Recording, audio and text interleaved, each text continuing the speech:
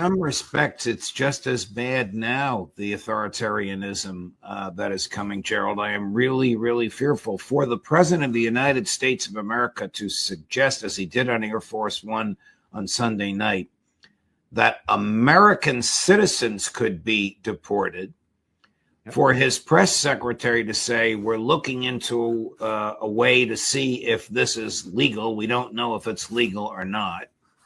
A, is terrifying. B, betrays such a profound ignorance of first principles to which he is sworn. He is sworn to preserve, protect, and defend the Constitution and to enforce federal law. You mentioned that you're open to deporting individuals that aren't foreign aliens but are criminals to El Salvador. Does that include potentially U.S. citizens, fully naturalized Americans? If they're criminals and if they hit people with baseball bats over their head that happen to be 90 years old, and if they rape 87-year-old women in Coney Island, Brooklyn, yeah, that includes them. What do you think? There's a special category of person? They're as bad as anybody that comes in. We have bad ones too. Profoundly un-American, utterly unconstitutional, and I'm sorry to say, is coming.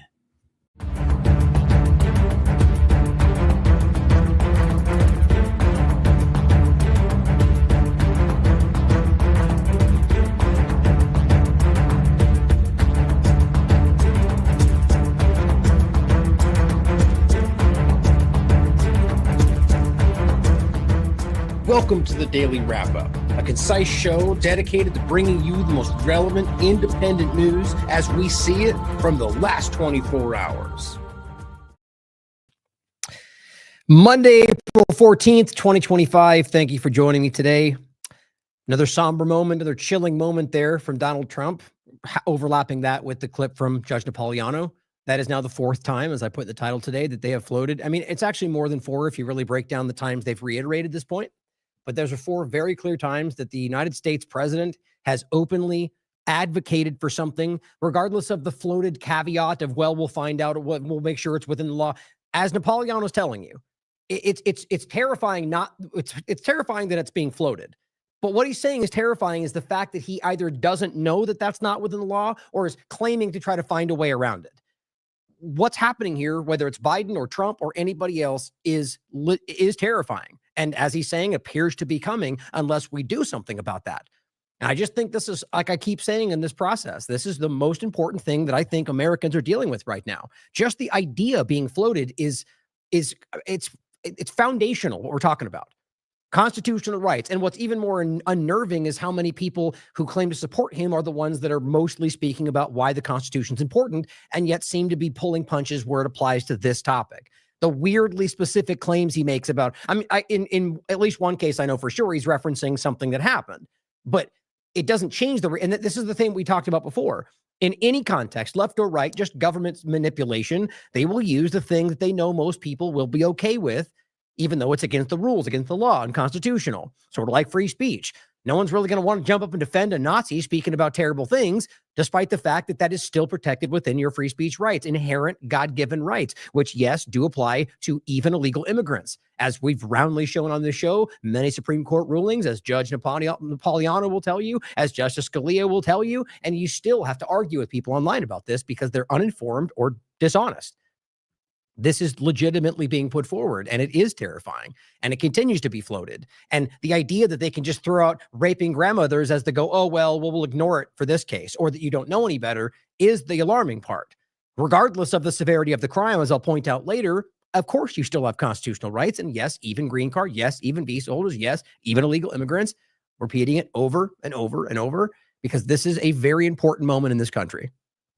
We're also going to talk about some opening points that get into some things that I got a little bit of follow-ups in the last show, as I've kind of been doing lately, just kind of a smattering of points that I think I don't want you to miss that are relevant. Largely today, the conversation, as I said yesterday, will be focused, almost entirely around this conversation and the tangential points around, constitutional rights, due process. And it gets a lot more alarming than you think when we get into this, specifically around what just happened with the meeting with Bukele from El Salvador. I don't even have the right words to describe how unnerving it is to watch them sit there and act like they, like, what do you expect us to do? knowing full well that if they want, I mean, in any other context, these authoritarian entities, or just if you want to pretend they're democratic entities, presidents, power structures, can do just about anything they want, like we're seeing today, and just claim something different and use their screaming followers to give them some momentum. And yet in this case, they act like we're somehow bound, even though the two people in charge of the situation, with specifically Garcia, are sitting right there. He just flew over here that he could have easily taken him back for. Trump is paying for that thing to happen, and they both act like our hands are bound. Okay, well, if that's the case, then who actually should we be petitioning here? Who is the one who can make this happen? If the president of either country says they can't, they're lying to you, and they're hoping that ignorant people carry this across. And really, both of them, I think, are invested in making sure nothing shifts, because right now they're in a bad position. If this person were to come back, one, he'd be able to tell you what he's been dealing with. And two, then they'd be forced to actually either do nothing, which would show their case is a lie, or try to go after him to get him deported through the actual legal route and be forced to admit that they don't have any evidence, because they've already done that in court and everyone's lying about the situation, about whether he's a gang member, whether all the claims they're using are completely baseless, other than one thing that happened in 2019 and he was released with no charge. Everything else they're claiming is a complete lie. And that's incredible to say, that they can sit there in front of everybody in the Oval Office and just lie right to your face. Whether it is Bondi, whether it is I forget the other guy's name off the top of my head, the white guy with the bald head, where they're just straight up, they're now claiming that not only is he a terrorist, but now that nobody was even accidentally sent away, despite them claiming openly that it was a mistake. I mean, I think at some point we have to recognize that a lot throughout history, making things diluted and confusing and debated is a very clear tactic, maybe even just to give them a little bit more time. So we're going to really flesh this out today, and I hope you can understand from a nonpartisan perspective how important this conversation is, and how I really do think that even a majority of conservatives are pretty damn uncomfortable at this. And that's not a new point, but this is new for this topic. It's interesting to see at a conversation around immigration, to see how many people right now, conservatives that I'm seeing stand up and say, I agree with the point. These people should be deported, but what you're doing is a problem. They're not getting talked about. They're not getting focused on. And of course, then also note the higher people at the top of the circle of the partisan team sport politics game, all the ones that are out there leading this conversation, the mainstream alternative media, suddenly seem to forget about the Constitution, suddenly seem to forget about all the theories and discussions they've been having up until now, when they all start actually coming to pass.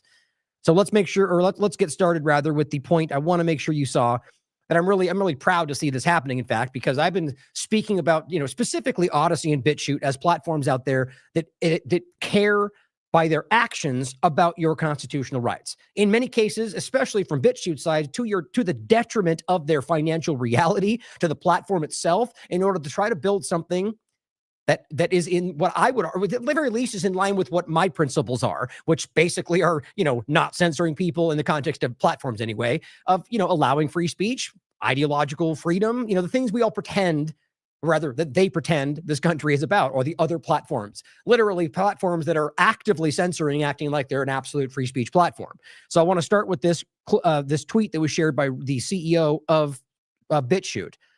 And I'll let you play. I'll play for you what he said. Then I'll just read what I added to it, which is just, I think we should be supporting people like this. BitChute has officially left the UK, not because we wanted to, but because it was the right thing to do. The UK's Online Safety Act forces platforms into becoming instruments of censorship and surveillance. These measures represent one of the most oppressive regulatory overreaches in the digital age. And if we do not resist now, this precedent will spread. This is our red line. By remaining in the UK, we would have not only legitimised this regime, but encouraged other governments to follow suit. The stakes are too high. This is not just about one law or one country. It's about whether the internet remains free or becomes a tool of state control. We will not participate in the surveillance of our users. We will not enforce government-mandated censorship. And we call on every platform that values free speech to take the same stand. If enough companies refuse to take part in this censorship, the UK government will have no choice but to back down. This is a fight for the future of the internet. If you believe in it, share this message. Let the UK know you won't surrender your voice. Hard to disagree with that. I think that deserves respect. I mean, you have to understand, I mean, let's just make a complete overlapping comparison. What do we see with Elon Musk and Twitter, right? Well, they put a bunch of big statements out there about why they would stand up for free speech. And then when the EU and other platforms just barely pressed them, they folded and censored for them. It's not my opinion. That was presented by their own court documents around the GARM conversation and plenty of other overlaps. It's been presented that well over 90% of the times they've folded to what the government asked from around the world. Of course, we have the ADL involved with them, open censorship around Twitter, around Israel. I mean, these are blatantly obvious. Or, other weird tangential things where he kind of has a tantrum and censors his own people around H-1B visas or whatever, many different overlaps. The difference here is that they said, well, we can't, it's a big market. We have to be financial, and all the people that swear that it's absolute free speech or that we have to err on the side of our constitutional rights go, oh, well, it is a business, even though that's not an invalid point. It just shows you the kind of evolving consistency where it's like, well, we should do this. They're absolute. And then suddenly when he gives you the excuse that you want to make sense because you want to believe in him, you go, yeah, but that though, in this case, they simply said, bye. You guys are going to be doing this and we're not going to fold to your censorship and surveillance tactics. So we're simply going to pull out of one of the largest markets in the world. Hey, that very well could lead to a detrimental situation for them. So how about we help them not let that happen and support the platforms that do not fold to censorship? Very important to me. And I simply said, once again, BitChute's putting its money where its mouth is and demonstrating what it actually looks like to fight for free speech and stand by your principles. What we've been talking about a lot lately. We need to support the platforms wherever you think they are, guys, that put principles over profit when it comes to your inherent constitutional rights. Now, some other opening points I wanted to include before we get into the main point of the day. And this has been happening a lot. I mean, David Icke made a similar comment about somebody else making a point. I just think it's important to keep this in your mind. Anomaly says, here's the exact moment the Trump administration lost favor with him in this term and why. Them using nearly every branch of government, including DHS and HHS, to police anti-Semitism based off of the unconstitutional and insane Holocaust Remembrance Alliance, I believe, hate speech laws they've been passing into legislation since 2019. Okay. Well, seeing as how Trump did that in his last administration to varying degrees, I don't know why that's a new thing now. So, I mean, to me, this is just like he's doing the same thing from before, and that's why I now don't support it. I mean, wouldn't that have been an obvious glare? Well, yeah, it was. And a lot of us were calling it out before this recent selection process. He said it's really just a sorry attempt to make it nearly impossible for people in America to be critics of U.S. foreign policy. Well, yes. Same thing as it was before with Biden, with Trump, and going back pretty much as far as you want to look. I'd argue it's really nothing new at all right now. It's just that people are now pointing at it in certain lenses, partisan and otherwise. It's crazy enough, he goes on, that we have to give hundreds of billions in foreign aid to fund foreign wars. Now, just note that there's no mention of Israel, which is what he's pointing at. That's a little bit weak in my opinion. And it's not just for, he's talking about Israel right there, but it says, and fund foreign wars that are leaving tens of thousands dead. It's literally not even possible for us to vote our way out of it as the current moment. Well, yes, and that's another kind of halfway of saying that your vote doesn't translate to the outcome. Let's be honest about this and stop being children. We all see it in 1,000 different ways when it's just only half the problem. The Democrats cheat. The Republicans work with foreign government. The point is, whether both those are true or neither of them are, we have to understand how much evidence we have from Clint Curtis to the voting machines to every other part of this broken system, from gerrymandering to whatever else, to make it a reality to where this system, whether it's that it doesn't matter at all or just simply that your vote truly doesn't really translate to the outcome of the election. Let's stop pretending. I'm not trying to say that means it's irrelevant. In my opinion, if you're forced to exist in a state of society or even reality outside of that, even an anarchistic society, there's going to be levels of voting and whether, chiming in from the community. My point is, yes, this matters. And in a kind of society we pretend we are today, I believe voting is paramount. At the very least, having a representation system where people can actually express their opinions and those are actually upheld. The point is, we don't live in that society. So that we can't vote and change it is, I'm just making this elongated point to say that's what we were saying before this last election process and got called a lot of names for it. It's even more of a slap in the face to have an administration weaponizing every branch of government to intimidate and crack down on dissidents who disagree. Yes. And Biden was doing the same thing in different ways, and now Trump is taking it to a very alarming degree. So in my opinion, this was the kind of stuff that we were telling you we saw. Not that we knew for sure, Why does our country have blasphemy laws designed to make one race, one religion, and one foreign country a special class? It says, are we conquered? Are we a conquered country? Are we a colony? You know, this is the idea would be that these are exactly the kind of conversations that we were trying to have before we put this person in power. Now, that's not to say Kamala was any better. They're both a problem. And if your response right there is to say, well, those are the only two choices, then you're missing the point. If those are the only two choices, then we are lost. We are broken. That's a bastardized system that does not really give you the choice, obviously. So even right there, I'm not saying that we have all the answer. You can decide from where you go from there, but simply to go back into the problem because you don't know what else to do is black-pilled, not the other way around. And he goes, this is beyond anti-American. The administration is selling its soul, our Constitution, and our sacred First Amendment because it gets paid hundreds of millions of dollars by donors who prioritize foreign countries over America. Yes. I just really wish I agree with most of that. And most even what he's saying, I just wish it would have been Israel is what we're talking about. Don't water it down, people who are afraid to put the point where it belongs. That's not about Jewish people. That's about Zionism, or specifically the Israeli government. We should care about that. It says, and they want the IHRA speech laws in place, which claim that it's hate speech to talk about what they're doing. I had very little faith in Trump, didn't trust him, but was hoping for the best. I find that to be naive. You don't put all your eggs in a basket of authoritarians and go, I hope they'll work out this time. No, you could do what you want. I'm not criticizing. You make your own choices out there. I'm simply trying to continue to highlight the people out there that were really hard pushing back on this conversation before and are now floating it out like we should consider it after the damage has been done. But Trump is worse than even expected. He's selling out our country, pushing the neocon agenda and policing hate speech with every branch of government like a tyrant. Yep, just like last time. Any news pundit, but much worse, obviously, any news pundit that doesn't talk about this is either a phony or a coward or a puppet. Well, you could have made the same point before the selection process. But here we are, when it's, as Steve would put it, the dangerous, what do you call it? There's the dangerous, and there's the dangerous safe. Whereas when we talk about things, when it's dangerous, the dangerous thing at a dangerous time, when you get attacked by everybody. And there's a lot of people in the middle ground that talk about the dangerous thing when it's safe, when it's now become, it's okay. Now it's past the time. Now we talk about it. You could decide whether that's what this is. My point was, it's also worth noting that many of us tried to call attention to all of what is now happening. And we were labeled black-pilled and said to be presenting an impossible purity test. Glad it's being called out. Just wish it wasn't after it all got rolled out. Seems like an important point to consider. Now, Foundering points out, Epstein list? No, didn't happen. COVID accountability for Gates and for Fauci and for everybody, which would, by the way, include Trump, but we don't know. We don't talk about that. But nope, didn't happen either. Deep state arrests, whatever that would mean to people. It's a multifaceted idea, but just anything resembling that, nope, didn't happen. Not yet, anyway.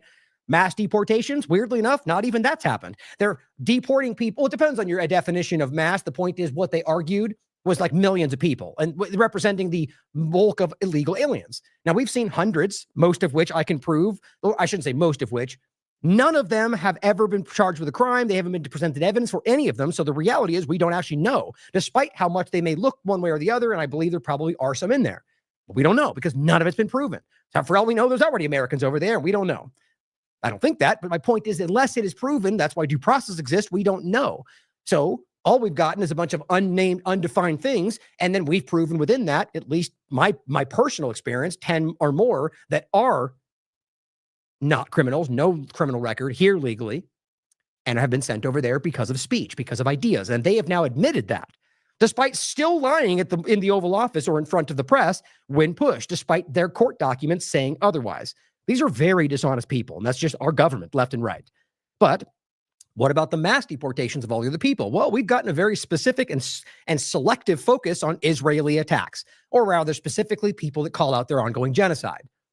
But no mass deportations. You know, the actual criminals floating around that are here legally, they're going after people here legally who just say bad things about Israel. Free energy, exotic tech disclosure, that was one that I didn't hear really pushed, but it was floated. The idea that because he's here, he's going to just expose all of the things they're keeping back from you. Hey, maybe it'll happen tomorrow. So far, not answered. But there's a lot more than that.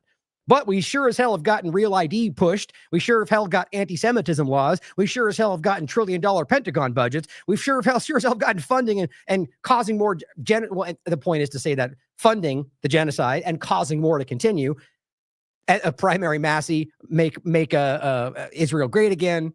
It's just funny, all these different things that are clearly not the team sport politics people are screaming as if this is Already, everything's done. Promises kept. Every time some small, like I just heard today, apparently they're going after another Tesla person.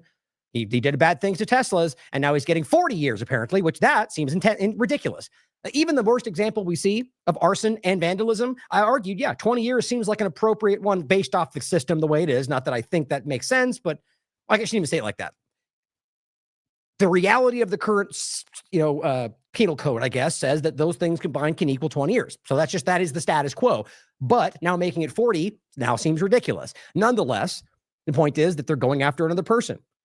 But I mean, hey, he committed a crime. Good, arrest him. But I mean, I don't think this all makes sense the way you're doing it and how you're basically mobilizing the entire Justice Department to defend Elon Musk's reputation or whatever this is, instead of all the other things, all the other people, what about the military tribunals and Fauci and Gates and mRNA people and any number of overlaps, right? What about all the people that were supposedly stealing from the USAID? What about all the people that were supposedly stealing? I mean, I can go on forever. All the claims of Social Security fraud. So you're making all these claims about things that you can prove, but yet somehow doesn't track back to the person doing it, sort of like the Epstein list claims. This is a weird overlap. China 24 channel shares a video, which of course could simply be manufactured in a lie, but apparently of a Chinese factory dedicated to MAGA merch all the way back since 2016. You can watch it for yourself. I mean, because the point is, obviously, this could just be a fake. But what's funny about this is I looked this up a second ago, and there seems to be some pretty interesting background to this. Now, that doesn't have to mean that Trump is involved, but I find it pretty interesting that of all the places China is mass producing Trump content, I just, we live in a false reality, guys. That's, I think, the ultimate point and the two-party illusion. Adam continues the other point. Tourists will be arrested. We're already seeing that. Even people that aren't from Middle East countries, even people that are, we're seeing, I'll go over it in a second. Canadians, a British guy with the wrong tattoo. It's just, you can tell how frivolous it is what they're doing. Now, critics of Israel already and will be arrested. Supporters of Palestine are banned. Social media will be tracked, and it includes you, despite what they claimed. And by the way, we all know that from before anyway, but now they just basically enshrined the claim that it's all about bad guy, I guess, anti-Israel stuff or anti-Semitism. And now they're just scanning all of our social media, which they already were. Real ID enforcement, record military budget, cuts to everything else. And he simply says America is on a very dark path. Now, Sam Husseini rightly points this out, and this is how I see it, but more than just 2 points. He says much of the, quote, news is intended to distract you from two things: the ongoing genocide in Gaza and Lebanon and Syria and everywhere else they're involved in it. The U.S. government, I added that, by the way, he just said in Gaza, the U.S. government starting a new illegal war in Yemen, or rather continuing it, which he knows. He's just making the point for people that aren't really immersed in it. It's been going on for decades. And then he goes liberal, as in Democrat, hyperventilating about every utterance by Trump is part of the imperial project. Now, if you understand what he's saying, this is such an important point. This is the false binary I was talking about the other day, but more of this, one of the nuanced parts of this. What we're talking about is, like with Schumer and I think it was Elon Musk or whoever was arguing back and forth about I forget it was that, I forget his name, the black representative that was on Fox. And he was saying that what Schumer said was ridiculous about the real ID. Now, the point is, they're over here saying it's all about voter identification, which it's not, because the reality is we already have laws for that. We already have ways to do that. Now, yes, there are Democrat things that stop that for being, that's my point. Over here are saying, no, it shouldn't matter at all, even though it's the law, so it obviously should. The point is, he's over here saying, it affects women, and it's going to suppress X, Y, and Z. And so the fake argument becomes checking their IDs, or that it shouldn't matter, or that it protects women. Everyone else, including a lot of conservatives, are saying, what about the national ID part? What about the sustainable development goals overlap? What about the idea that this is a digital ID stepping point? But see, none of that gets discussed in the main conversation, which I don't even believe is the main conversation anymore, but it's presented like that. So you think that's the real conversation. And so you get basically couched on the things they want you to, the wedge issues, the lies of the real picture, and you don't see everything else. That's what he's saying, guys. His point is that them hyperventilating about whatever Trump said that day, which is mostly inane, ridiculous things, is making you ignore, or some people, the actual things happening, like illegal deportations or unconstitutional acts or ongoing wars or supporting genocide, or on and on and on and on. But I just talked about these many things in yesterday's show, but a few points I want to follow up on. one about the Doge fraud continuing, one about the Real ID, a few about the Real ID point continuing.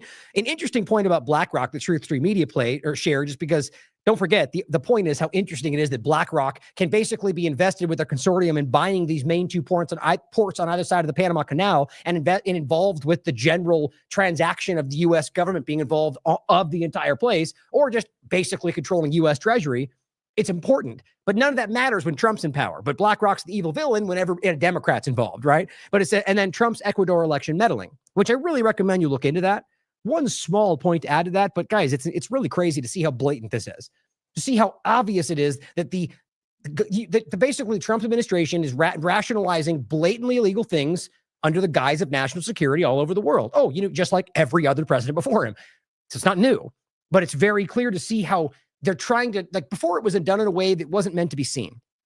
That in a sense that if they got caught, they had a narrative, but it was really something hopefully in the background. They're coming out full steam ahead and I think what's happening, a large overarching point for the whole conversation today, is trying to normalize the authoritarian dictator mentality as the only way this is going to exist. Don't forget, Mark Andreessen on Rogan or Alex Karp with his recent book are just quite literally pushing the idea that we will be happier under the elitist control structure because we need the good elites to run our lives. And that's the only time we've ever had peace in the world. Another way to say that would be you'll own nothing and be happy. Different angles of the same ploy. Think about that as we go through this today, because everything we're seeing, from Bukele calling himself a cool dictator, that's not a joke. He literally called himself that. Or the idea that they're literally pushing these normalization of disregarding anything that seems, I guess, counter to what the mass you call the majority says they want, even though we can't prove the majority these days. And I think we can prove historically they've always manufactured that illusion and lied to us about what we want. And you follow suit. That'll be very important when we get into Bukele and what he did in El Salvador, which is exactly what Trump seems to be modeling, or maybe it's the other way around. And now he's following suit with what he made them do. I don't know. But it is not what we pretend we are, and it is not in the interest of Americans anything, quite frankly. It is in the interest of controlling us better, as long as you can get the right amount, smaller percentage than you might think, of the partisans to act like that's what everybody wants. So, Doge first. Oh, I'm sorry. I thought I organized differently. I guess it doesn't matter. We'll do the Real ID point first. The red-headed libertarian said this: I am concerned about the central government mandating Real ID to go between states. Now, this is the part that many people are trying to ignore for obvious reasons, acting like it's just about voter identification. No, this is the national ID. This is the Patriot Act, 9/11 forward. It's been pushed ever since, and it's been pushed back every time until Trump has now actually made it a real thing. Now, that's not meant to be about Trump, because he pushed it back the last time. But the point is, now they're ready. The government is ready with where the world is technologically, or at least maybe our willingness to accept it. But it is an international ID. Now, that was something that was called out by the Joneses of the world, by the Republican side at large, except now it's completely being ignored when it actually starts to happen, like the North American Union and all these other points that they were calling out, globalism, all of it. I've never seen a more clear picture of those things beginning to happen under this administration, and they're the ones pretending it's not, because they're not honest people, or they're getting compromised, or are invested in the agenda. I mean, I don't know, but it's clearly not that they've cared about those things when we finally see it happen. So we can see the Real ID overlap to international IDs, to going between states, and she's pointing out rightly that it violates both Article 4 and the 10th Amendment while exploiting the Commerce Clause. And this is how they're playing this today. Like, we'll get to it in a minute about the idea of the Supreme Court ruling and saying that they have to facilitate but not effectuate, and acting like that somehow is some kind of legal sidestep to where we don't have to do anything. They're just pretending, and if they get enough people on the partisan side just yelling their narrative, they think that somehow gives them, I mean, who knows? Maybe it does. Maybe that's enough these days. And another overlap to Bukele, because the interesting point is that they're claiming he's got mass support of the people in El Salvador. And maybe he does. I find that really hard to believe for many reasons, but it's an interesting point, right? About whether like, if you could just mobilize enough people into believing that removing their rights is in their interest and they all call for it, is that really what we should allow? Under a point of democracy, yeah, that's how it works. The mob decides. But you see, that's why most of us for a very long time have been arguing that mob rule is not the way to go. But overall, you also have to ask yourself, is that actually the mob? Or are they just presenting that? using Gallup polls, for example. It's important to think about. But so in this case, state decide real ID as state decides basically she's saying that states' rights. Yes. And back to what I was trying to say there is that overall that you wonder whether this is something that is actually being supported. The efforts to silence this as anti-Semitism is categorical. Well, she just says it's ridiculous. What's funny to me is that I've seen that just a few times, but think about how dumb it is to argue that somehow it's now anti-Semitic to push back on the real ID. That shows you, in my opinion, as usual, desperation, because that's a pretty far stretch. But everything is anti-Semitic if it goes against the current Zionist agenda, which is being rolled out through this country. And she adds, if you're going to throw labels around to silence policy positions that you don't like, they lose meaning. See racist, bigot, and xenophobe, assuming people don't want a federally mandated real ID to fly because of the Jews, she writes, and not the founding fathers is a flex. But the point is that's ridiculous. I don't know of anybody even making an argument that somehow the Jewish religion has any bearing on this conversation, but that's why it's a desperate thing. The Patriot Voice says, real ID is just your driver's license. Silly, what's wrong with you? Quoting people out there pushing back on what we're trying to talk about. Or you'll only need real ID to fly. Real ID will be used for voter ID. All these claims, right? And he says, meanwhile, the United Nations is literally rolling out a journey pass. We just went over this in the last show. My point was you can see them already pushing to digitize the alternatives, passports, birth certificates. It's been going on for years.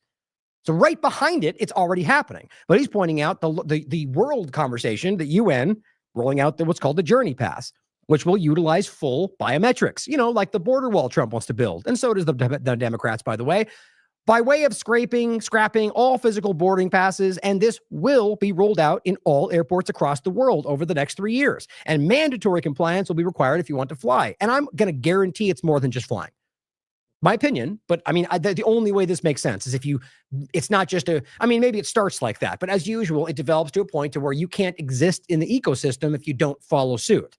And he says, yes, this is exactly where it will lead. Oh, this will lead, he says, directly to digital ID. That's not even about leading there. If you look through the background of the conversation, look through the documentation we've gone over many times, Real ID, ID 2020 are documented as digital ID direct. That's what it's about. They were meant to lead you in that direction. That's what they stated in this agenda.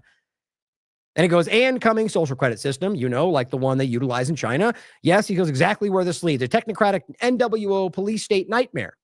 But funny how the people that have been talking about that for years don't want to talk about it now. He said, it's absolutely not a coincidence that DHS is making it mandatory to have Real ID to fly starting May 7th. Now realize, as we pointed out, technically speaking, the argument is, based on their documentation they put out, is you can still use your passport, for example, for a time. And so what's interesting is Kristi Noem, as I jokingly call Kristi Grimley, then I just, Noem is funny, but she stated you have to have it to fly, which is what we keep hearing. So my wonder is whether that is actually going to be the reality past May 7th. They just haven't really let that out yet, or it's a lie to get you to fall in suit. But either way, the point is that the passport dynamic, as they keep leaning into, is going to go away, if not digitized. That's not my opinion. I've showed you all the things yesterday from the government, from even an international standpoint, as we're highlighting here. And the Journey Pass is directly tied to the UN World Economic Forum plan. UN Agenda 2030 moves on lightning pace. He says the vast majority of people are not ready for what's coming. And here's the article. Boarding pass and check-ins could be scrapped and air travel shakeup. And Efren Fangenson points out, no boarding pass, no privacy, the new face of travel. Big changes are coming to global air travel. The UN's aviation body plans to eliminate boarding passes, check-ins, even physical passports. Very clear where this goes. Replacing them with facial recognition and digital credentials. Okay, so hypothetically, they do this, and the U.S. has already got the setup in place with the SAVE Act, if that goes forward, or in general, in 1,000 other ways, are already driving the digital ID direction. And then this happens, and they feign resistance and go, oh, you're trying to that's all right, and then follow suit anyway. Or they pretend that the wrong side of the government decided we have to do it, and they won the majority vote.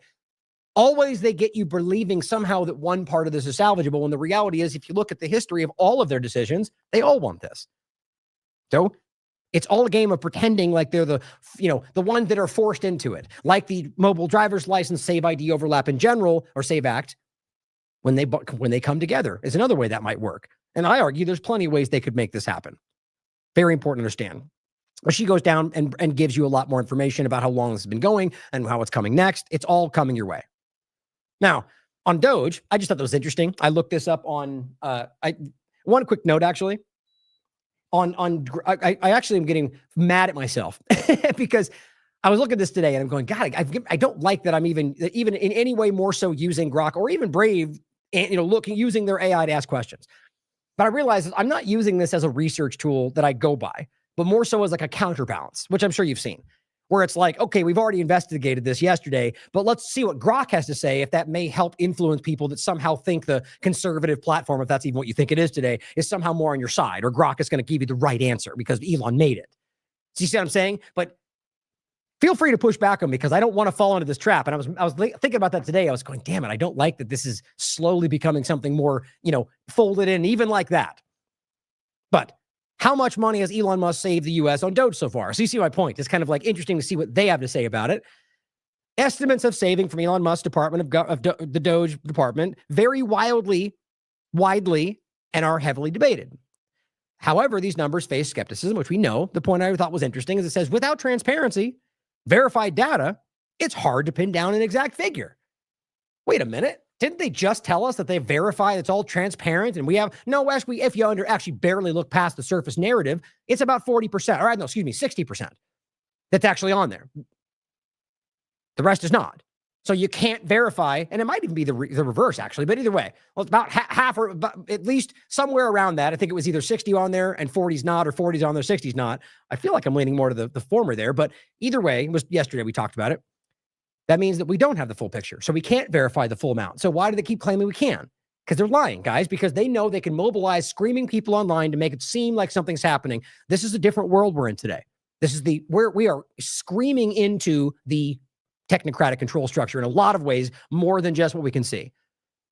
So they're telling you it's not transparent. We don't have verified data because otherwise we would be able to see it all. So it's because we don't have those without transparent verified data, it's hard to pin down an exact figure. Doge's claims suggest a range of $100 to $150 billion, when they originally claimed $2 trillion, but independent analysts indicate the real impact is likely far less, potentially negligible due to errors and unfulfilled projections. That's Grok's answer. Now remember, we went through this with provable examples more than once and have shown you they've been caught lying. So just remember that even Grok is going, they haven't verified what they keep yelling out loud that they have.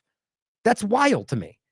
That's why I believe most people see through a lot of this stuff. But TrueStream Media, on the point of BlackRock, if you don't remember BlackRock, the evil bad guy when it's a Democrat thing, which I argue is a bad guy, or this dangerous shadow bank is a problem in every context, is involved with the forced, coerced purchase of the Panama Canal, and ultimately is now the U.S. government through that coercion is going to be occupying, building bases, and that's not what Panama wanted. And TegSeth even pretended they would maintain sovereignty over it in front of them and then didn't say that out loud everywhere else. The point is, that's the BlackRock we're talking about. And this guy points out something interesting. Now just consider this. BlackRock is not a company, it's a control interface. You were taught to follow money, but BlackRock doesn't make money. It moves it. Like a sorcerer moves a wand. You thought it was a financial firm. It's an AI-powered governance algorithm. Isn't that interesting? The thought of that coming off the idea of what Corbett's talking about, called an algocracy, or, rule by algorithm. See if that pops up. There we go. Nice. And this is something you should check out. As usual, Corbett way ahead of the curve and is telling you he was the one years ago telling you data was the new oil, right? It wasn't unique in that, but realize the kind of thing that, the dangerous, as it were, same point. Algocracy, government for New World Order. It means rule by algorithm. Now, my point on this, and we already talked about this. Let's see if I can get that one too. There we go. Look at that. I think this is legitimately something that it may be happening or is about to. This was March 8th, the impending future of AI government. But who controls the AI? Now, wondering whether Doge itself is a simple test of actually having some AI program run the government. Maybe even something that's become something more than that, which I don't want to even flirt with because I don't want to give them that momentum. But, whether it's a sentient AI kind of thing and they're just testing this out. The point is that we know it's happening, provably, because they're using AI bots all over the place to basically automate all these processes, and they're making mistakes all over the place with human lives, money, all sorts of things. Because it's not about they don't care if they make you suffer, if they can get it done, test on you, like everything else we've seen, left or right. I'll include these for you to watch. I recommend you watch Corbett's. But he goes on to say, Aladdin, that's the name. That's not fiction. It's their actual system. That's the system, the AI-powered system. Over $21 trillion flows through it. It reads your bank, your pension, your mortgage. It decides who gets funded, who gets deleted. Aladdin isn't just software. It's a sovereign AI, fed by every market tick, trained on every economic decision, weaponized by silence. But who owns BlackRock? That's the riddle. Because BlackRock doesn't own anything. It manages everything on behalf of those who never appear on any list. Private trusts, Vatican vaults, intergenerational councils. Ownership is the decoy. Control is the payload. You're not supposed to ask who programs the programs. You're just supposed to believe the market is neutral, that capital is blind. But capital isn't blind. It's ritual. It's blood. It's code. BlackRock is the black cube. Saturnian finance. Reality of orchestration through portfolios. Your retirement isn't yours. Your data isn't yours. Your vote, absorbed. It doesn't need to rig elections. It rigs the world before the election. That's a very interesting thing to think about. And it's exactly what we're saying, but from a larger perspective. And it says, this isn't capitalism. This is coded colonialism. This is technocracy. Guys, we're seeing this spread. It's alarming. And now you've seen it. This isn't a company. It's a sigil. It's the lock. Sigil, I guess, maybe. I've heard it pronounced both, but it says, and we just cracked it, they said. Interesting point. And here is just what True Street Media said. Because my point is, I'm surprised I even see their content, quite frankly, but I wouldn't have seen it because, this algorithm, the way the system works is not accurate. But it says, you thought BlackRock was a financial firm, reading what they said, AI-powered governance algorithm, Aladdin, that's their name. Aladdin isn't just software, it's a sovereign AI. And it says, you're not supposed to ask who programs the program, just reiterating what they said. Very interesting thought. So just keep that in mind as we see this continue to happen. Or if you missed the last many times we talked about it, what happened during the last Trump administration? As I titled the BlackRock coup, or the COVID coup, the BlackRock takeover of the American interest. This also happened. Not new. It's just expanding in a very obvious and technocratic way. So I thought these were important small follow-ups, a couple more here. Brooke Jackson made an interesting statement, and I'm curious if she has something happening in 14 days. If you have any more insight on that, let me know. But she says, fraud rigged a clinical trial that secured an FDA authorization. That's this conversation. The first time that anybody interviewed on video, Last American Vagabond, myself, Brooke Jackson interview, Pfizer whistleblower exposes cover-up, calling vaccine data into question. Of course, you can look down here. The other two follow-ups are right there with Brooke Jackson. The point is, that's what we're discussing. And she says, allowing this became Biden's public health policy because my lawsuit, hers, could create vaccine hesitancy. So the transition, so that was Trump's administration into Biden's administration. And now she says, in 14 days, Trump will confront the fraud or stand exposed as another politician willing to look the other way.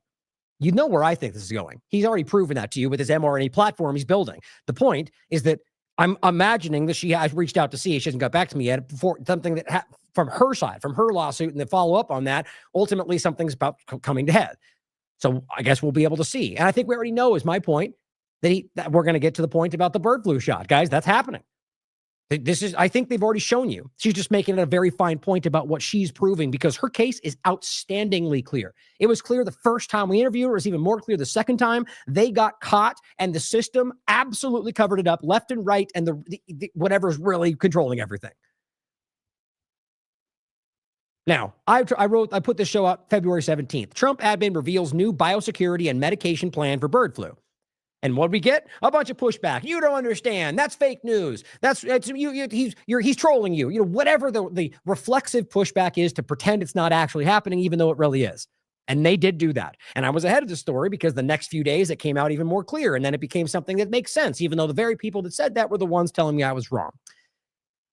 It's just paying attention is all it is. They are doing this. They are leaning into the same big pharma direction. Then we followed up, and Trump admin approves a poultry jab for avian flu for the chickens, right?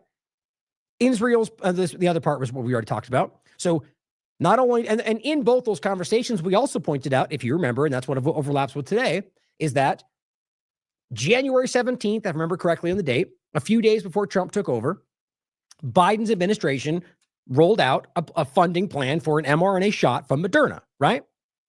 And maybe that'll pop up. Let's see.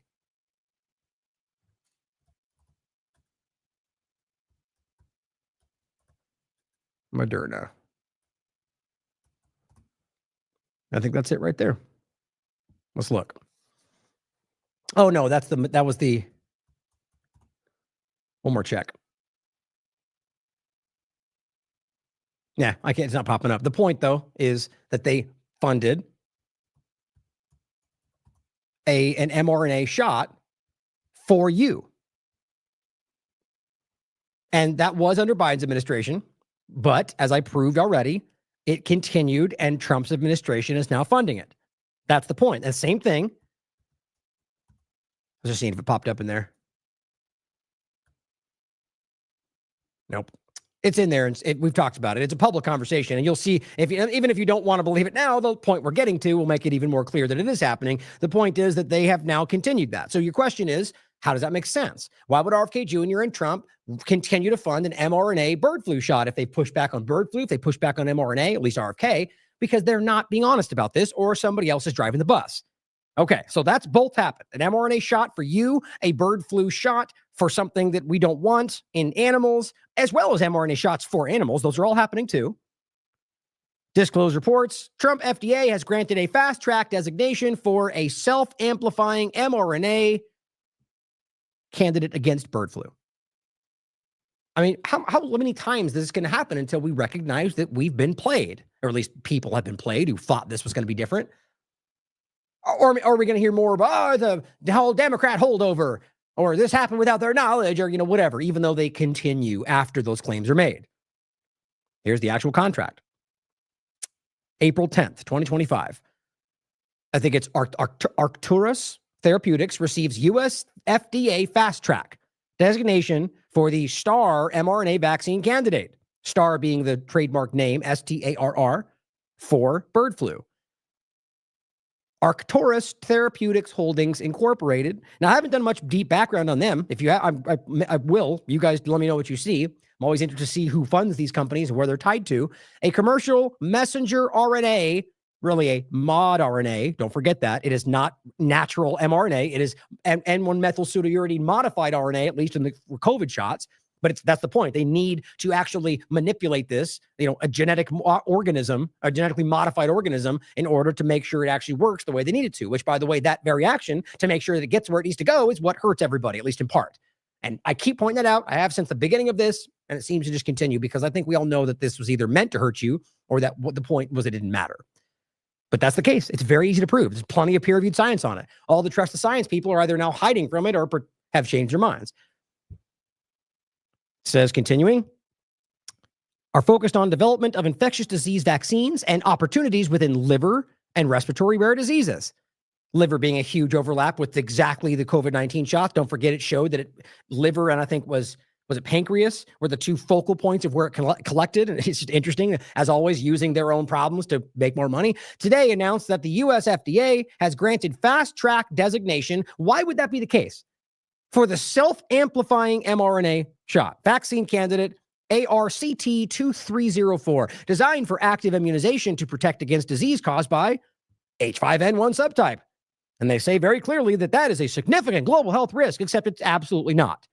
That's what they think it might become. This is deception.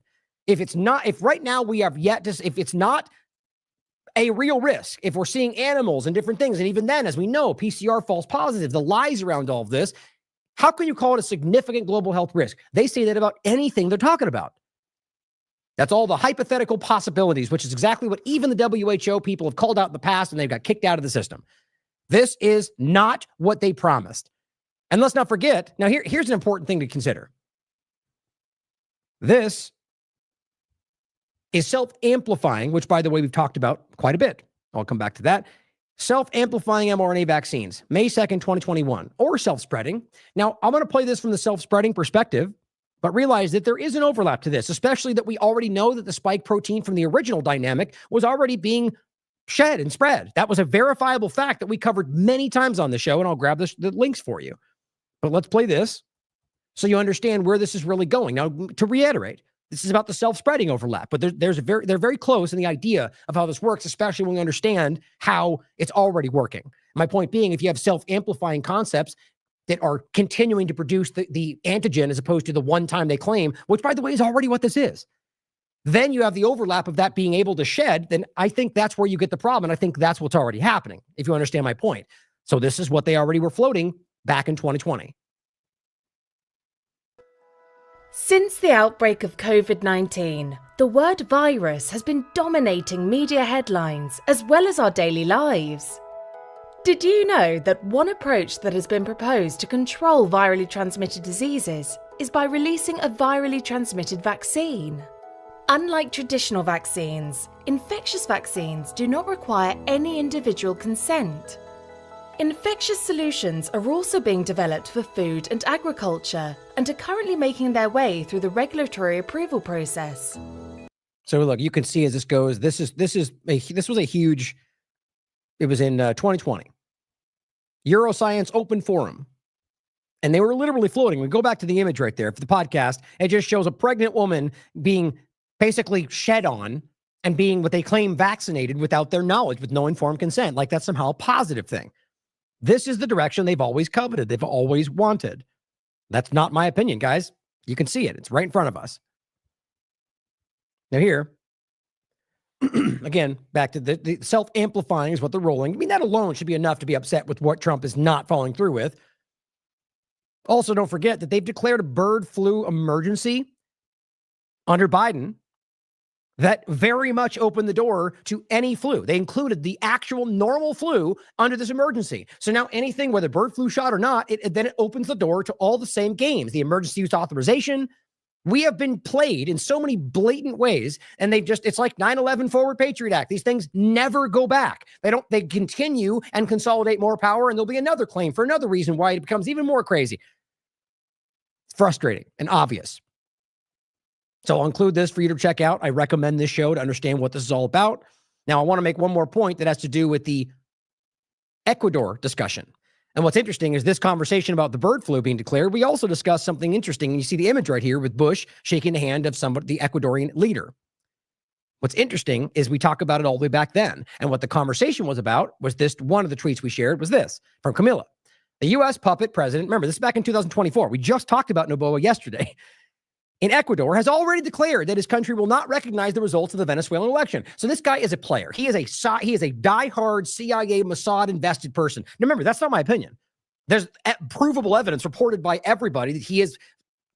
Remember, the Trump administration put out their report saying that he is the leader they want there because it's important for national security. Now, it's very clear what that means. And my point is, you can read the information on it. He has worked with Mossad, the CIA. They are assets. And so you could see that when they just lean into whatever the other foreign policy dynamic is. Now, since Noboa, the country is being governed by the FBI, she says whose country is being governed by the FBI, Southcom, U.S. Embassy claims Venezuela elections won't be free. The point is, just understand that you can go back far and realize how people tend to engage with these conversations as if it's new that day, when there's a lot of background to understand what's already happening. And I'll include this article, but I couldn't find the shows off the top of my head. But we've talked about it many times about the spike T protein shedding. Dr. Luigi Warren, who is the expert on the topic, who basically admitted out loud on the online and publicly that yes, these things can shed. And then once you realize that it's producing more than one, it makes it clear that that's why it continues to be a problem. And that's not even about getting into viruses, guys. Let's realize there's the nanotech overlap, the bacteria point that can spread and get you sick. The point is there's other things to consider, maybe even something we don't understand. So don't just. It's valid concern about whether you think germ theory is correct, but realize don't let that consideration remove from possibility what else this might be. Just consider that we know they're working on stuff like this. So just consider that. Now, going forward, let's get started with the conversation of specifically Cleo. And I think it's important to start with this before we get into El Salvador and Bukele because of how this was the first major example in this conversation. They literally started with a person who had a green card, who had no criminal record, like to lay the groundwork. Didn't work, essentially. I mean, insofar as that I don't think the public opinion is on their side on this, but realize this person, they made all these grandiose claims about supporting Hamas, and all that was because he was a Palestinian supporter that they then just pretended means you are a terrorist, which is the same thing you got from the screaming idiots like Laura Loomer, to say that means he's a terrorist and he's a jihad, and even said out loud that his wife should have her child taken away from her, an American citizen, by the way, because she's a jihad supporter. even though none of them are, neither of them are. I mean, it's insane the kind of things we see from people like this that are the most disgusting people online. The U.S. government's flagrant attack on free speech. Mohammed Khalil is just the beginning. And yeah, we turned out to be right, but it wasn't just me saying that. It was obvious to see where this was going. So let's go through this. This is the show we started on him's discussion. Before we go into him in particular, though, there's a couple points to overlap this conversation with. Adam pointed out, President Trump won't deport illegal immigrants employed by agriculture, hospitality, or other industries. Now, he didn't say, I don't think he meant as it could mean all of it, which kind of makes sense. But he just said that would be in some cases the reality. And so all you're seeing is whether it's his hotels or his businesses or for agricultural, industrial things that they want to support, GMOs and everything else they're working on, that they're now allowed to keep using illegal immigrants. That's what he says. That they will, the ones that are the crazy criminals. Okay, so then now what we're really coming to see is hypocrisy. If it's about people breaking the law, why are you giving a certain pass to certain people? I mean, I understand the logic of people you claim are criminals versus those that are not, but how do you know that? People you claim are criminals are riddled people who actually are not. Over here, you have illegal immigrants that you aren't even looking into because they're in the places that you're okay with. Maybe all of those are criminals. The point is, it's not about any of that, and you damn well know it. As he writes, only critics of Israel are getting deported. All of it aside, to simply start giving passes to certain groups that you're okay with is just hypocrisy, because we are seeing this selectively applied to people that are not criminals.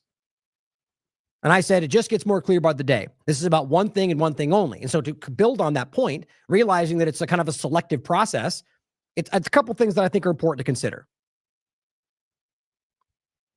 For example, so Trump, and I made this point the other day, as president, is able, as we just saw him say, able to wave his hand, right, and just declare certain illegal aliens somehow acceptable, even though they're breaking the law, for agriculture, hotels, restaurants.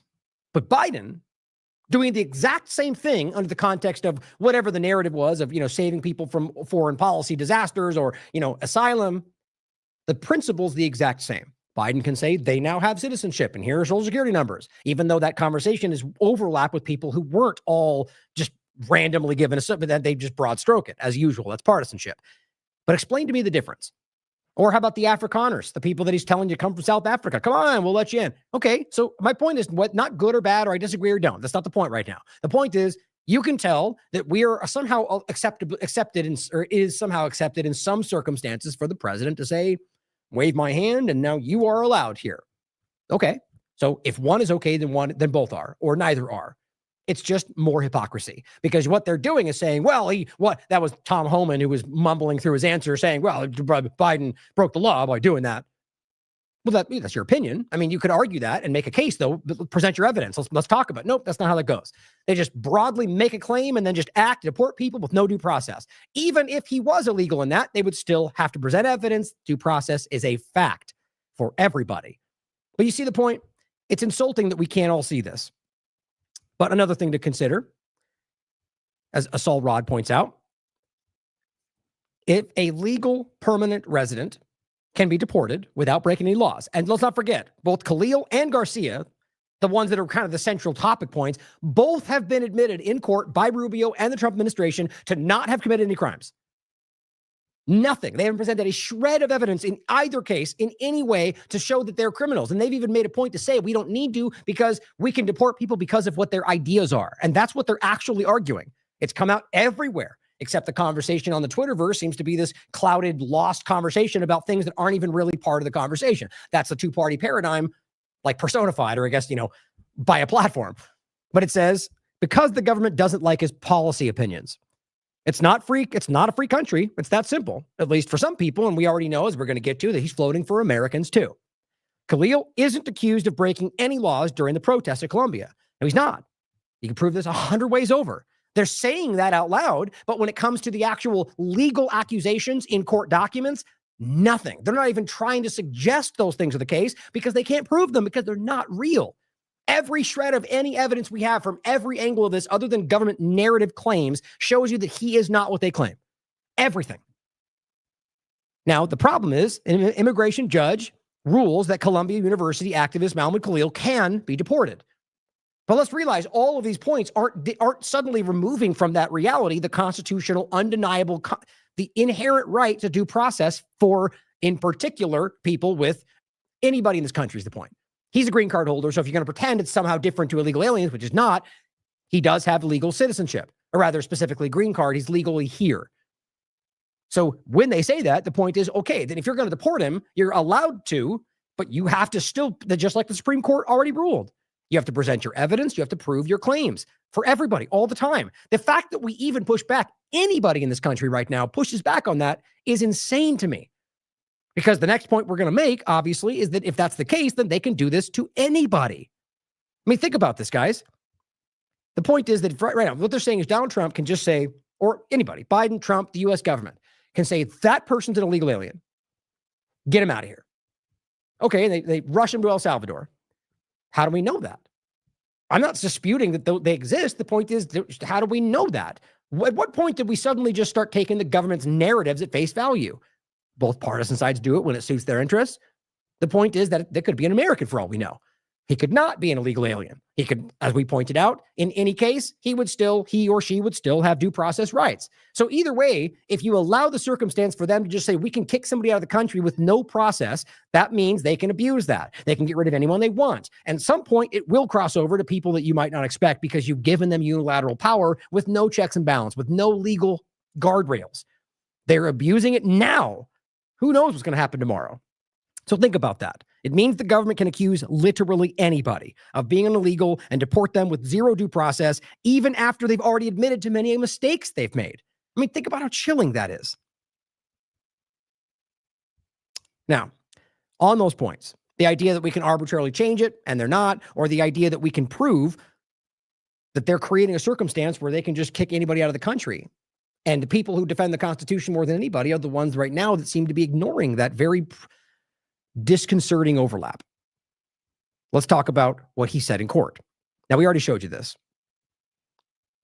So he got in court, was told, and I think he mentions it in here.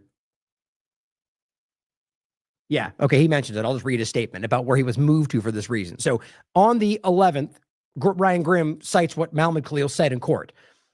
When he addressed the immigration court, he said, quote, I would like to quote what you said last time, that there's nothing, what you said last time, that there's nothing that's more important to this court than due process rights and fundamental fairness.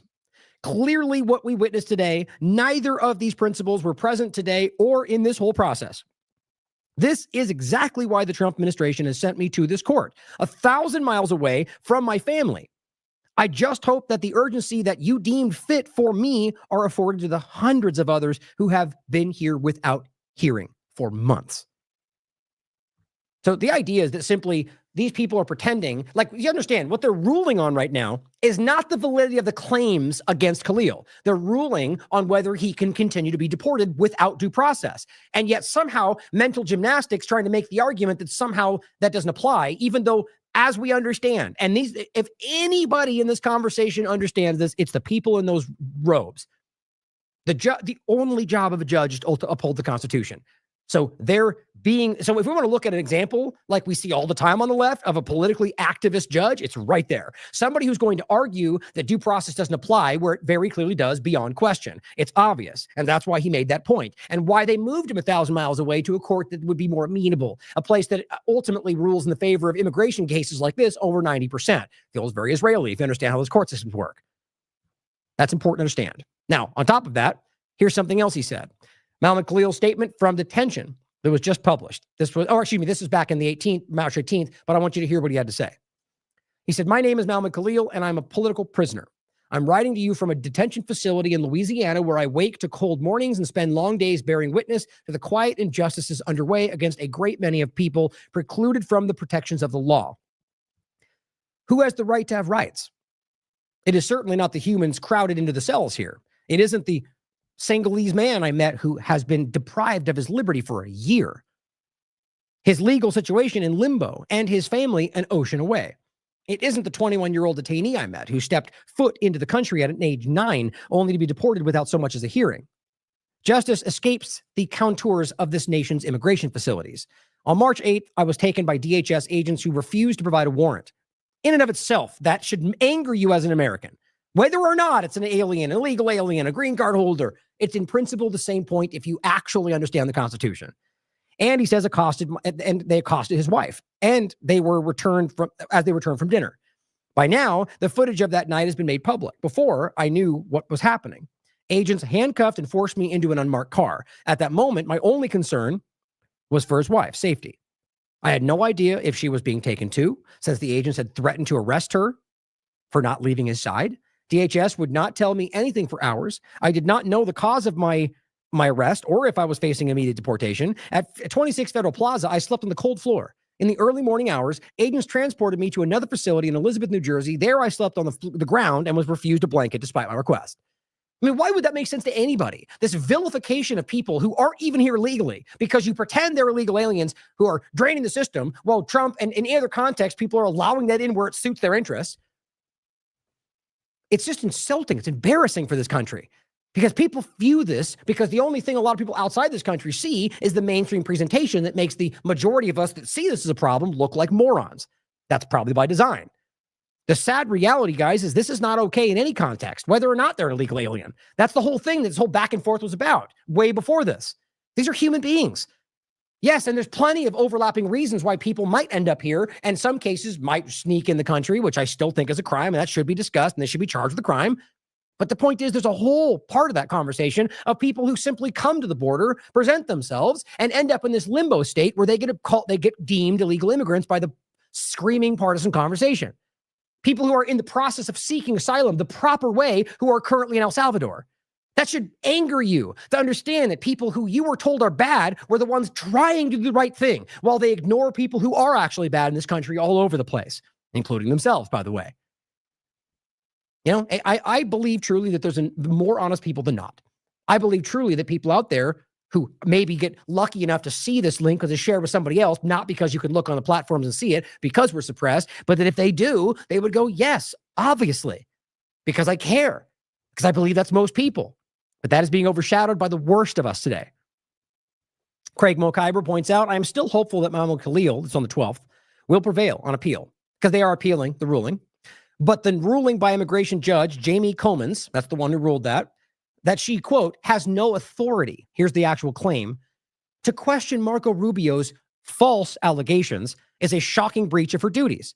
See, they're playing this game where they're acting like the judges. See, this is what the Republican narrative is, that these judges are overstepping their bounds. No, they're literally acting with the exact reason for their existence in this context, to push back on a overstep of power should they think that's the case. And they could, of course, be wrong. That's why there's a back and forth process. The idea that they're saying you can't dictate what we do, that's not what's happening here. You violated the law. They're upholding the reality of the Constitution, and you guys don't care. But clearly she is either politically active or shockingly uninformed for her position, or just doesn't care. Because let's be clear about that. That point is not debatable, guys. The reality of the Constitution, due process, and all the rest, whether or not the federal government's involved, is undeniable. That's what inalienable rights. That's what it means. And it goes on to say, immigration judges are not independent art. But they are still bound by the Constitution to uphold rights and to due process, equal protection, and free speech in deportation proceedings, as Scalia and Reno versus Flores said in particular, all of which have been grossly violated in the Mahmoud case, or all the rest we're talking about, whether by fear, favor, or incompetence. This is classic judicial abdication. If judges, even immigration judges, do not defend the rule of law, the next step is full-blown fascism or anarchy. But I hate that he said anarchy, because that's not what anarchy means. What he means is chaos. That's a point for another time, because I'll go into it like crazy. The point, though, guys, this is an overlapping thing that I'm seeing, like we talked about early in the show, the idea of this growing kind of authoritarian justification, like getting you to actually call for your own subjugation, to pretend like we want the dictators because they'll protect us, like this insane inversion of reality, is that we're seeing this. Like we saw, by the way, in El Salvador before this, where he basically just removed the judges that didn't agree with him. That's what they're doing. That's what they did. Suspended the Constitution. Is that the kind of country we want to emulate? That a dictatorial power just steps in, says it's now a one-party country. We are in control. Your Constitution doesn't matter. And, that's insane to me that anybody pretends that's who we want to emulate. Right now, you got the Joneses and the Elon Musks of the world acting like he is somebody to gush over, like they do with everybody, like Malay and all the rest who turn out to be complete frauds.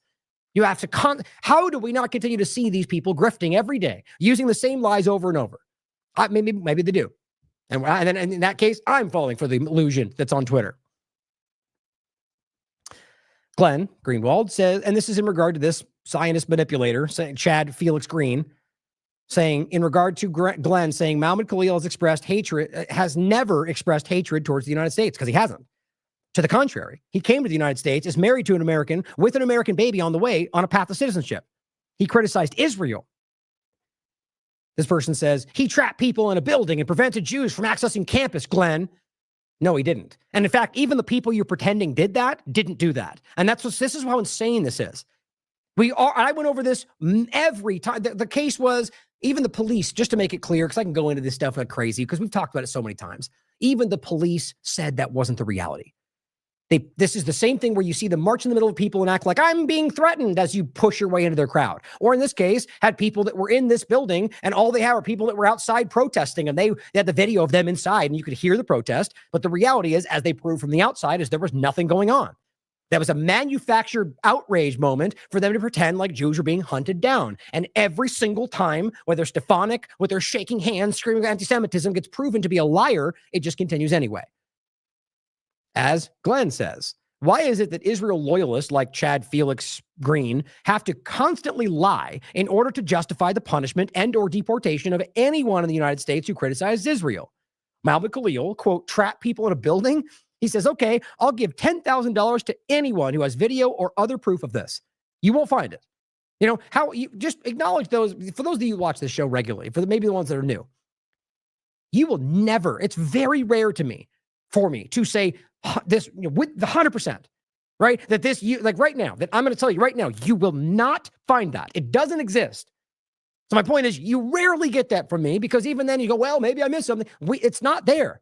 This has been combed through. It has been broken down. It's one of the most obvious parts of this. That's why I think it's so interesting they started with this case, that he was the first one that Israel asked for and Trump obliged.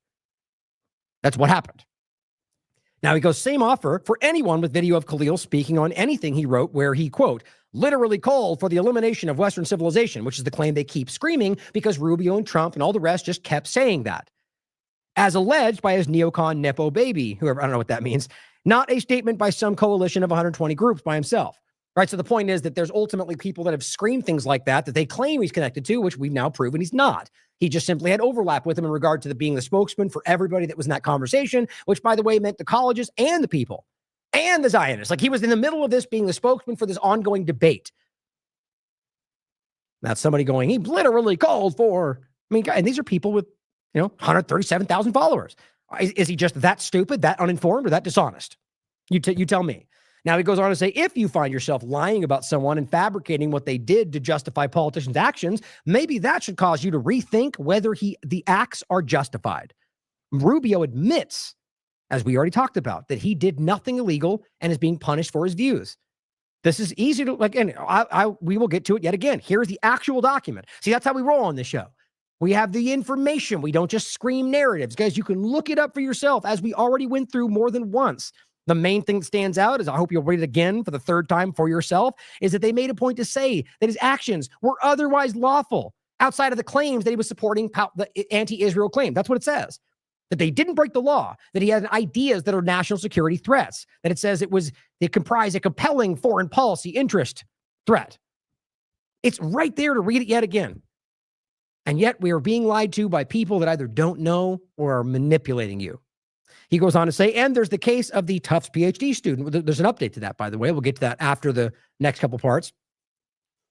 It's Ozturk was her name, who is being deported solely because she co-authored an op-ed with 3 other students. If you want to argue that people should be deported for criticizing Israel, just say that. Stop lying about what they did. But see, here's the point, guys. They need you to want this to happen. And if they say it like that, most people won't. So they abuse your hatred for people that they've manufactured hatred for. That's what this is. Just like with free speech. They're not going to come out and say we want limited speech, because they know we don't want that. But they trick you into thinking what they point to is actually free speech. He goes, meanwhile, a bunch of anti-Semitic U.S. synagogues and other Jewish groups are literally protesting the deportation and expulsion of a student who criticized or protest Israel. Why? Because huge numbers of American Jews aren't willing to sacrifice the Bill of Rights to serve this foreign country. So obviously he's being facetious about calling it anti-Semitic, because that's how absurd it is that they would call these groups Jew-hating, anti-Semitic, self-hating Jew, when all you're seeing is a massively growing number of Jews in the world who are standing up and going, this is not okay. And these are American Jews who aren't the game that you play, that this somehow that Jewish people, like that Israel is Jewish people, is just so insulting to people, to Jewish people in particular. It is a Zionist organization that has taken control of this, who has basically co-opted the idea of Judaism that now a lot of Jews in the world are beginning to call out.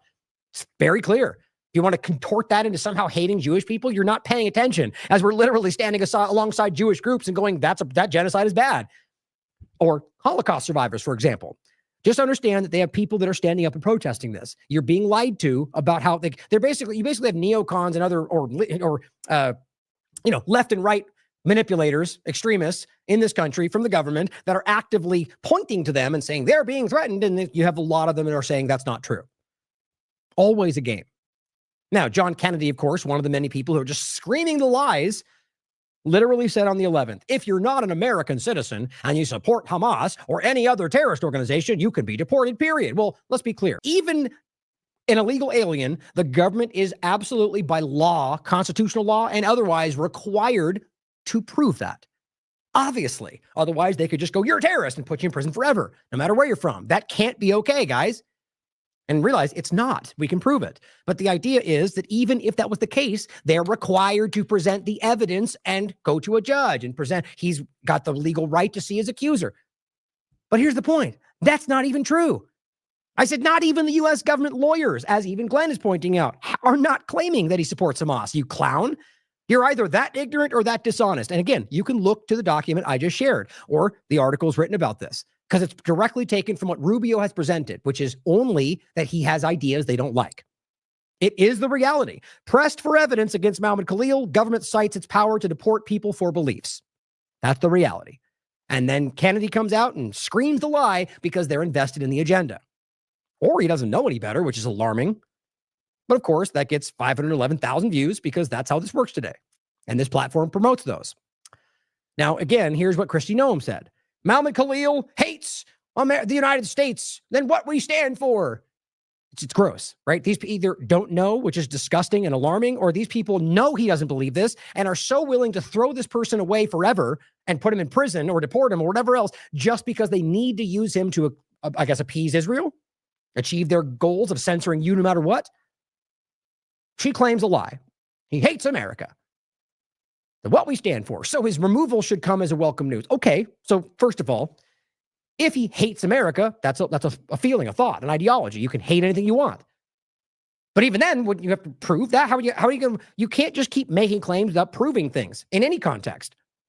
But they're also lying. Now he says, it is a privilege to be granted a visa. Now, this is the game that Rubio and the rest keep doing, and it's very clumsy. Nobody, Kristi Noem, if you're paying attention, nobody is claiming that these people, it's about that they're already here and they already have legal status.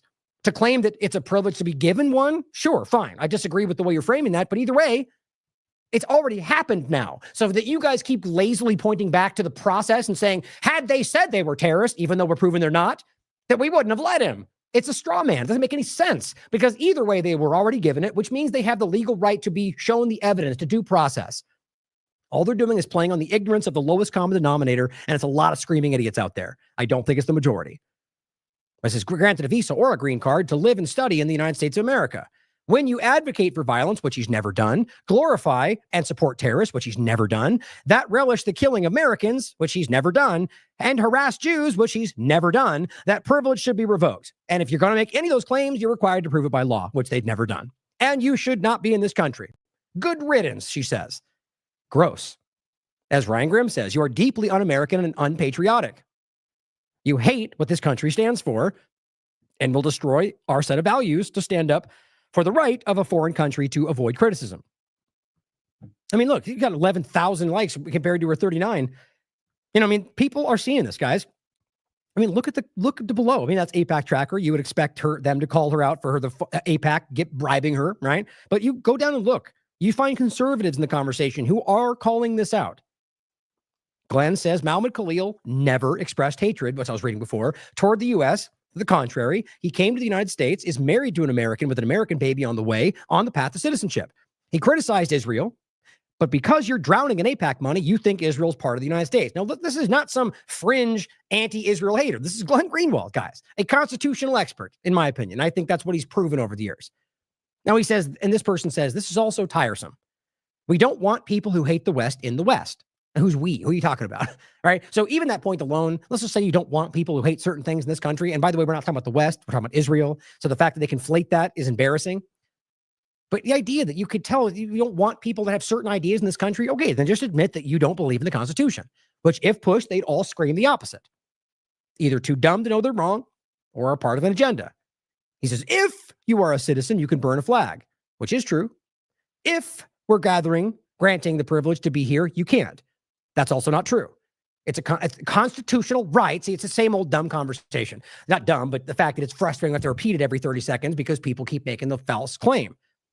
But it gets, this is reasonable engagement. This account has, look at that, 128 followers, and this gets 1.3 thousand. We're being astroturfed, guys. There's no way around it because it's a false claim.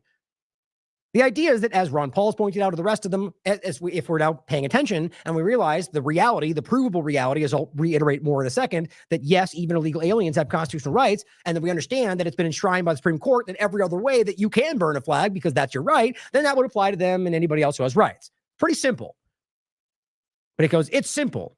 Apparently not. So take Western values or buy, right? So now you're forcing people to absorb your values, right? And unless they can't come to the country.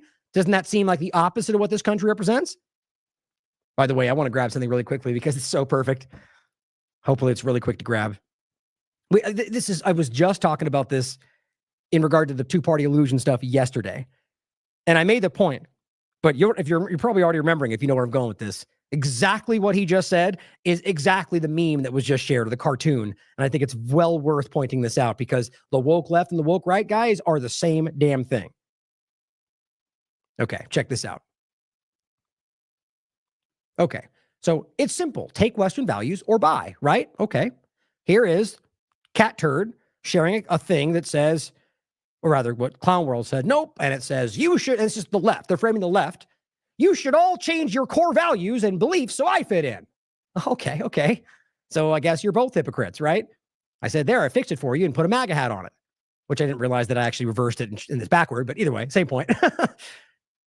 I mean, God, it's insane, right? And just realize Western values are that constitutional rights are foundationally important. Not screaming partisan morons that don't understand that and yell at you about not adhering to what they think you should think, which is the woke left and the woke right. He says, I also cheer other countries to do the same to our idiots. Well, at least there's some level of consistency, right? But either way, I'm willing to bet you that should, let's say, Russia send an American citizen to a foreign gulag, pretty sure this guy would be like, no way, that's a problem. Yeah, because it would be. It's not, the consistency is a false claim, in my opinion, in this context. But Glenn says, I never knew that loving Israel was a requirement for being a good American until parts of the America First movement taught me that worshiping this foreign country was the only way that you can prove that you aren't a problem. This is so perfect. That is a well-put argument. I didn't even see this. I'm not going to read all that. I mean, I'll include this. You'll see it. It's in there. This link for yourself. He just responds saying, thank you for the reply. The point is, guys, to say that you're anti-West because you're criticizing Israel is such an obvious head fake. They're lying to you. And overall, everything they're saying is literally wrong, illegal. So Daniel McAdams, citing Noam as well, in her claim that he hates the country, he says, no, he hates this administration's Middle East policy. But, you see why they conflate those things, obviously, just like Biden does. He says there is a difference, and conservatives used to understand that. Now they've gone full Stalin, arresting and jailing anyone who does not support their foreign policy. You can see where this is heading. Or you could simply say that look, even if you want to argue that what they're actually trying to adhere to is Western values, it's the same point to argue that you're not allowed to exist here unless you adhere to specific ideology. That's wild. That is not what we've ever pretended we are. And that seems to be a thread, a vein that's always been lurking. And now they're jamming it down your throat in hopes that you don't recognize that most everybody disagrees. And I added to what Daniel said, the same thing I've been saying. I said, absolutely agree. And everyone has constitutional rights, despite what the uninformed may say, as outlined in the Constitution and backed by numerous Supreme Court rulings. If Rubio wants to claim they violated something, It must be proven with evidence and presented in court. That's the simplest way to frame that. I don't know why anybody would push back on that. It's incredible to me. And of course, you can see posts like that I put out get like 7 likes and it goes nowhere because that's totally makes sense, right? It's so obviously, clearly that things are being suppressed on this platform. But Ryan Grimm, responding as well, says the United States stands for, or is supposed to stand for, freedom. Freedom of speech, freedom of thought, freedom of assembly, freedom of petition to government to redress grievances. It is Noam and people like her who truly despise our country's founding values. And I think you know why, guys, because it is a very clear agenda, and I think very much to undermine those very things for the interest of somebody else. Whether you agree with that or not, what he said is absolutely true. What they are doing is exactly what they claim everybody else is doing. They are destroying this country in real time. And this person says, only Americans are assured on constitutional rights. Did you go to school? Which, weirdly enough, I saw this same fake account that I think is obviously a bot doing this literally identical statement under what Ryan Grimm said somewhere else or under what I said somewhere else. I simply said, someone sure didn't. You're verifiably wrong. How ridiculous it is that we are overrun by uninformed partisan screamers who are high on their own false certainty. Now, just to reiterate, Alan's included the Reno versus Flores ruling, that Scalia in particular, and it says very clearly the Fifth Amendment entitles aliens to due process in law in deportation proceedings. Now, scattered points that I'll reiterate, one from Grok again, just making the same point, just in case people don't see it. This is wild to me. I mean, you can look at these as well. The Constitution protects all people living in the United States, regardless of immigration status. It's very fundamentally obvious. It's kind of scary how much this fake narrative is pushed through. But don't forget, as I've said many times, but it's becoming even more clear, this very dangerous anti-American person, his name is Ross Glick. He is the, where is it? Where was it? Is he one of the head elements? I thought he was the leader, but I don't want to say it's wrong, but he's basically one of the lead elements of the Batar USA group, a dangerous, rabid Zionist organization that has been going after Americans and everybody else who say anything about Israel, calling for the death of children. And I don't mean hyperbolically or some kind of metaphor, like legitimately going, I want more blood of children, like on the platform. People showing dead children going, yes, more of that. Just like Randy Fine, by the way. Very clear. ZMT says, it's disgusting that CNN featured Ross Glick of Batar and the, quote, intelligence, his terror organization, as they claim, hands over to DHS to facilitate deportations. I've told you this, guys. They're literally handing information to the Trump administration, and they're following suit and getting rid of who they point to. That's a foreign government literally dictating the actions of your government. He says, CNN, did you bother looking into his background? Batar has ties to U.S. designated terrorist organization, Con-Chai, or their lack of 501c3 status. They don't even care. Gen X Girl points this out. Ross Glick, Batar, U.S. director, arrested for revenge porn, pager threats against Ilhan Omar, but same group against, I'm forgetting his name off the top of my head all of a sudden. Anyway, a lot of people, Americans, on the street, just handing pagers, which is a threat, doxing people, having deportation lists sent to people. Here is Fetterman standing with this maniac. I mean, it's obvious where this is going. So Ross Glick responds and says, read, keyboard coward, something learn something. Excuse me, I thought it was backwards.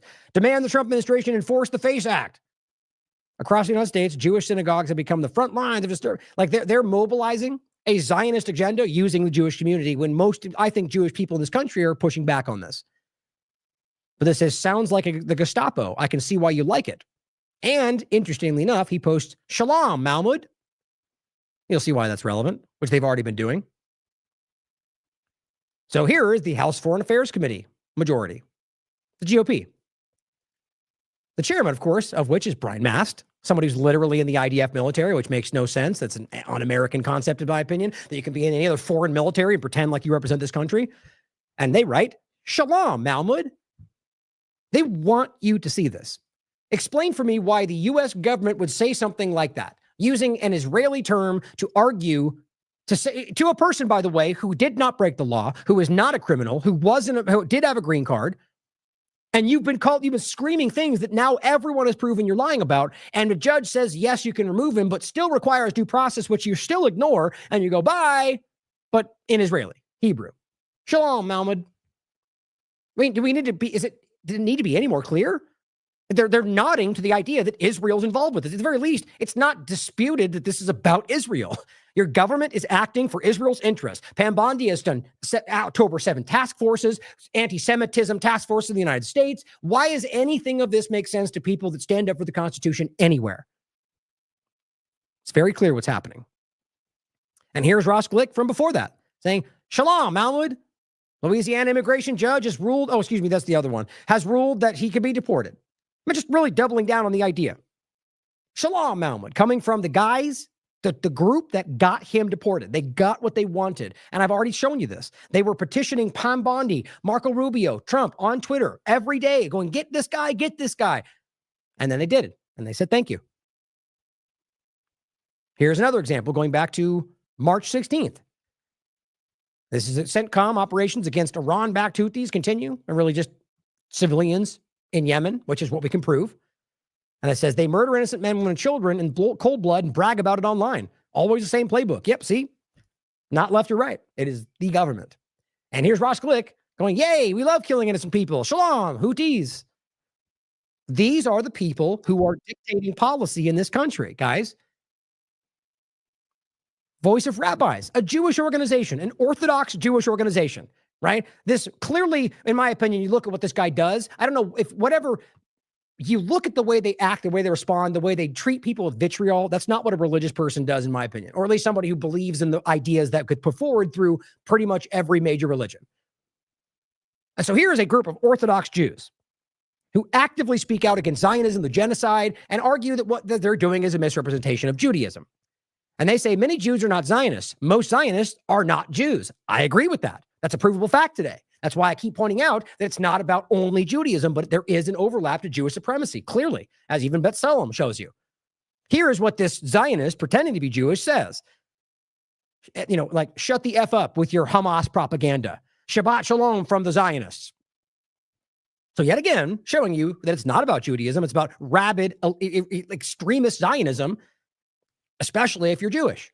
They hate you if you're Jewish, if you don't believe in their Zionist tactics. Everywhere this is showing itself, guys. Here's what the White House put out. This is what's sick to me. The idea they put out that cartoon of a brown woman being arrested and saying like shalom or whatever, the same thing. They're children, guys. This is just like we saw with Israel, like I said before. People that are not, like, in my opinion, have not earned the positions they're in. They're a bunch of partisan, uninformed, manipulated people, or people that are a part of the Zionist agenda, who are screaming and posting and things like this. And we should be I'm embarrassed as an American. That's hard to say with what we've already been through. What they're doing is sad. So this happens. You know it's a problem. You know they've lied about it. You know this guy is not a criminal. You know all he did was stand up for Palestinians. And they get the ruling they like, and the White House account posts this. Breaking news, Mohammed Khalil can be deported. Judge rules. And put this out, highlighting it. Mohammed can be deported. With Trump, this is the point for the podcast. Not that they said that, because you could just say they're reporting, right?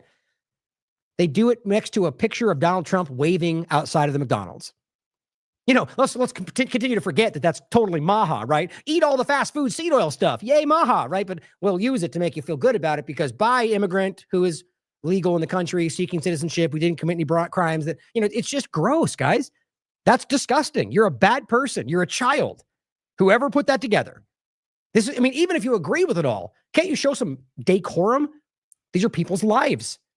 But I guess that's a woke, snowflake thing to say. Like, it's the dumb partisanship that stops you from being a human being? Apparently. Zachary Foster says, you are taking pride in ruining someone's life for speaking out against genocide. History will remember you the same way it remembered the Nazis' best friends across fascist Europe during World War II.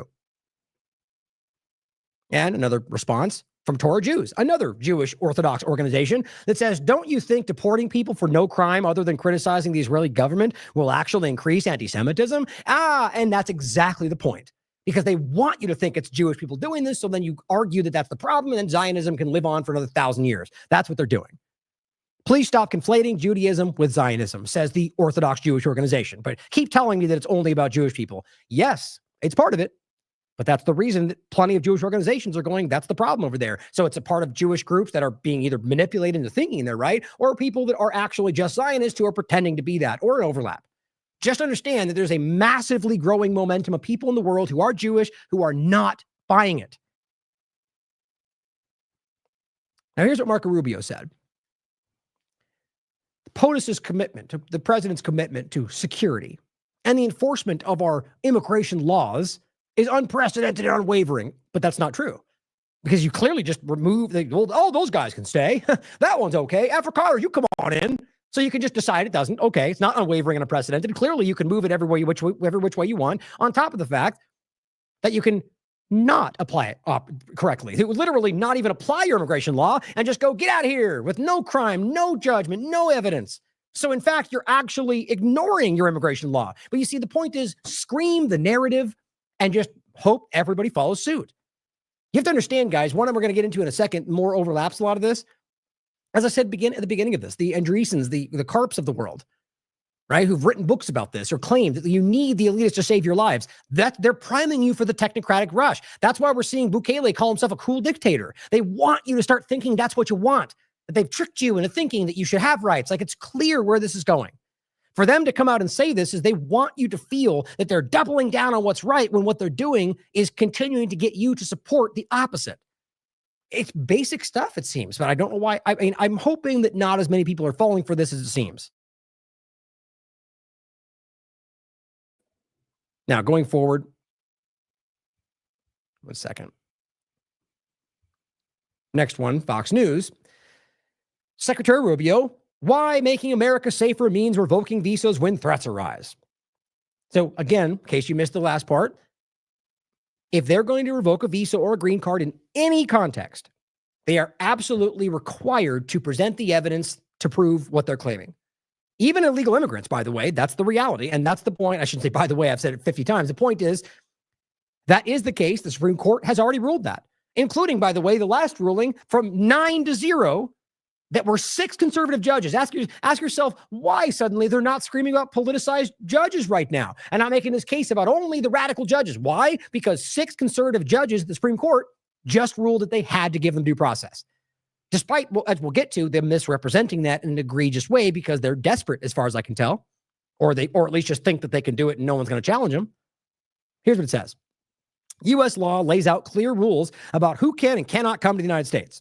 The State Department's consular officers are required to apply these rules to each of the millions of visa applicants around the world. So again, same old head fake. We're not talking about Mr. Rubio. Shouldn't even call him Mr. Marco. We're not talking about the idea of when they come in. We're talking about people who are already legally here and how you disregard their rights. But you see, all they do is point to the first point every time. And they kind of say, yeah, had they told us they were bad guys, but they're not though. And we're proving that. It is a complete straw man in every way. Every way they do this, they're pointing at the wrong things. They're lying about what's happening. Under the Immigration and Nationality Act, he says, aliens who endorse or espouse terrorist activity, whatever that means, they decide day by day, by the way, or persuade others to endorse or espouse terrorist activity or support a terrorist organization, such as Hamas, are ineligible for visas. Okay, first point, again, we're not talking about whether they're eligible for visas, you complete moron. Like, it's so embarrassing. But he knows that, though. So they are here and they do have a visa. So let's address the second part. Are you pretending that he espoused terrorist activity? I'd love for you to prove that. And guess what? He already tried. They can't. In the court documents, it's already come out that they literally don't have any evidence for that because it didn't happen. Or persuade others, same point. Nowhere in this are they even claiming anymore that he supports Hamas. But understand, guys, this is a new article from April 12th. So if you understand that they presented the document on the 9th to the court and didn't even attempt to claim he was supporting Hamas, yet on the 12th, he comes out and says that to everybody listening. That means Marco Rubio is a liar. He's trying to convince you so they don't go to prison or so. I mean, I tend to feel that's the way this goes right now. Like, I don't know how we don't see that they're losing control of the conversation. But maybe I'm wrong. Maybe it's just that they believe they can get away with it. Either way, he thinks you're that stupid. I think it's the reverse. I think you all see it. Either way, Narco Rubio here is pushing the lie like usual. And the idea that you can just declare something a terrorist organization and then they, by default, then like backtrack to where you're like, look, here's the point. If right now the U.S. government declared the Democrats a terrorist organization or anything like that, just declared a group that has large support in the world, Can they then just argue that you're doing that and kick you out? That's what they're building right now, that they can just randomly declare what they want, and they'll move you however they feel fit because they claim national security. It's really not new. It's just become alarmingly in your face. And it says, what's more, the INA gives us broad authority to revoke a visa, but it's the same stupid thing. Look, whether you agree with that point or not, the point is you would still be required to provide the evidence for the claim, and that's the one thing they're not doing. How do you not see this as desperate? They're floundering in this right now. They're flailing. Now, this is an article that reiterates the reality. Thought crimes. Rubio lays out government's justification for deportations based on beliefs. So over here, he's yelling through Fox News to convince people that blindly follow, to convince them that what the lie is, what he said is the truth, even though he's lying. Over here, the argument is, trying to play both sides, but to make the argument for why you wouldn't even need that anyway. There's a reason for that. They're trying to lay the groundwork to kick people out of this country, Americans included, for ideas. That's all this is based on. But they need a certain faction to keep lying to themselves about what's really happening. Otherwise, they lose it entirely. It says the Trump administration is claiming the right to deport individuals based on their beliefs or speech alone as pressure mounts to release Mohammed Khalil. In a memo obtained by the Associated Press, which is the one we can show you right there, and you can read for yourself. We have already gone through this twice. Secretary of State Marco Rubio said that the government can expel legal residents from the country based on, quote, past, current, or expected beliefs, statements, or associations that are otherwise lawful. That's what I read to you. That are otherwise lawful. For cases in which the basis for this termination or expected, it says past, current, or expected beliefs. What does expected beliefs mean? So now you can assume on top of everything that you think he might have a belief and use that? That's what that says. Statements or associations that are otherwise lawful. So the point, as everyone's been saying, is that they're literally making the case that you don't have to break the law. You can just have the wrong ideas. Or what they claim are the wrong ideas. As Ryan Grimm and the others are saying, we used to pretend this country is based on freedom of every ideology. Clearly, they're showing you that was really never the case, or at least not now. The memo came in response to a federal judge's order to show evidence in the case against Khalil, and that's what they presented. It's as simple as it gets. Now, here's Grok, in case that means anything more to you. Do illegal aliens have constitutional rights? And, in particular, the right to due process if accused of a crime? The answer is yes. Illegal aliens have constitutional rights, including the right to due process if accused of a crime. It's Grok. The link's included. You can share it with whoever you want. It's very easy to prove. It's amazing that we even have to have this conversation. Now, here's Mike Waltz doing the same thing Kennedy and the rest did. Senator Kennedy. Being a guest in our country is a privilege, not a right. If you promote terrorism and anti-Semitism, there will be consequences. They're all saying the same thing. Patrick Henningsen says, ignorant statement, Mike Waltz. The First Amendment of our U.S. Constitution is not a privilege. It is an inalienable right, which fully covers political speech and criticism of the policies and actions of both U.S. and foreign governments, including Israel. Read your Constitution. It explicitly restrains government from denying those rights to anyone inside the U.S. jurisdiction. Anybody, especially legal residents like Mohammed Khalil. Over and over, anybody honest and with principles are calling this out. And your people in power, Waltz, another Zionist, is out there lying to you. I wonder why. I wonder who that's for. And while you may still feel safe among the current chorus of ignorance on those matters, you, sir, are guilty of libel and defamation by claiming Mohammed Khalil is anti-Semitic and somehow advocating for terrorism. Students calling for boycott, divestment, and sanctions of Israel for slaughtering tens of thousands of Palestinians with U.S. bombs is neither anti-Semitic nor terrorism, unless you are reading off of your AIPAC talking points memo. By the way, Mohammed Khalil is Palestinian, therefore he is Semitic. So your disingenuous framing does not even make sense. But see, most people don't even know that, even though we bring it up all the time.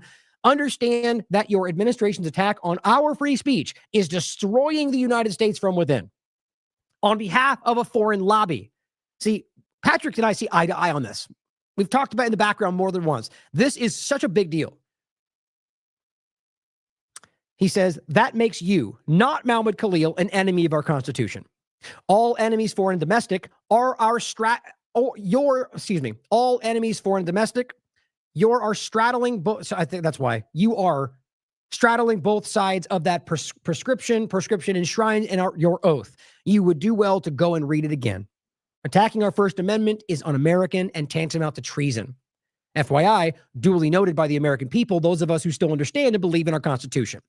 Quote from Evelyn Beatrice Hall, I do not agree with what you have to say, but I'll defend to the death your right to say it. Remember when that used to be what we believed? Or at least people pretended they did? So here we are. Very important moment in this country's history. It's a turning point, guys. And so it's important to point out. Let's say people decide to turn around and say Mike Waltz is a traitor. He deserves to be arrested for treason. You know what I would demand first and foremost? That we prove that we take it to court, prove the claim, and hold him accountable. Because we have principles consistently. So does people like Patrick Henningsen and everybody's involved with. Now, here's where it gets especially alarming, guys. I just don't, this of all parts of this, it blows me away that this is not a more prominent conversation. I mean, even the fact that most of the right side, that at least is getting framed in the fake partisan majority, are talking about this like it's almost a thing to gloat about, or the idea that, like, oh, it's only going to be the bad guys. Like, it just shows you how uninformed, how shockingly unaware of their own rights and the reality of the Constitution so many people are. And that's been an organized agenda over years to convince you that they simply allow you to have these rights. And that's a lot of the people that are driving the bus of partisanship right now. A lot of screaming children that have no idea what they're talking about. Aaron Melnick, a lawyer in regard to immigration policy. Again, as I'll always point out, I have no doubt that, I shouldn't say it like that, but recognize that anybody in this position is going to have partisan perspectives, like we all seem to in some way. The point is, if you're willing to dismiss information that you can check for yourself because narrative, because Democrat, Republican, whatever it is, then you are the child in that conversation. Look at the information, find the source material, what Melnick always includes, and check it for yourself. And then if he turns out he's lying, call him out for it, which I've yet to see. He continues to follow up on this stuff and does good work showing you the source material and breaking down what seems to be happening, of which I question every time, like I do everybody. Here is the fourth time that I have seen Donald Trump pretty much stress the idea that this is possible. And if we've done one thing so far today, it has been clear that just by them saying the law is basically meaningless, because apparently the law is whatever they deem it is that day, or whatever they decide to declare is off bounds or terrorism everywhere. So when they say it again in this, well, within the law, it means nothing. They've already shown you that means whatever they decide it does that day, or whatever they decide to pretend the definition of a word is that day. That means they don't have to follow the rules. It's all over the place, and it's not unique to one side or the other. Here it is again. You mentioned that you're open to deporting individuals that aren't foreign aliens but are criminals to El Salvador. Does that include potentially U.S. citizens, fully naturalized Americans? If they're criminals and if they hit people with baseball bats over their head that happen to be 90 years old, and if... No, wouldn't matter. Because obviously that would be something where you have to present the case, prove the crime, and they'd be charged for it. I mean, even then, even if you want to pretend they were proven that, the argument that you could send them to somewhere outside the country, there is literally no legal precedent for that. There is no law, nothing that makes that make sense. So if you're out there screaming along with this, just recognize that what you're doing is helping these people destroy this country. There are laws for what he's talking about, and people can be charged with those crimes. They can be sent to prison. But to realize that even then, they would have to prove that for any context. And they're building a pathway to be able to decide in any way, at any time, who is no longer on their side, and then just remove them or put them in some dark hole somewhere. Guantanamo is literally happening right now. I mean, like the actual place we already talked about. I'll mention again in a minute. If they rape 87-year-old women in Coney Island, Brooklyn, yeah, that includes them. What, do you think there's a special category of person? Yeah, it means they have constitutional rights. See, that's insane to me. A special category person? No, we all have the same. We are all equal under the law is the claim, right? So to claim that the exact point is that you're making them a special category. You are the one changing the reality in real time.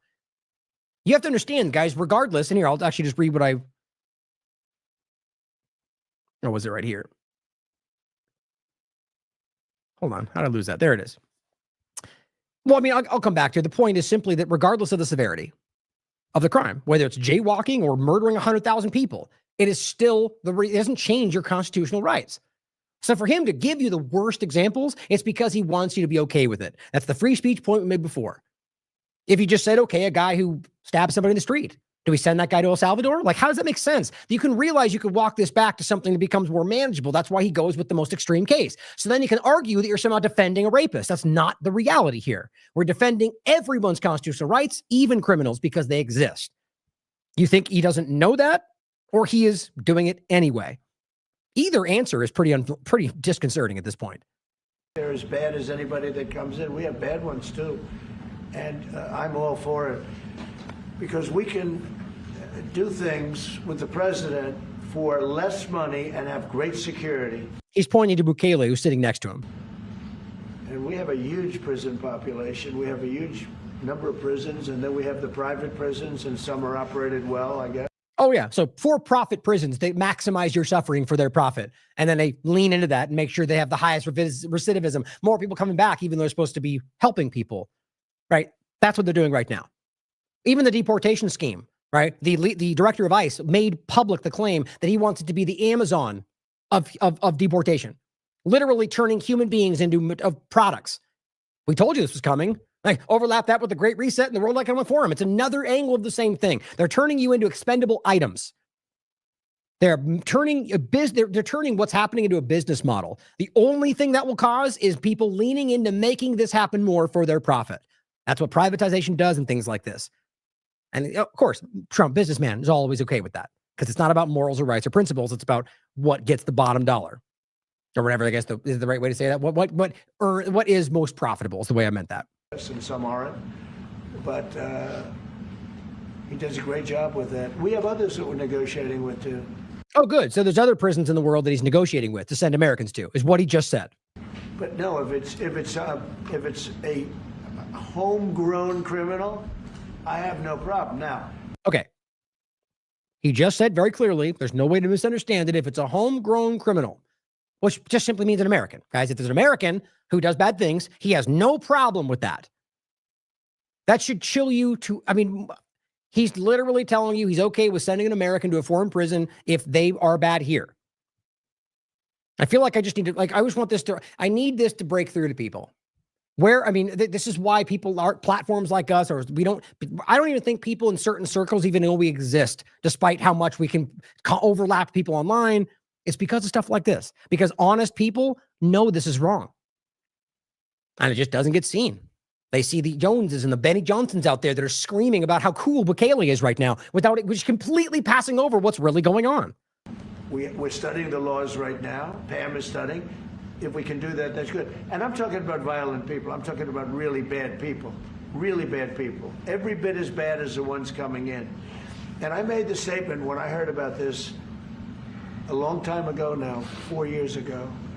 When I heard that this guy was having open borders, I said every single criminal from all over the world is going to be dumped into our country. And that's it's all just narrative. That whether you agree with that or not, it does not change the fact that you have rights that they are inalienable.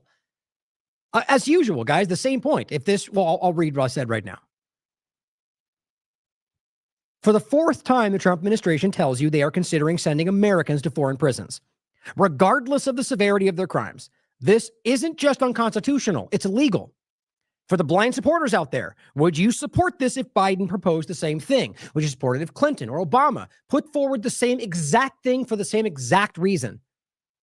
You're going to get the occasional person that pretends like they would, but you damn well know most of them would not.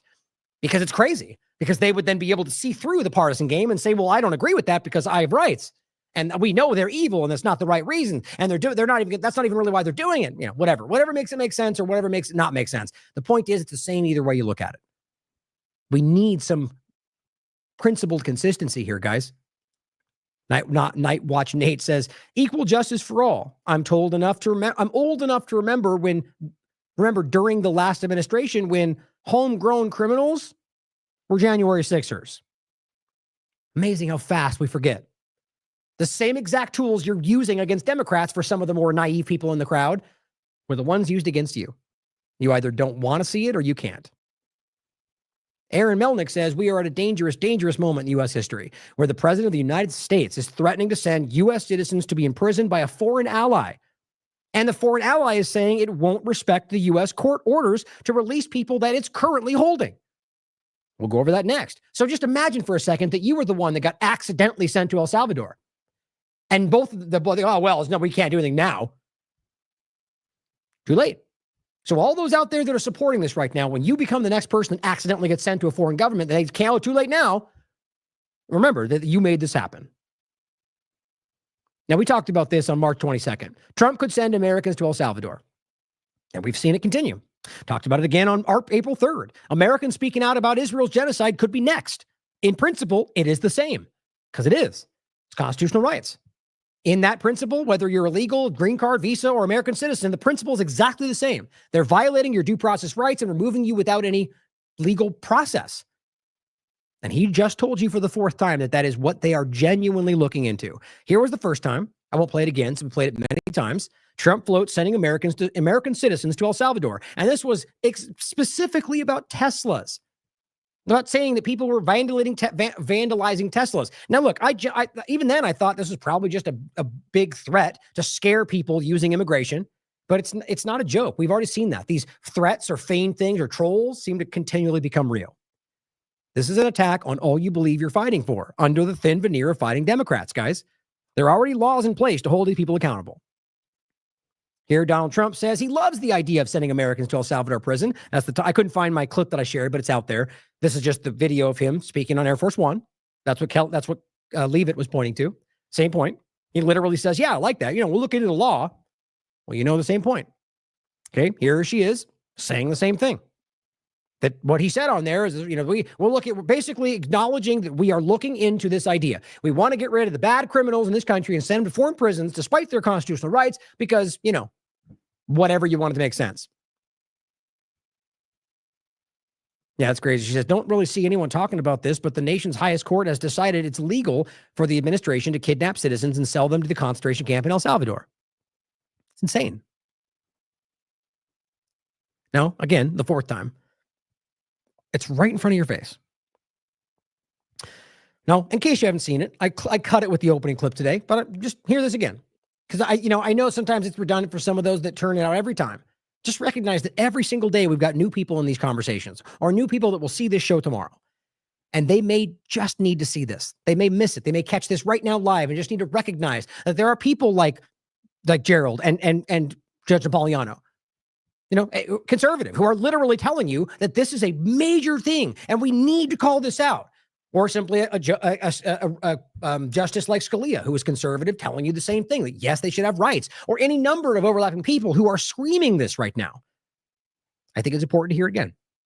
In some respects, it's just as bad now, the authoritarianism that is coming, Gerald. I am really, really fearful for the President of the United States of America to suggest, as he did on Air Force One on Sunday night, that American citizens could be deported, for his press secretary to say, we're looking into a way to see if this is legal. We don't know if it's legal or not. A, is terrifying. B, betrays such a profound ignorance of first principles to which he is sworn. He is sworn to preserve, protect, and defend the Constitution and to enforce federal law.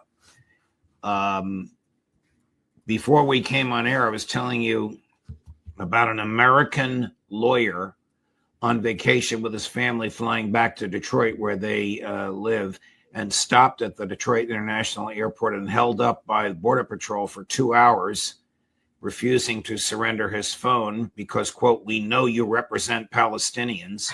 And eventually they backed down and let him go. But that type of intimidation, that type of chilling, was actually under arrest, and arrest is defined as you're not free to leave, is profoundly un-American, utterly unconstitutional, and I'm sorry to say is coming. Now, I don't tend to lean, things like that, where even just kind of like the threat, I tend to not really I don't want people to get scared, even though sometimes you need to be. But it's important, what he's saying right there. Clearly, it's not a joke. You can see it. They're building this towards you. So it is coming. And it's important that we step up and make this stop. Melnick points out what Patrick is saying here, the government arguments against returning Garcia. Right? Garcia is the one that was sent to El Salvador, who was the ruling before this was that he was not legally allowed to be sent there. He was not a criminal. He was not part of the gang. He's not a human trafficker, like their own evidence shows. And that he was in the process of seeking asylum. But on top of that, that they already gave him essentially some legal limbo because of the threat from El Salvador. And they didn't care about any of that. And so their game here is to patch together some false narratives, despite what their own legal documents are saying, and scream that to the world. Before we get to that, the point is that right now, what they're doing is creating the argument for why they can go after anybody. The government arguments against returning Garcia should make your blood run cold, he writes. This is a civil rights litigator. The government claims that if it can ship a person to a foreign jurisdiction, they're gone. There's no limiting principle. It can make these arguments for intentional renditions of U.S. citizens. It's the documents you can read for yourself. Would be consistent with the care counseled by the Supreme Court. The discovery included the presentation of live witnesses. Where's the page here? In addition to plaintiff's request for documents. Oops, not want that. Forget where it was. But there's like 6 pages down below. The point is that overall, you can see that they're building this narrative as what they present to the courts. And to be clear, this is a reiteration of yesterday, because we already went over what they argued. That's the case from the AP's article. That's from what the documents we showed you. They're openly telling you, like we just showed you, that its actions were otherwise lawful. That we're simply arguing we can just decide that you're a problem and kick you out of the country. And as we're going to show you next, that they're telling you that that's too late now, despite the Supreme Court ruling. It says, Justice Sotomayor noted this in her statement. I think that's the one right there. But it's worse than she warns. The theory of art to power here is what is that? Here isn't limited to extraterritorial acts. Article 2, excuse me. The government could easily argue a court enjoining it from sending a citizen to a foreign prison would interfere with diplomacy. It says, so even if you want every non-citizen out of the U.S., are convinced Garcia is a gangbanger, all of which aren't true, or that's not true, like the people currently in power, or like he said, or like the people currently in power. Think of this precedent. Think of the precedent this sets and how your enemies could wield it against you. See, that's always the way to think about it, because you may somehow convince yourself that they're on your side, but what happens when the bad guy side gets into power, which is really just your government? Same point. He says due process and judicial review are important. They're not important. They're important, but it's not just that. They're guaranteed. And you can read from the Fifth Amendment. No person shall be held to answer for a capital or otherwise infamous crime unless on a presentment or indictment of a grand jury, except in cases rising in the land or naval forces when an actual service, it goes on. The point is, nor shall be compelled a criminal case to be a witness against itself, nor be deprived of life, liberty, or property without due process of law. That's the point. You are required, no person, not just American citizen, but no person, as has been upheld by Supreme Court rulings over and over and over. One more thing shouldn't be lost in discussion. The government makes a subtle dig at the court. It could get Garcia back if it wanted, if it weren't motivated by to set this precedent. Bukele is meeting with President today. One word and Garcia will be back. Yet they didn't do that, which is very important to understand, that I've been saying that since the beginning. Here's Rubio adding to the point. He said this back on February 4th, by the way. Rubio says El Salvador offers to accept U.S. deportees of any nationality, including violent American criminals. See, this is not new, and this is just building right now. They're openly telling you this is at least being signaled to you. Now, here's an interesting overlap. Hours ago, Politico revealed that DOGE is working with DHS on automating mass deportation efforts like everything else. See, all these agendas are converging. The artificial intelligence, the technocratic agenda, because it's one and the same in a way. Using artificial intelligence, biometrics, and all sorts of surveillance under the guise of all of this, and they're building out everything at the same time. The point is they're using that same efficiency movement direction to automate all of this. And it says, which likely explains why U.S. citizens, green card holders, even Canadians in Canada got threatening emails terminating, quote, your parole and telling them to leave the U.S. in 7 days. Point is, people that are not, these are mistakes in a sense, or it's a threat. You can decide for yourself. We'll go over some of these examples. It says, well, this morning, 1 a.m., my U.S. citizen wife received an email notice revoking her never applied for parole and instructing her to immediately leave the United States. It's insane. Like this is the same kind of stuff we're seeing from DOGE and all the rest, where they're just making all sorts of mistakes. They're splashing around. And maybe that's the design. Like, that's what I think when you think about the Israel overlap. This is destroying this country. The things are falling apart for the interest of, I guess, at least ignoring what they're doing, but plenty more than that. Oops, hold on. Back there. So that was it right there. So the point is, this kind of broad sweeping effort that ends up sending all these letters threatening to leave the country to people who aren't even in the country or people who are here who are American citizens. So you see how weird this starts to get? Maybe they let it out too soon. Because these are all, every one of them are people either like immigration lawyers, people involved with the conversation, who they identified as problems, probably because they said something about Israel online, probably because Israel and Qatar are the ones dictating these conversations, and they get letters saying, get the hell out of the country. Here's where it gets even more alarming. DHS told her to leave the country. She's an American citizen and an immigration attorney. This is from today. When Massachusetts resident Nicole Micharoni received an email on Friday from the federal government telling her to leave the country, she was baffled. See how real this is getting? Quote, at first I thought it was for a client, but I looked really closely and the only name on the email was mine. So it said my parole status had been terminated. She's an American citizen and I should leave the country within 7 days. But the 40-year-old is a U.S. citizen, born in Newton and raised in Sharon. Quote, probably hopefully sent me an error. Right? She's hoping, right? But it's a little concerning that these are going out to U.S. citizens. It's also concerning when you realize that at the same moment, they're screaming about why that's going to be happening or that we're thinking about it. It says the language in the email is very threatening. And it looks kind of like a sketchy spam email. It doesn't look like an official government notice, but it is.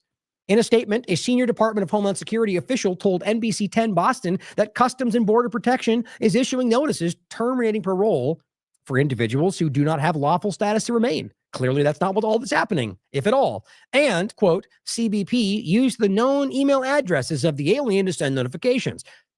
If a non-personal email, such as an American citizen contact, was provided by an alien, notices may have been sent to unintended recipients. I don't buy that. You can decide for yourself. CBP is monitoring communications and will address any issues, blah, blah, blah. Well, we already see them screaming about, every which way, talking about how even Americans can be sent, the constitutional rights don't apply. I mean, do you really think that ultimately the argument is that an immigrant out there randomly give an email? I mean, it would make sense they might point to their lawyer, but the point is she's not claiming that she has any overlap with, anyway, it's unverifiable at best. So she could be lying, they could be lying. The point is it's chilling to me that the claim is, well, it was a mistake, is the point. Because they didn't say that's what happened. They just go, well, her email's on file. So they're manufacturing something that might make sense that, well, if they happen to give her email, that's why it might happen. Maybe. Or you can stand back and go, she's being put on a list like people Batar USA are doing. And that these lists are being handed to the government. Those lists are then being used. We know that's happening. So which one makes more sense to you? I mean, both of them are simple. So Occam's razor in a way, but the both, I think what is more simple is that what we can already see happening, that they're being handed lists from Zionists that they're then acting with and sending out letters. Or even worse, that this is an AI automated thing that's being run by somebody who isn't in this country. It says, I think it's really scary that this is going on, she says. I think it says that they're not being careful, at least. I had that. She says, I think it's a scare tactic. I think they want people afraid of immigration. I think that's what makes the most sense. I agree with that. Because then people don't speak up. Then people don't say Israel's committing genocide. They water down their claims, and we're back in the Iraq war dynamic. Micharoni says she won't be reaching out to Homeland Security and figures this is an administrative error. Well, let's keep track. Think about this. If tomorrow she ended up in El Salvador, okay, and they simply said, oh, well, she endorsed a terrorist organization because she supports Hamas, or rather supports somebody who's a terrorist who supports Hamas, which is what they just said. You can't support a person who does so, right? That's what Rubio just laid out. And they're telling you American citizens who are doing that can be removed, but, we're looking through it. If tomorrow she got removed to El Salvador, what would everybody say? What would all the people screaming this makes sense say? Well, she defended terrorists is what you're going to get from a lot of very dangerous people. And who knows if she ever comes back. You have to understand this is what's happening. Even if you don't think that's what they really want, this is half a second away from being real. I mean, it's real right now for people that have constitutional rights. I'm talking about the idea that Americans being sent. But my point is that's important as from an American perspective. But from a human perspective, all of this matters. It's all happening right in front of us. Find the courage to speak up about this. Wait, hold on.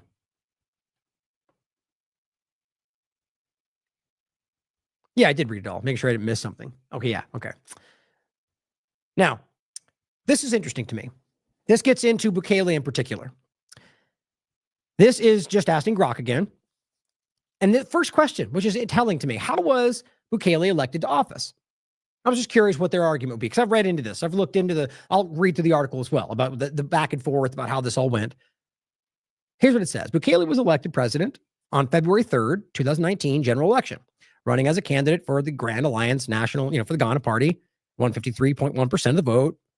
Seems pretty benign. Avoided a runoff, saying he campaigned, leveraged on, basically getting rid of all the corruption and violence, which even then you should ask yourself whether that was something that was sort of a manufacturing consent dynamic, even whether or not the even majority point is real.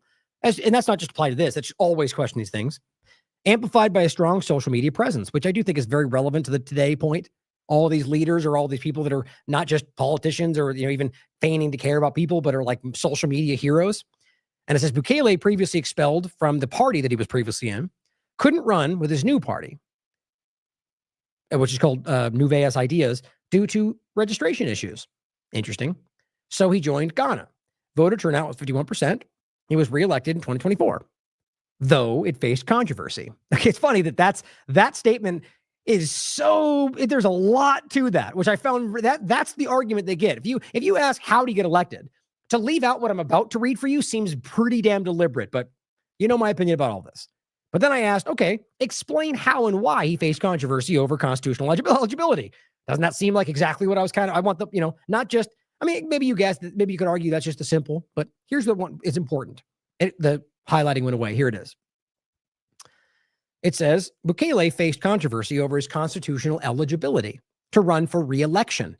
We just talked about Trump telling you he wants, or rather floating the idea that he would, but Bannon saying he's going to at a recent interview, running for a third term, even though there is no error in that conversation. It is completely unconstitutional, whether in consecutive or consecutive. It is not the reality. I believe 22nd Amendment. Look it up. Very clear. So maybe that's a troll, but worth considering, seeing as though there's a lot of overlaps, whether it's the prisons, the judicial dynamic, the suspending rights. They're all emulating each other right now. And it says controversy over his eligibility to run for re-election in 2024, the presidential election, because the country's constitution explicitly prohibits immediate re-election. So you may be going, well, how did it happen then? We're about to find out, because what they did is they changed everything to make that happen. So right there, as you understand, suspending the Constitution, kicking judges out, these are what dictators do. He's literally calling himself a dictator, and yet they claim he's got popular support. Maybe he does. We'll get into that in a second. It's an important philosophical question, really. But I think square one is to ask if that's even the reality. Because all they're using is mainstream polls like Gallup and so on. We get lied all the time in this country about stuff exactly like that. Lied to about the COVID shot, lied to about everyone's rushing to get real ID. No, look at the numbers. They're not. They want you to think that. They're lying to you. Look at the polls that are selectively applied. So here's what it says. Under constitutional prohibition, it says specifically, Article 152 states that a president cannot continue in office for 1 day beyond their term. And Article 88 prohibits the re-election for at least 10 years after leaving office. So clearly, before they altered all this, he wouldn't be allowed to run again. Now you wonder how that got set up to make sure he was here right when Trump is, so they can all make this all happen.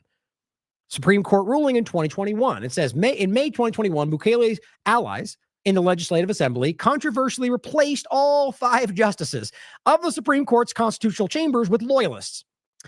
This is from Grok, remember.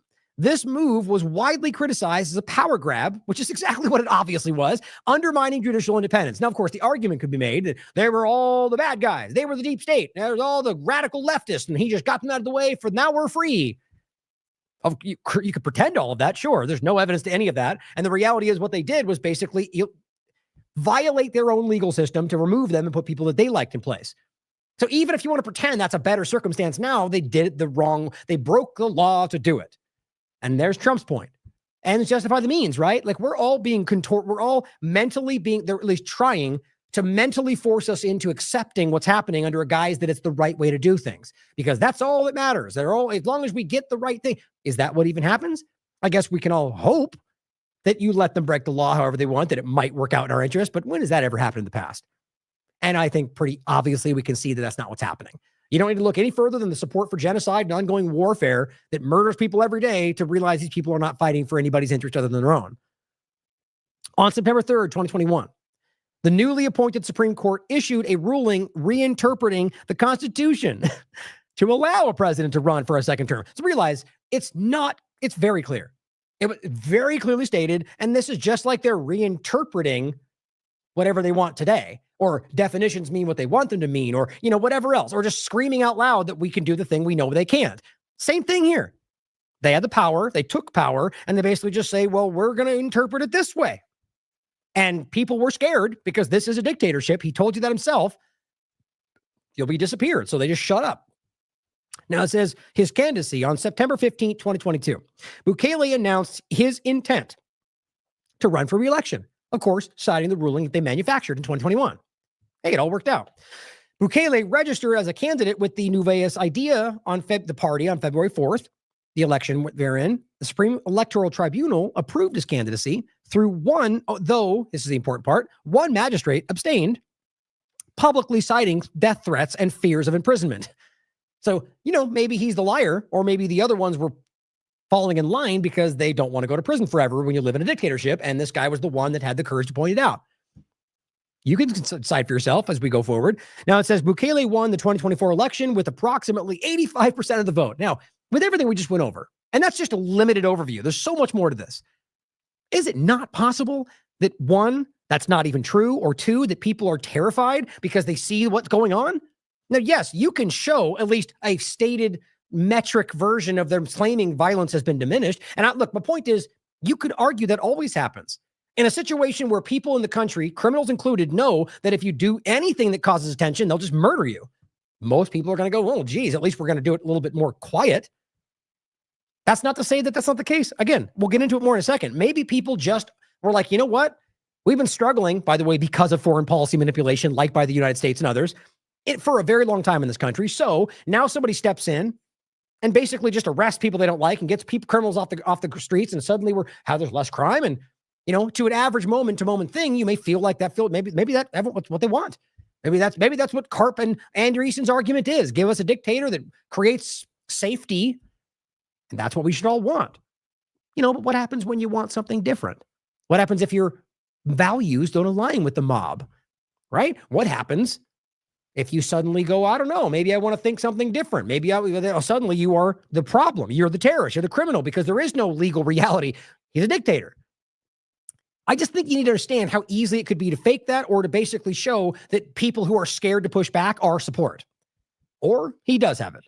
But it says, according to his claims and preliminary results, okay, right there is a point. That's Grok. That's the number according to his claims and the preliminary results, or Gallup polls. It says, though the process faced allegations of irregularities, including cyber attacks and manual vote counting issues. Oh, so the same old things with the same old problems. And cyber attacks, you wonder why we didn't hear about all this? You wonder why there weren't large claims, or why the U.S. government wasn't standing up and saying, no, we're not going to allow you to do that. We're going to step in and force our guy because you broke the law, because that is their guy. So as usual, they only care about, quote, democracy when that is an excuse they can use to put who they want in power. But it says his reelection solidified his grip on power. So one step to the other, you can see how the illegal actions have led to them solidifying power. And it gets even more interesting when you realize that he says it's now going to be a one-party system after they win, and they did. So isn't it funny how they're going, Democrats are going to turn it into a one-party thing, and they're going, we can't allow that. And he steps in and does exactly that, and they're like, yay. Yeah, that's called hypocrisy. That's called a double standard. It goes on to say, under controversy, why it arose, and says Bukele's re-election bid violated at least 6 constitutional articles. But that doesn't matter because he's in control and has all the power, so nobody calls it out. And it says 2021 Supreme Court ruling was illegitimate because it stemmed from an unconstitutionally appointed court, lacking impartiality. This all sounds familiar? It should, because it's exactly what they did in Honduras with Prospera, where they didn't get the allowance for the special zone they wanted, which is right out of the Sustainable Development Goals. Teal is the one funding that, in part, at least, majority. And so they just removed people from the judges' positions and got people in there they wanted. And hey, we got the constitutional mandate. This is the world they're building, guys. They know you need to feel like this one lines up but they're playing everybody. They're literally rolling out a technocratic dictatorship and acting like it's all freedom and democracy, even as they, in every other way, tell you that's not even what you should want. Judicial manipulation. It says the replacement of Supreme Court justices in 2021 was widely condemned domestically and internationally. Okay, so if we have a massive condemnation throughout, and look this up in particular, in the country, how do you then pretend that means popular support? Now, but again, maybe that changed to now, and maybe now they feel it's all good. But it says the United States called it, quote, clearly contrary to the Salvadorian Constitution. It's funny. Why do they say El Salvadorian? Is that just, it should be, maybe that's just because the El, I don't know. I thought I always say El Salvadorian. I guess that's wrong. But the point is that it is contrary. And that was the previous administration. But of course, Democrats are bad. So even though he said the thing we know is reality, that it doesn't matter. And I think that's part of this. As Sam Husseini pointed out, when you get the bad guy side and the view of the partisan screamers saying the thing that is true, then you're going to pretend the opposite is true, which is then you undermining your own ideas to fight against evil Democrats. Even though that's not even really what's going on, they're all part of the same side. But it says Human Rights Watch and others described it as part of a broader erosion of democratic institutions, accusing Bukele of packing the judiciary to serve his interests. Same thing they're doing in Israel, same thing they're trying to do in the United States. It's happening all over the place. Now, under backsliding concerns, it says Bukele's actions, including the judicial overhaul. By the way, going back to remember what they said? This was the response first. All I asked was, give me why you face this information. It's just funny that feels like that should have been included in the first question. Bukele's actions, including the judicial overhaul, a state of emergency since 2022. Realize that's what we're calling the ally. They've had a state of emergency, suspending civil liberties since 2022. So again, they may feel like crime has gone down, but what happens when they suddenly want to do something they're not told they're allowed to do? Like, I don't think Americans understand what that is, what they're trying to do here, or even the illusion of your freedom of movement, freedom of thought, everything, freedom of speech is restricted to the idea that they can decide based on whatever narrative because they can suspend your rights under the state of emergency, which, by the way, is already in a lot of ways happening in this country.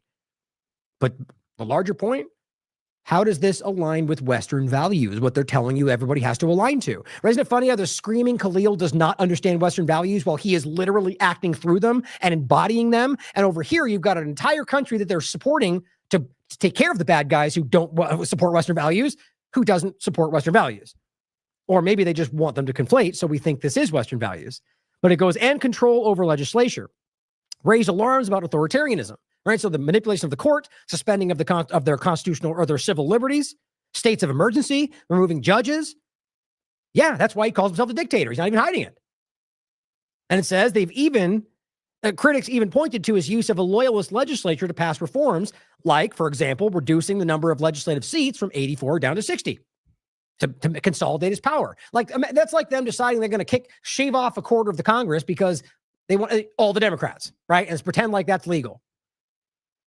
Now, it says this created a paradox. While Bukele's candidacy, and this is in regard to the main point about, or the point about support.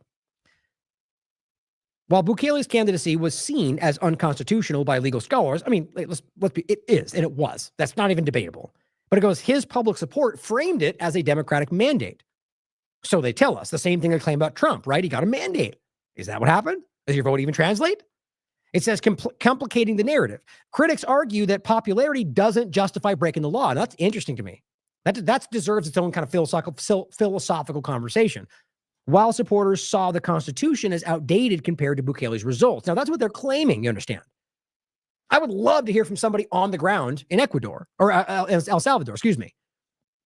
So why this is so fascinating to me, right? So clearly, I even floated this idea because it's interesting, right? Like even with Trump. Okay, let's say we live in a world where the deep state's taking control, and the only way you could take it back is to break the law. It's interesting and it's a hard conversation because it's certainly possible, right? But then when you fold in everything else, like the obvious reality that what they're doing is it's not even just doing that they're basically enshrining the same problems they claim they're fighting in a little different way. But the philosophical point, or rather just maybe it's not even philosophical, but just it's the idea that you might make an argument for why that has to be the only way you can save the democracy. Break democracy to save democracy. The main argument or the main kind of problem there is that you have to lean in to the break democracy or break whatever we want in the hopes that they then bring it back, whatever you want. And even if they genuinely mean it, maybe it just doesn't happen. Maybe they never find the time. Maybe they always fighting the Democrats. Like the point is, that's kind of a clear setup to me, right? So the conversation here, again, we know that these numbers are easily fabricated. And we already saw that in the early stages of this, that most people were calling this out until they just completely consolidated their control and suddenly popularity rose. So to me, that seems a little bit, that's a red flag. But then going to the other side of it, right? Let's say, and I have a hard time verifying this outside of government information, that they rapidly decreased violence, that people's lives were better. It's worth considering this, right? The idea that, you'll just to be clear, I will never lean into that. If the outcome is there afterward, I'll call it out. I'll point at it and say, well, that's interesting, right? This is something to consider. As I said before, the only way right now to go forward, in my opinion, is to completely err on the side of your principles and your integrity. And right there, that's a violation of your principles and integrity, or at least I see it as arguing that you should break what you believe in to maybe save what you believe in. Like I will never lean into that. I just think that's the wrong direction and will always be taken advantage of, like we're seeing now. But it's interesting though, right? Because if their lives are fundamentally better and all of them are going good, and the only downside is for anybody kind of outside of that, which I find hard to believe, but just as a theoretical point, it's worth having a conversation about, because then you break down the point is it more important? Basically, let's put it this way. If let's say 90% of the country or 100%, we're okay with them killing, murdering innocent people, does that make it okay?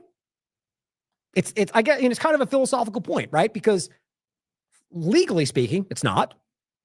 From a moral perspective, I think we all know that it's not, but that's a democracy point. And this goes back to the idea of why mob rule is not the answer. But maybe you disagree. So that's this point. That's a debate that we're never really going to be able to solve, because it comes down to a personal opinion. But I think it's interesting, but it's also, I look at it as a very well-crafted manipulation, because that's where you have to end up if you're being honest about it. And it opens the door for people to go, well, they're happier. Who are you to say? Fair point. Same thing you'd say here. But again, err on the side of principles and integrity. And at the very least, we should verify that that's actually what they think. And I don't think that's the case. My personal opinion. Now, again, this is the kind of stuff we've seen since then. Exactly what they cry foul about when it comes, like it's the same point right now. Like you could argue that the Democrats or the Trump administration fought off the deep state, right? And beat the Democrats. Now he's in power. Okay.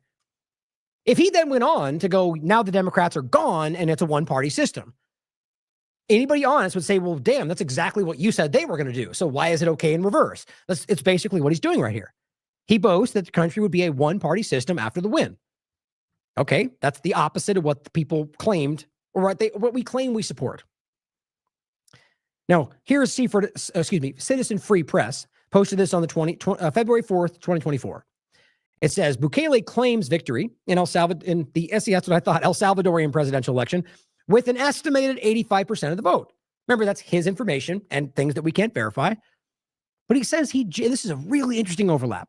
He jailed more than 75,000 MS-13 gang members. Now, we talked about this briefly at the time, and other suspects during his first term in office. Okay, maybe. Just like we're seeing now, there was no due process here. He suspended civil liberties. So for all we know, that's 75,000 dissidents.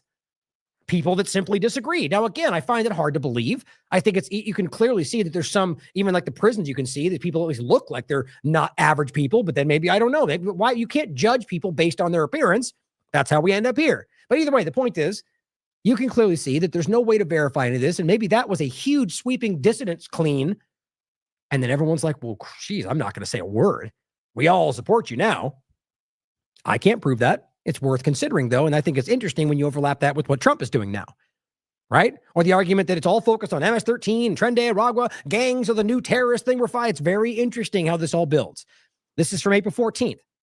What to know about El Salvador president and Trump ally Bukele and his visits as he visits the United States. This is important.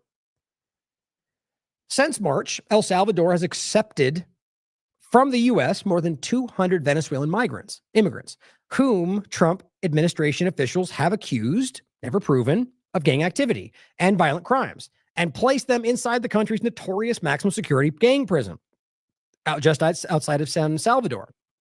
Now realize, I've said this before, it's worth looking into for yourself. We've done it once. This is probably one of the scariest prisons I've seen. It's like a Guantanamo Bay.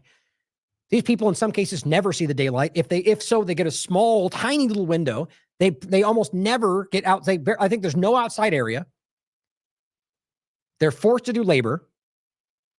And if they get any kind of legal process, there's hundreds of them in the room with one small TV, and apparently nobody ever leaves. This is a concentration camp. That's exactly, that meets every definition.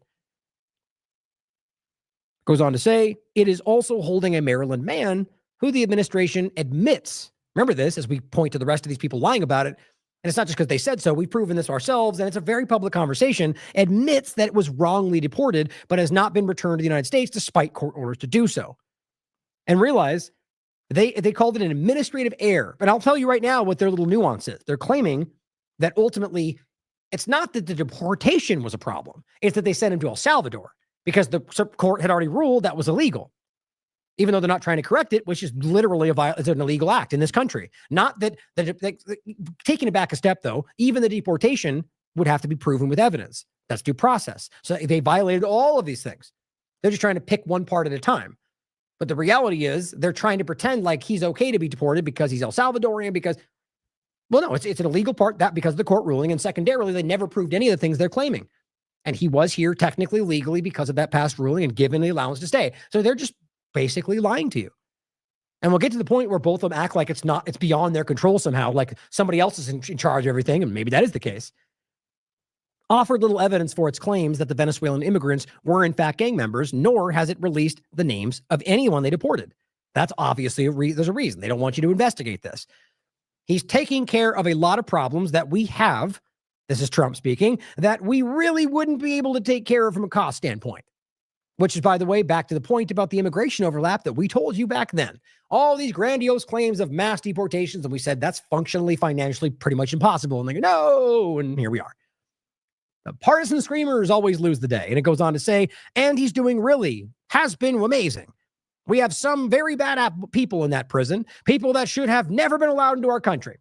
Yeah, I guess we'll take your word for that, seeing as how you've proven none of those things. And the ones we can prove are not criminals at all, or even here illegally. So they just keep doubling down on that. He called them barbarians in his Truth Social post, even though he knows we already know that the ones we can prove are not. How do you not see that other than desperate? That's an attempt to kind of just scream over the cover-up. It says, since Secretary Rubio's first visit in February, Bukele, whose government has arrested more than 84,000 people as part of its 3-year crackdown. So that was 75,000 back then. That's up to 84,000 now. Has anybody proven these people are criminals? Does it even matter in that country? It doesn't. That's the point. They've already suspended civil liberty. So they just get to throw people in a dark pit and never look back. That's where your government is threatening to send you and is already sending people who are not criminals and we're here legally. I just feel like I want to repeat that 100,000 times. I don't know why this is not earth-shattering for some people. People, as part of this 3-year crackdown, it says he has made it clear he's ready to help the Trump administration with its deportation ambitions. Bukele struck a deal under which the U.S. will pay about $6 million for El Salvador to imprison the Venezuelan migrants for a year. All right, so the same point we'll come back to. If he's paying for it, then he can easily say, I want him back because we're paying for that. Or once it runs out, you're going to keep doing it if he doesn't pay you? The game where they're acting like it's somehow outside their control is not just insulting your intelligence, it's insulting to humanity. I mean, it's gross what they're doing.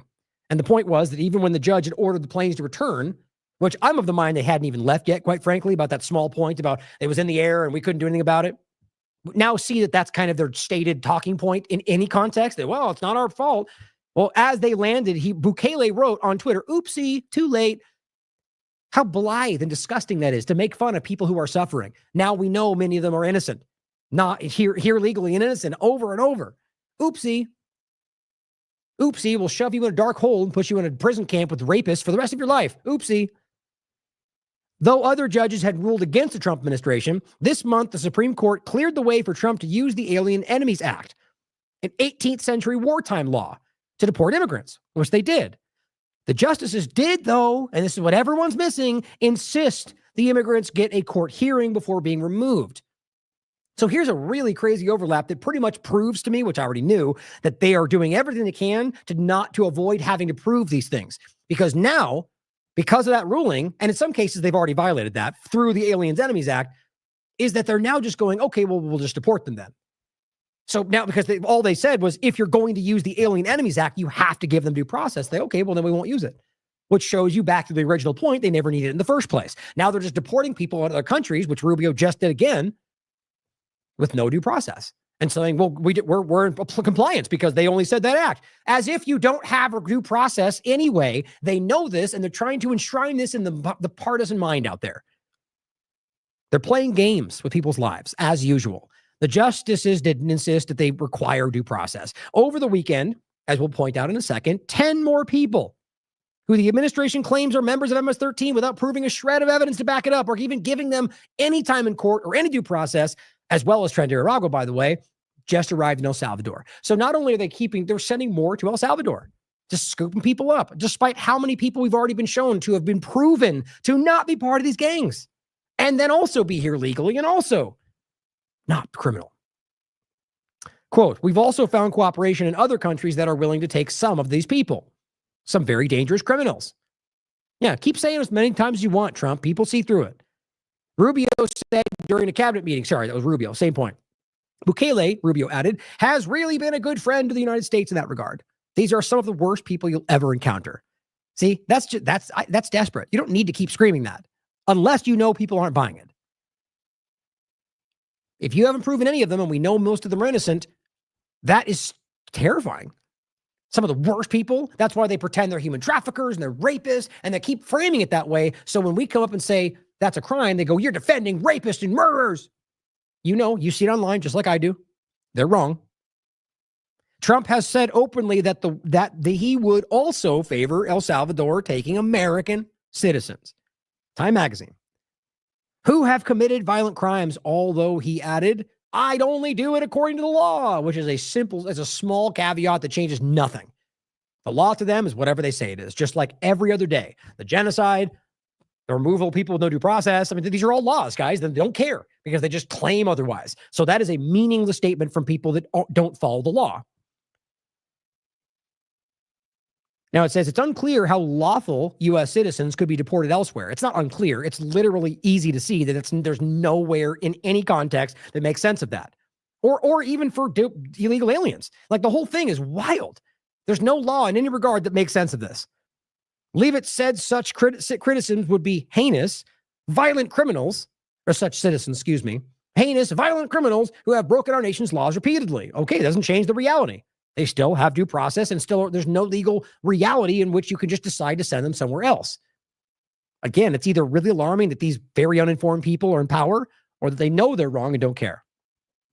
Meanwhile, Supreme Court has called for the administration to, quote, facilitate the return of Garcia, a Maryland resident and Salvadorian citizen who had an immigration court order preventing his deportation to his native country over the fears of gang persecution. Right. But he's a gang member, though. Right? It says, leave it said the administration job is to facilitate the return, not to effectuate it. I called this exactly. The day this happened, what did I say? They're going to play on these words. Because they said publicly that we won essentially because they just said facilitate. And everyone's like, well, okay, well, good. That's what the judge ruled. Then facilitate it. Get it done. And they just did nothing. And then they came back and said, what are you doing? I said, we haven't done anything. They go, okay, we'll come back tomorrow. Show us what you've done. And now that's what we're going to catch up to today. And they came back again and said, what are you talking about? We don't have to do anything. You told us that. It's like this insane inversion of reality. We'll come to that entirely. Well, Bukele goes like, that's not, I can't do it either. So all they're pretending is that they just are there in case he needs you. If he decides to fly him over here, we'll be there. That's not what facilitate means, you morons.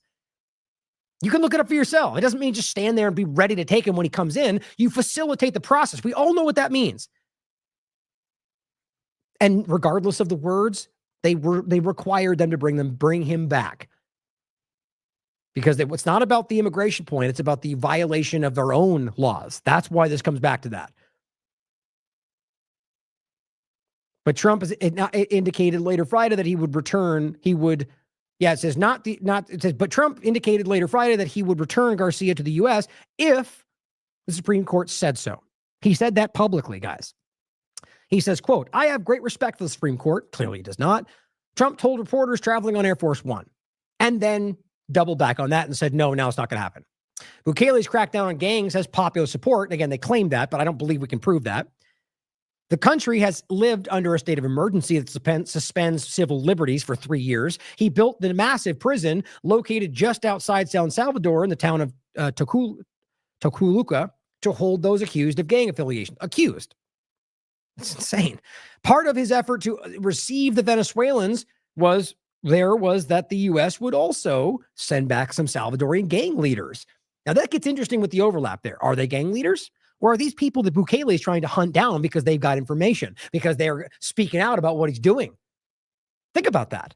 No one's proving any of this stuff. These are all words and narratives being floated around, and this guy's not proving anything. No one's charging him with crimes. No one's presenting evidence.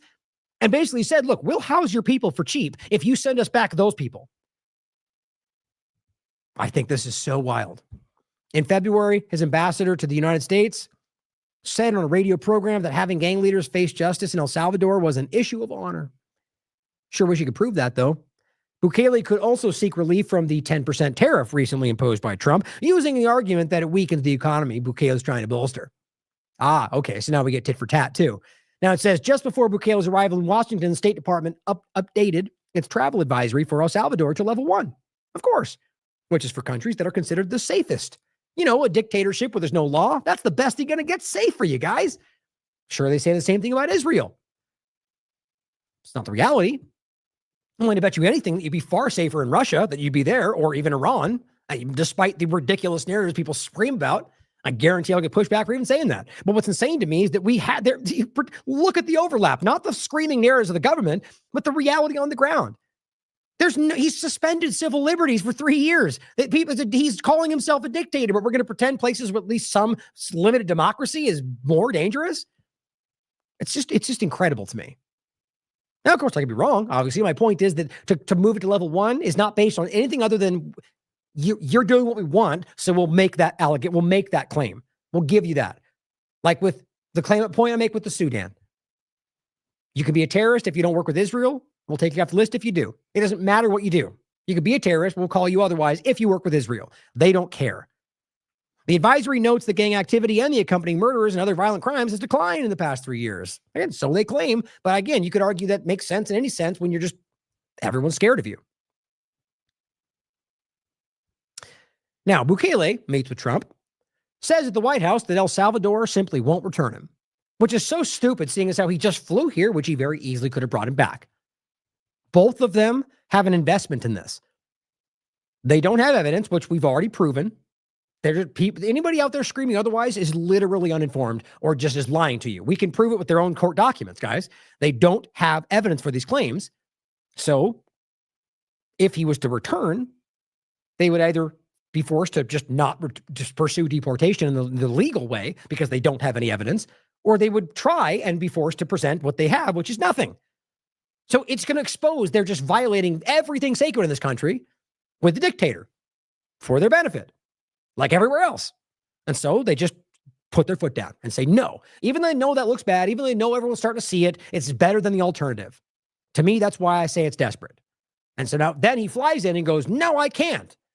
Even though we told you it was a mistake, even though we shouldn't have done it, even though he's not a criminal, that's where we are. Now, Milchick points out, Roger Greg Sargent here, says, don't overlook this. Trump is leaving Abrego Garcia to rot in a foreign gulag, even though the administration can always bring him back and simply retry him for deportation in the lawful way. But my point stands. They don't have evidence. That they won't do this shows their case against him is nonsense. Or throw the evidence out, right? Display it for us and claim, look, he was a criminal, and back up your logic for why you don't have to prove that. But they don't, because it doesn't exist. And Melnick says, very important to emphasize that they have a procedure they could have put him through if they really wanted to deport him legally, but they didn't do that. Now, this was the other one from the 12th. Trump DOJ flips off the Supreme Court and brazen update on deported dad. Now, this was one we basically already touched on. After declining to provide any information on how it would facilitate his return, the first time they came back, remember, they said, come back tomorrow with steps that show what you're doing.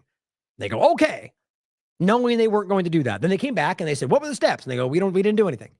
Like, it's such a waste of everyone's time. They know how they're playing everybody, and it's not even slippery. It's not even smart. It's clumsy. We all see it. But it says on Friday, senior State Department official Michael G. Kozak signed a declaration on Saturday swearing that he was alive and secure in El Salvador. And maybe there's a reason. Maybe he's not.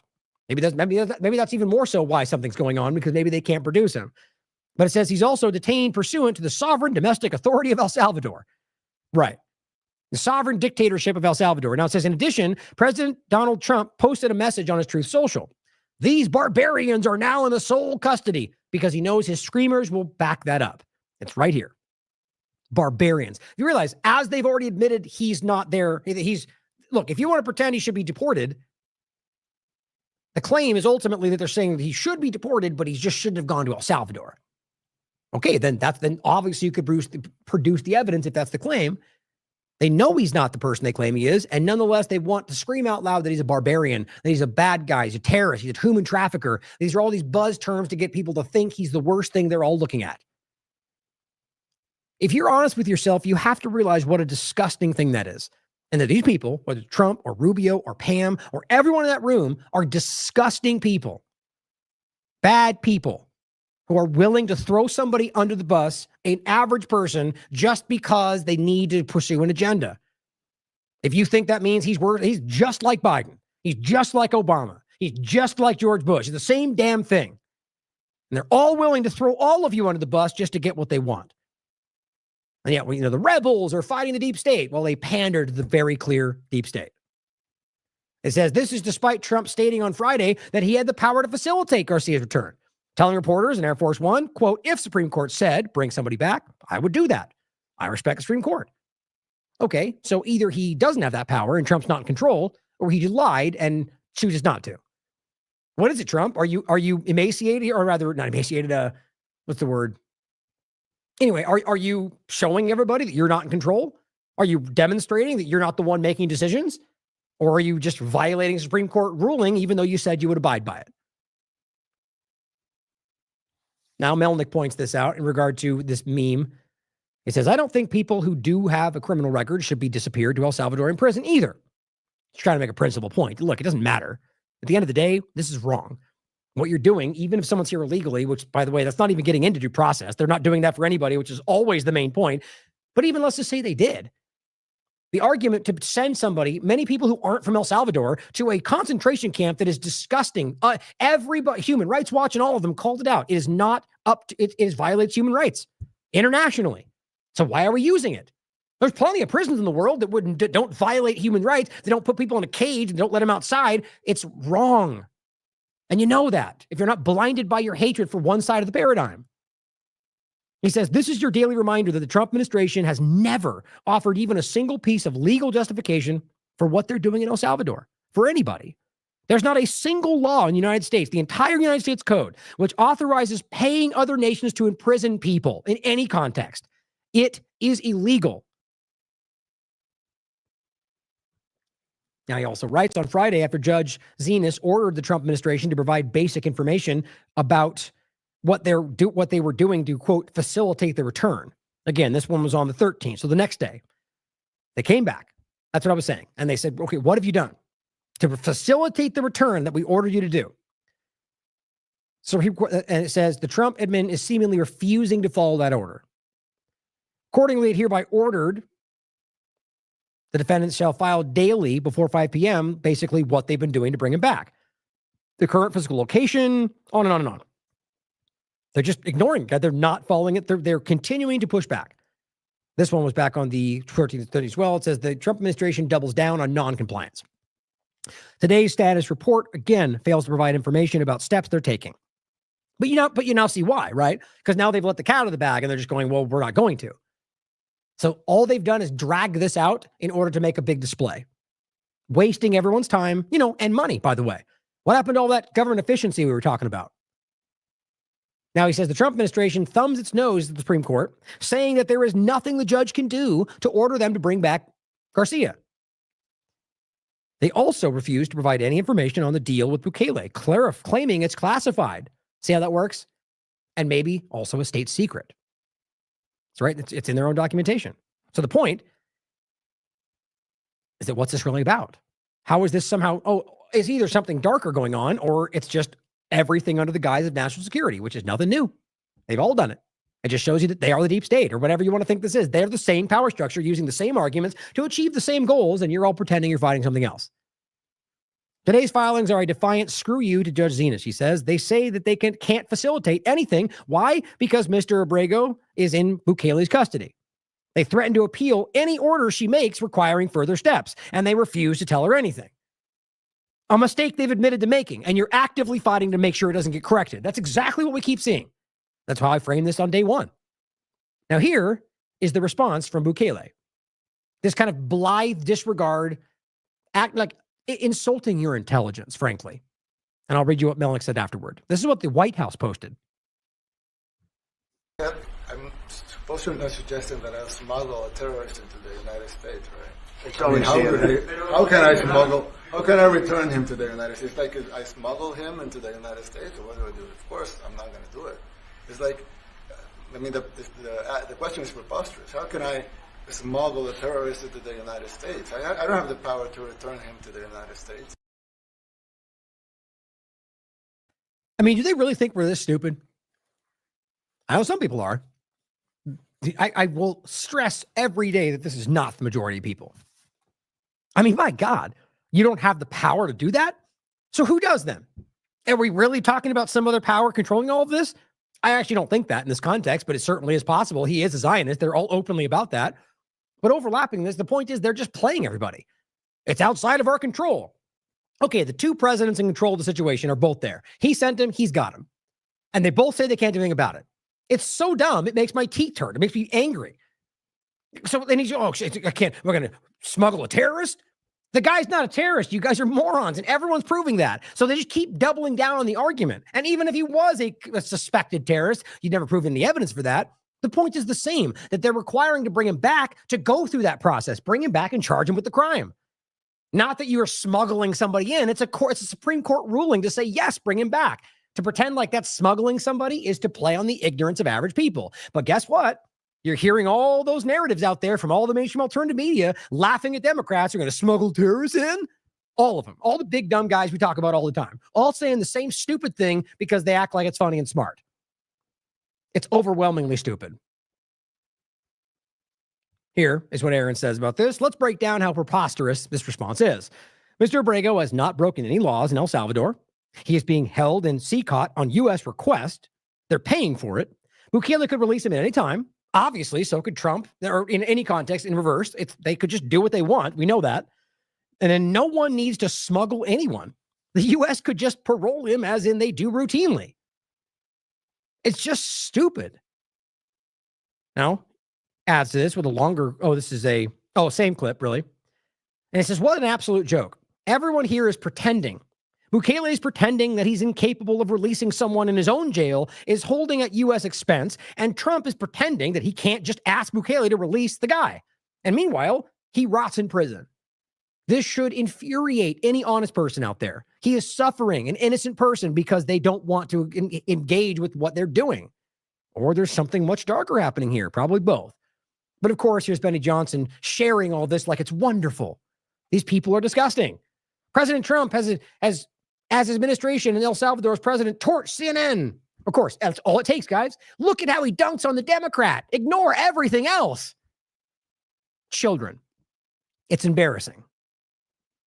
Ask about why an alleged MS-13 member was deported to El Salvador. Yeah. He's acting like that's a gotcha moment. Yes. Why was an alleged anything deported anywhere without any due process? You don't believe in the Constitution or you don't care. Own that or shut up. Bloodbath, just watch, he says. Okay, let's watch this. Because you're going to get to see one after another, all of these complete morons or complete liars tell you things that we can prove aren't true. In the middle of, and this is at the White House, guys, with two leaders of countries who are literally beginning, like he is, I don't know whether you think Trump is beginning to emulate him or he was put to this by these power structures. What we're driving towards in this country is exactly what he's doing. I mean, and I'll just show you right now. Where was that? Somewhere in here. Basically, the point is that he called himself I think it's one of these articles. We'll come back to it. He calls himself a cool dictator. Talk about trying to normalize things that we all, I mean, Hitler was a dictator. I mean, there's plenty of people that were dictators out there. I quite frankly think what we're living under is a dictatorship. Same with Israel. Despite how they have multiple people involved, it's still an authoritarian control structure, and one person can sign edicts and just hand down demands. We need to be honest about what this is. These people embarrass me.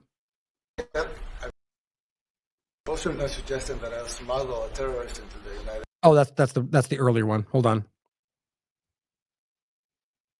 Or maybe I didn't grab this. Hold on. It's important. I just want to share. There's one really that I want you to see in this. And it's the way that it's about 5 minutes. I want to watch through this. It's about specifically the way that he kind of passes the buck around. And I think that's important for many reasons, but just how they all toe the line and just say exactly what they're told to say, or rather, maybe they think it all, but they're wrong. 100% without question. These people are all wrong about what they're saying. Let's hear the question from this very low-rated anchor at CB. See, they do that. They all suck. So just the Republican media right next to them are just as dumb and misinforming. But what's funny is the same thing. You're literally sitting here with a self-professed dictator talking about things that are violating our Constitution, but they protect. Bennett Johnson goes, yay, because he goes, dumb CNN. That's what they care about. The woke right, by the way. Do you plan to ask President Bukele to help return the man who your administration says was mistakenly deported? The man who was mistakenly deported to El Salvador? Well, let me ask Pam, would you answer that question? Just to be clear, in no way did he push back on the mistakenly deported, because that's verifiably correct. That's what the courts have said. That's what they've admitted to. But watch as this guy, I'll show the guy with the bald head, I forget his name. Well, as he continues to stress, that's complete. We've gone through a hoax, he calls it. It's a hoax.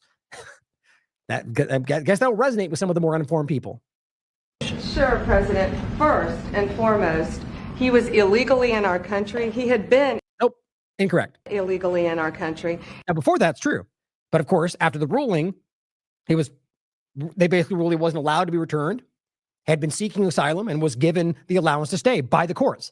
It's the same as like with Biden saying that, wow, he said it, we don't agree with that, so it's illegal. That's not the reality. Then she goes on to lie again about what happened in 2019 in Home Depot, where he was picked up, never charged with the crime, never even technically arrested, and released. And they wrote down on a document MS-13. And by the way, the claim of human trafficking, they seem to have just dropped off now, because it wasn't true to begin with. None of it is, but it's funny how they just keep evolving what they claim. It's just about gotcha moments to get people to stop listening to the reality. And in 2019, two courts, an immigration court and an appellate immigration court, ruled that he was a member of MS-13. Incorrect. 100% incorrect. Easy to prove. Gone over it 4 times.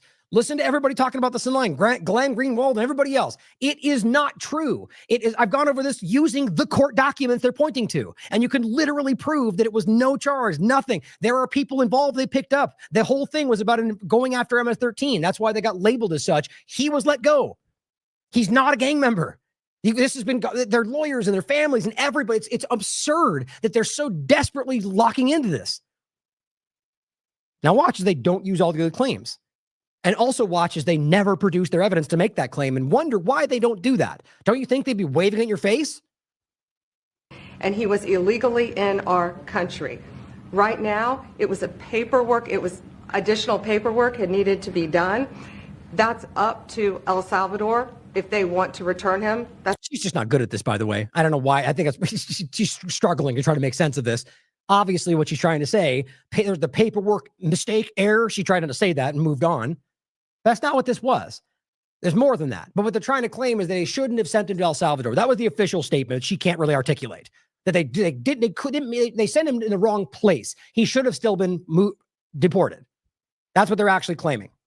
But how then, if that was the mistake you made, and the one thing we know for sure that you're making sure to claim, there's more to it, but that we weren't allowed legally to send him to El Salvador, why is it now El Salvador that's only the one able to solve that? I mean, the Supreme Court is like, this is ridiculous. They're like, the one thing they're stressing is that one thing was illegal. You have to correct it. It's not about immigration. It's about the one thing.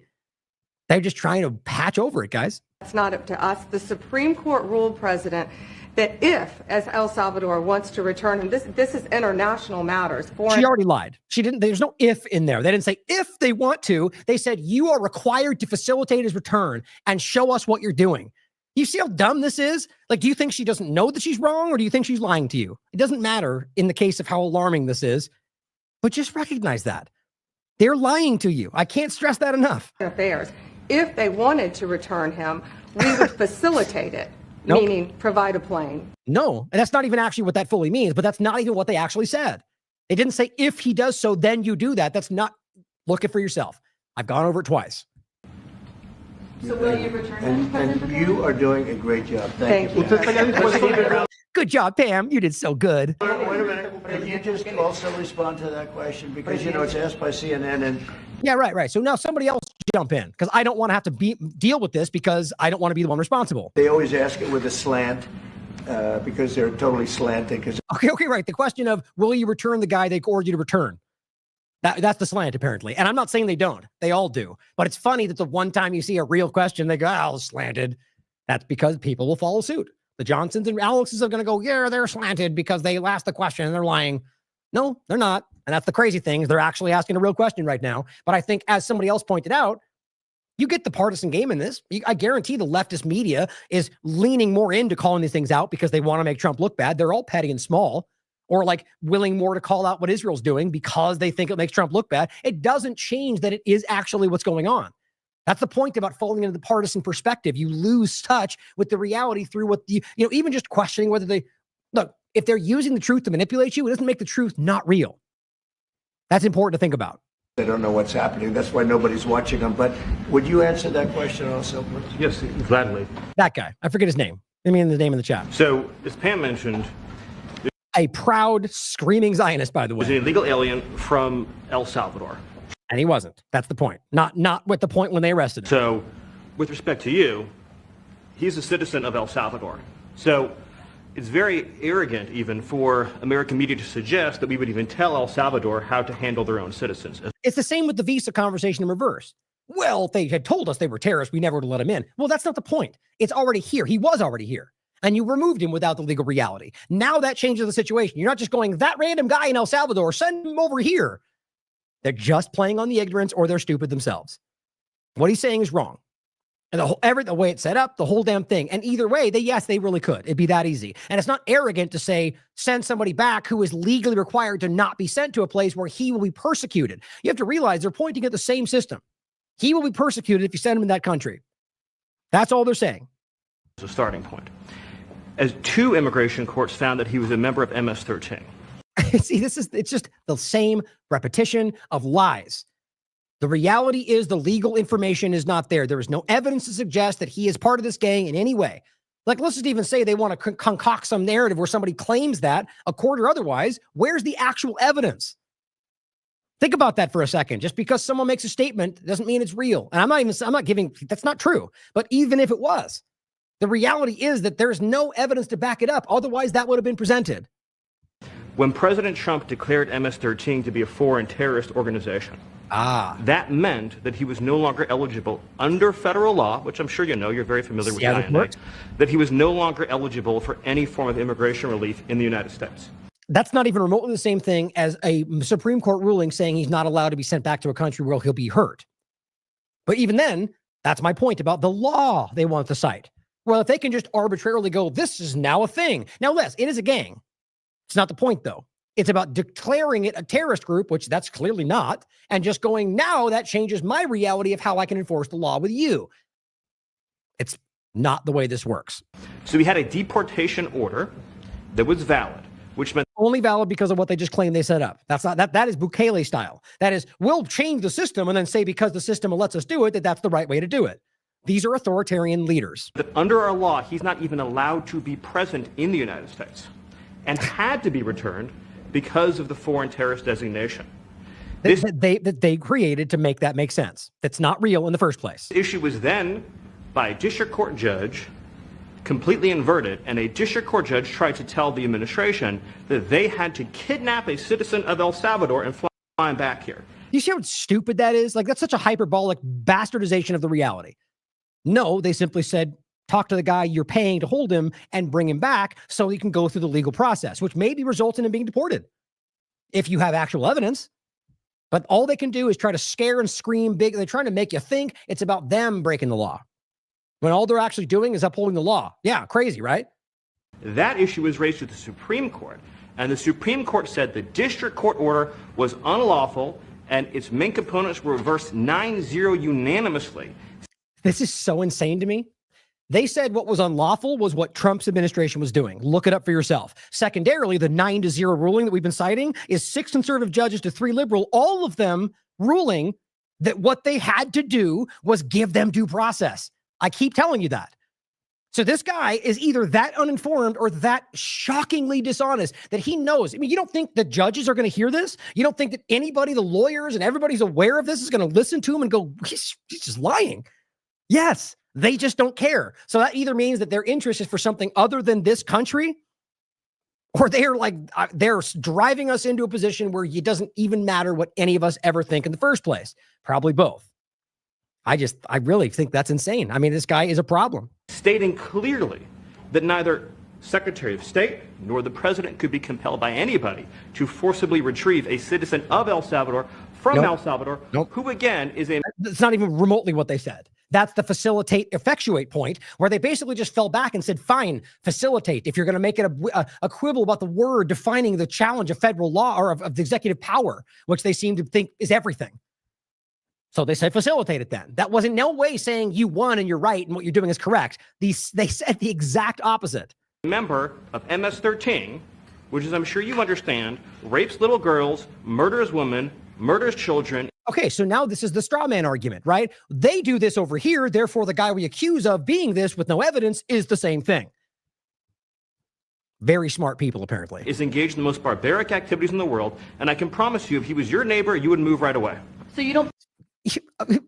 A non-criminal who has a family, who is not, I mean, it's so gross what they're trying to do to this man. Because they know they're in trouble, I think. But the Supreme Court's asking to... What was the ruling in the Supreme Court, Steve? Was it 9-0? Yes, it was a 9-0. Yes. In our favor? In our favor. No, not even remotely. Against the district court ruling, saying that... That's how Leavitt was trying to frame it, and it's simply not true. Okay, here's what's funny, guys. I went over this with you 2-3 shows ago, well before they manufactured this framing, and I told you, I predicted this is exactly what they would do. This is just wild. No district court has the power to compel the foreign policy function of the United States. As Pam said, the ruling solely stated that if this individual at El Salvador's sole discretion was sent back to our country, that we could deport him a second time. Well, no version of this legally ends up with him ever living here because he is a citizen of El Salvador. That is the president of El Salvador. Your questions about it per the court can only be directed to him. Factually incorrect, like everything else he said. Right? They're just bastardizing what they said and trying to contort it into being in their favor. The bottom line is the same. I'm not claiming he'd end up in this country. That's trying to manipulate you by using something no one's actually claiming. They're simply saying bring him back so we can go through the process legally, which may result in him being deported, which may result in him going to jail if you claim he's actually a criminal and you can prove he is. See how simple that is? But all the rest of the word salad that's spinning around is based on they're manufacturing this. I asked ¿Usted lo liberaría, President Presidente Bukele? Can President Bukele weigh in on this? Do you plan to return him? Well, I'm supposed to be suggesting that I'll smuggle a terrorist into the United States, right? So he's just how can I smuggle? How can I return him to the United States? Like I smuggle him into the United States, or what do I do? Of course, I'm not going to do it. It's like, I mean, the question is preposterous. How can I smuggle a terrorist into the United States? I don't have the power to return him to the United States. Of course you do. Inside El Salvador. Yeah, but I'm not releasing, I mean, we're not very fond of releasing terrorists into our country. I mean, we just turned the murder capital of the world into the safest country of the Western Hemisphere, and you want us to go back into the releasing criminals so we can go back to being the murder capital of the world? No, that's not going to happen. Well, they'd love to have a criminal, released into our country. I mean, there's a fascination. They would love it. Yeah. They're sick. These are sick people. Marco, do you have something to say about that? Right. Let's all have a good laugh at people asking about the rights of these people, right?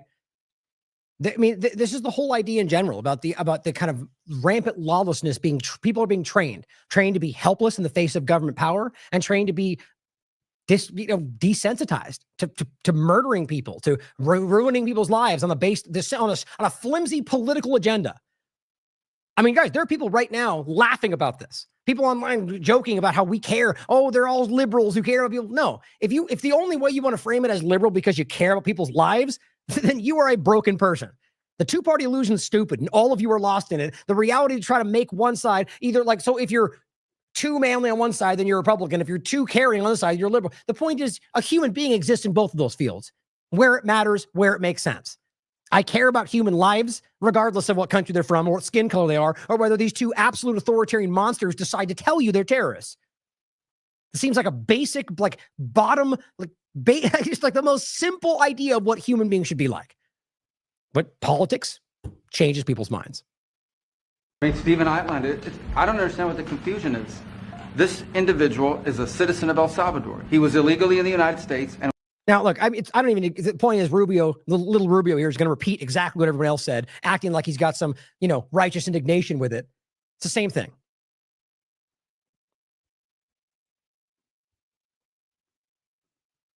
Now, this is actually first, before we get to that, I wanted to show you this. This is what we went over last time. I think it's insane to me that this stuff is so clear. Here's the actual court. I'm going to include this for you. This is the actual document. The Supreme Court, the United States, Cristian, Secretary of Department versus Garcia. Okay. First of all, this is just the breakdown, whatever platform it's from, you can straight up prove this stuff. And it's just the first one that came up when I searched for it. Supreme Court has ruled unanimously that the Trump administration must try to release the Maryland man who was mistakenly deported. The 9-0 ruling, the justices declined to block a lower court's order to facilitate bridging back Garcia, but they also said Judge Paul Zenas may have exceeded her authority. Okay, so they did not side with them in the argument that they were that they were trying to block that they had to return him. They in fact lost this case. The order was you have to return him, but they did say that she might have overstepped by using the word effectuate, which is such a ridiculous thing. Hey, maybe even agree with that. But I made this case very clear at the time. They then said, but you still have to facilitate his return and you have to give these people due process. On the Judge Zenas directed Trump administration to provide her with daily updates, which they've never done. The government has conceded Garcia was deported to an administrative error. One of the dozens of alleged gang members of migrants' plays. We're just kind of trying to skim through real quick. Yeah, in a 2-page filing, government lawyers called her deadlines impractical. God forbid it should be impractical for you when somebody's suffering in a prison they shouldn't be there, that you admitted you did wrong. During, at times, tense hearing, it says, I'm not here for state secrets. She said, I'm asking a very simple question. Where is he? See, at the time, they were trying to make it sound like that's a national security. No, they were basic questions about where he is and why he's not back. Let's see. I'm trying to find just some of these specifics. We're going to go through the document next. So here's the actual document that you should check. I'll include this too. Okay. To this day, the government has cited no basis in law for Garcia's warrantless arrest, his removal to El Salvador, or his confinement in a Salvadorian prison, nor could it. The government remains bound by immigration judges' 2019 order expressly prohibiting his removal because he faced clear probability of future persecution. I mean, that alone shows you they're lying. They're saying they've literally no basis legally for what they're doing. And he literally stands there and screams at you that that they won the case. This is just straight up insane to me. This is inversion of reality in a point where everybody who even barely looks can tell that they're lying. How do you not see that as desperate to take a loss and go, we won because I said so? A 9-0 ruling that they have to do what they're not doing. And it's just wild to me. I'll include it. Please read through for yourself and go through everything he just said. We did it already. I went through this whole thing. So here, El Salvador's Bukele meeting with Trump says he won't return migrant wrongfully deported. This may be redundant. Let me skim through. It says, I don't have the power to return to the United States, he says, which he clearly does. How could I smuggle a terrorist to the United States? Ridiculous. Repeating the lie that he was a terrorist. And that he's a terrorist and a gang member, which is not claimed in the court battle. It's just like Khalil. So in the actual documentation, they're not even claiming that. Why? Because there's no evidence. But she sits there and says, 2 different things have ruled that we know it. Then why didn't you present that to the court? That answers itself, guys. Now, Garcia's family and lawyer have denied that he has any affiliation, which maybe they're lying, but the point of due process is that we would get that to be verified, wouldn't we? And the evidence has fleshed out, in my opinion, to show that he was not. The administration, as well as, by the way, the fact that the people that arrested him in that time they point to decided themselves that he was not and released him. But it says the administration has not publicly presented evidence that Garcia is a member of the gang or a terrorist, and he has not been charged with any crime. And yet they sit there with smug faces and tell you you're wrong for disagreeing with them. Garcia was sent to El Salvador's infamous prison following what the government said was an administrative error, despite 2019 court order banning him. Again, what I just showed you was 9-0 Supreme Court ruling saying that they are bound by that that's the only thing this is really about, and they're all manufacturing lies about it. His attorney says he escaped El Salvador in 2011 due to political violence. Now, political violence, by the way, is government, guys. We're talking about the same government that he goes, send him back. I want these other guys too. Doesn't that sound weird to you? I think something's going on here. I think they want this. He's probably, I mean, that's the point about whether he's even alive. Maybe there's a reason he fled from El Salvador, political violence, and the political violence met him when he got there. That's possible, considering all possibilities. Bukele and President Trump are both incentivized not to bring him back, says one of these, I believe it was the lawyer speaking. Yeah, the attorney for Garcia. If they bring back Garcia, it's going to be a media frenzy, and the guy's going to be all over the news, and then we'll know about his experience. Clear. The Supreme Court last week ordered the Trump administration to facilitate the return. Trump said on Friday, if they said that, then we would oblige. And he then didn't do that. Trump changed course later that day and instead suggesting the fate was in Bukele's hands. It's always kind of somebody else's responsibility with Trump, isn't it? On Monday, Trump ignored a question on his statement that he would abide by the Supreme Court ruling, instead attacking the CNN reporter who asked. Because that's how that goes. Because then you get all the screamers that go, yeah, dumb Democrats, and ignore the fact that he just lied, didn't do what he said he would do, and also was against breaking the law. His top officials repeated his claim that what happens next is solely up to El Salvador and that the courts can't direct how the executive branch engages, which no one's trying to do that. It's up to El Salvador if they want to return him, Bondi said. Quote, I don't understand what the confusion is, Rubio said. This individual is a citizen of El Salvador. They're irrelevant to the real point that's being made. But they're muddying the waters because they all have an agenda. Rubio, Bondi, Stephen Miller, that's his name, Stephen Miller. Trump's Homeland Security advisor, that's terrifying, all pointed to the Supreme Court order last week as a win. It's insane for the administration. The administration is due to give daily updates, but they have failed to do. Miller falsely claimed the court ruled 9-0 that, quote, neither Secretary of State nor the president could be compelled by anybody to forcibly retrieve a citizen. Nobody said that. Now, again, it's certainly possible that Miller himself is listening to some podcaster and doesn't know that he's wrong. That's how dumb this all is right now.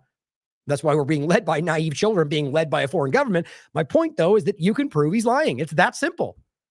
It says, but in fact, the Supreme Court held, quote, the government should be prepared to share what it can concerning the steps it's taken in the prospect of further steps. Meaning you don't just sit there and wait for him to do something, Bukele, that you're being ordered by the Supreme Court to take steps in the interest of facilitating his return, which you all know what that means. Supreme Court also said, quote, the United States acknowledges that Abrego Garcia was subject to a withholding order forbidding his removal and that the removal was illegal, right? So that's, even if you want to pretend they can't bring him back, the point is the Trump administration straight up broke the law and they don't care. The administration has deported hundreds of migrants they allege to be Venezuelan gang members to El Salvador, though have done so with seemingly, see, I hate the way they even said that, have done so with no due process is the right way to read that. Rubio in a social media post on Sunday, said the efforts continued with another 10 alleged criminals associated with MS-13, which we'll point out in a second. Rubio wrote that the, quote, alliance between Trump and Bukele has become an example for security and prosperity in our hemisphere. See, that's what you're going to hear from the screamers online. The truth is, you're basically turning us into a dictatorship if we aren't already there and pretending like we're saving the world, like pretending to fight the deep state while building it out. In addition to deporting alleged Venezuelan gang members, Trump and several officials have floated sending U.S. citizens convicted of violent crimes to El Salvador. Something legal experts have said would violate the Constitution. Yeah, crazy, duh. I'm all for it, Trump said. If it's a homegrown criminal, as an American citizen, I have no problem, he says. Now we're studying the laws right now. We can do that. It's good. Outrageous. Well, here we are. Keep that off to the side, that court ruling, because I know they're going to keep lying about it. Now here is Miller on Fox News. So this is the crazy part, guys. Where are these supposed, I mean, we all know these are not real journalists, at the very least, not when it matters. But where are these people pushing back on this, right? Where's the guy here pushing back on all the things that Miller screams about right now that we can prove aren't true? Do they do any due diligence before they ask these questions, or are they just stenographers for the power structure to tell you what they want you to think? Here, Eric Dowder goes, boom, Trump advisor goes berserk for 3 minutes about Fox News. The whole point. This guy completely supports the completely unconstitutional destruction of this country because bad guy Democrats or illegal immigrants, even though that's not this case, and he's not a criminal.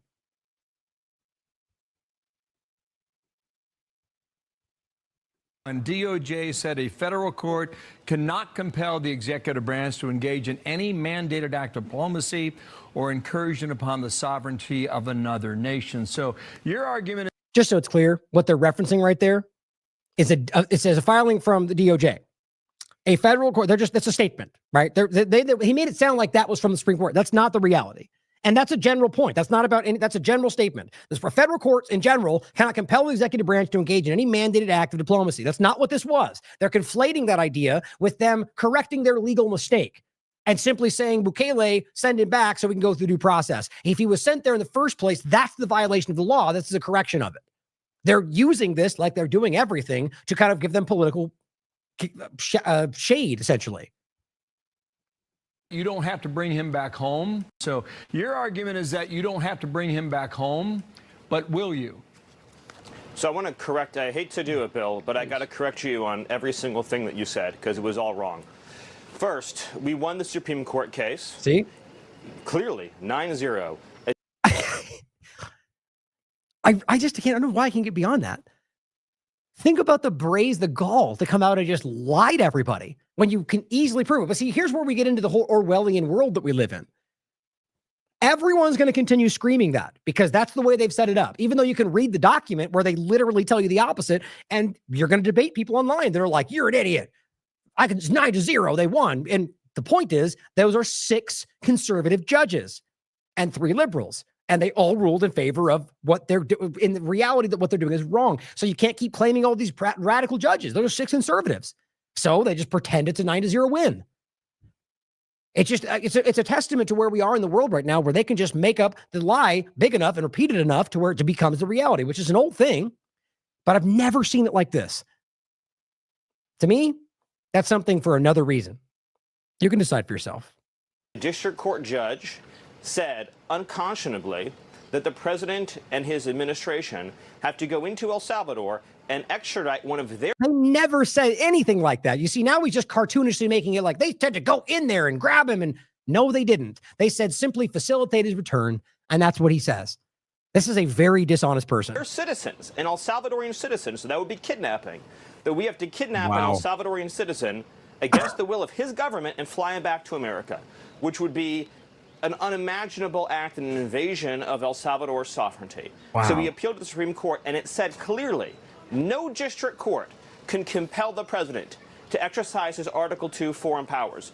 Yeah, see, they're conflating the idea that no one's disputing that that's what the second back, the pushback was. That the effectuate part might have been a little bit over with. But then, which he leaves out, you are still required to facilitate the transfer, and you have no legal basis to do this in the first place, and it violated the first ruling in 2019. Okay. He leaves all of that out and acts like they said we were right. He's lying to you. I mean, like, it's not even, it's the same stuff. I don't want to make it too ridiculously redundant, but you have to recognize how prolific this is right now. So going forward,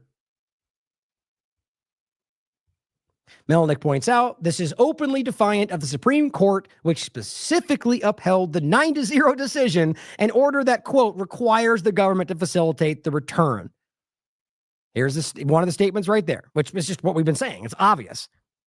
Trump administration claims Scottish ruling doesn't compel it to actually seek. They're just claiming the opposite, which is what they seem to be doing everywhere.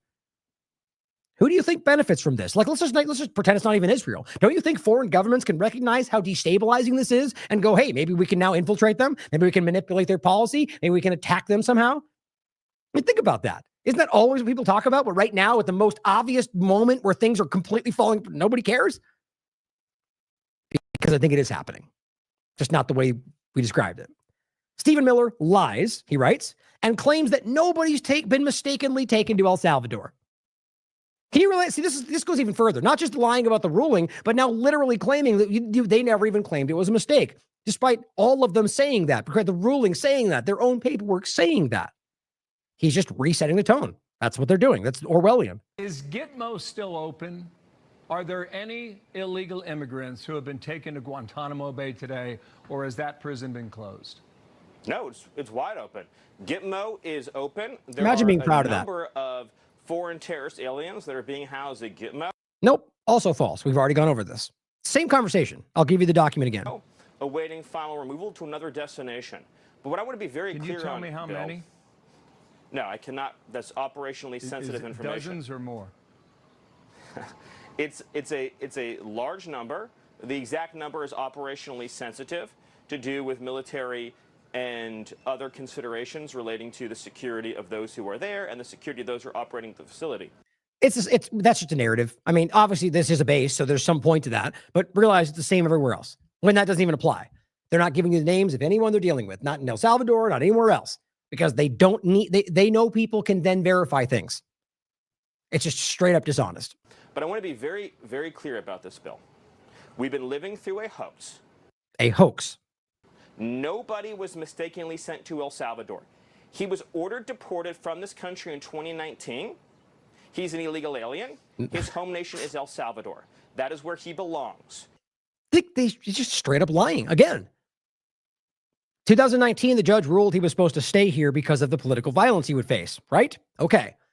So the argument that nobody was mistakenly deported is directly contradictory to what they argued in court, or rather what they were forced to say in court. Insane. And yet you will still see screamers online lie, or rather not even know they're lying, which is how this game actually works today. He says Stephen Miller lies and claims that nobody was mistakenly sent, despite his own administration saying repeatedly that he was sent there as an administrative error, which should not have happened. You can read it for yourself. Then just quit. It's right here. ICE was aware of the grant removed. It was an oversight, and the removal was carried out in good faith based on the existence of the final order. The point is, verifiably, the administrative error. Like, watch this.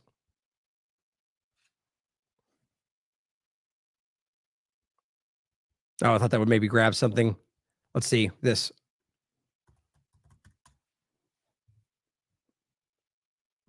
Now, this is New York Times. We shouldn't blindly listen to. Oh, there'll be something to watch here. Hold on.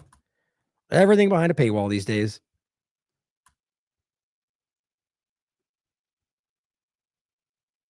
I'll go back one, too.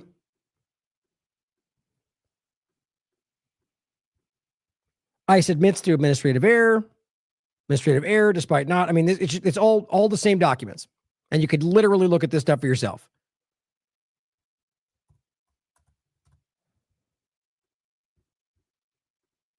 Ah, damn it. Just wasting time. Sorry, I don't like to leave it that gap. But the bottom line, guys, is this is a roundly discussed conversation. The obvious reality is they have continued to put that out. I mean, the point is, I'm just trying to give you more documentation so you can shove it in people's faces that want to say you're lying. The point is, we just, in this show, have already played where they said that.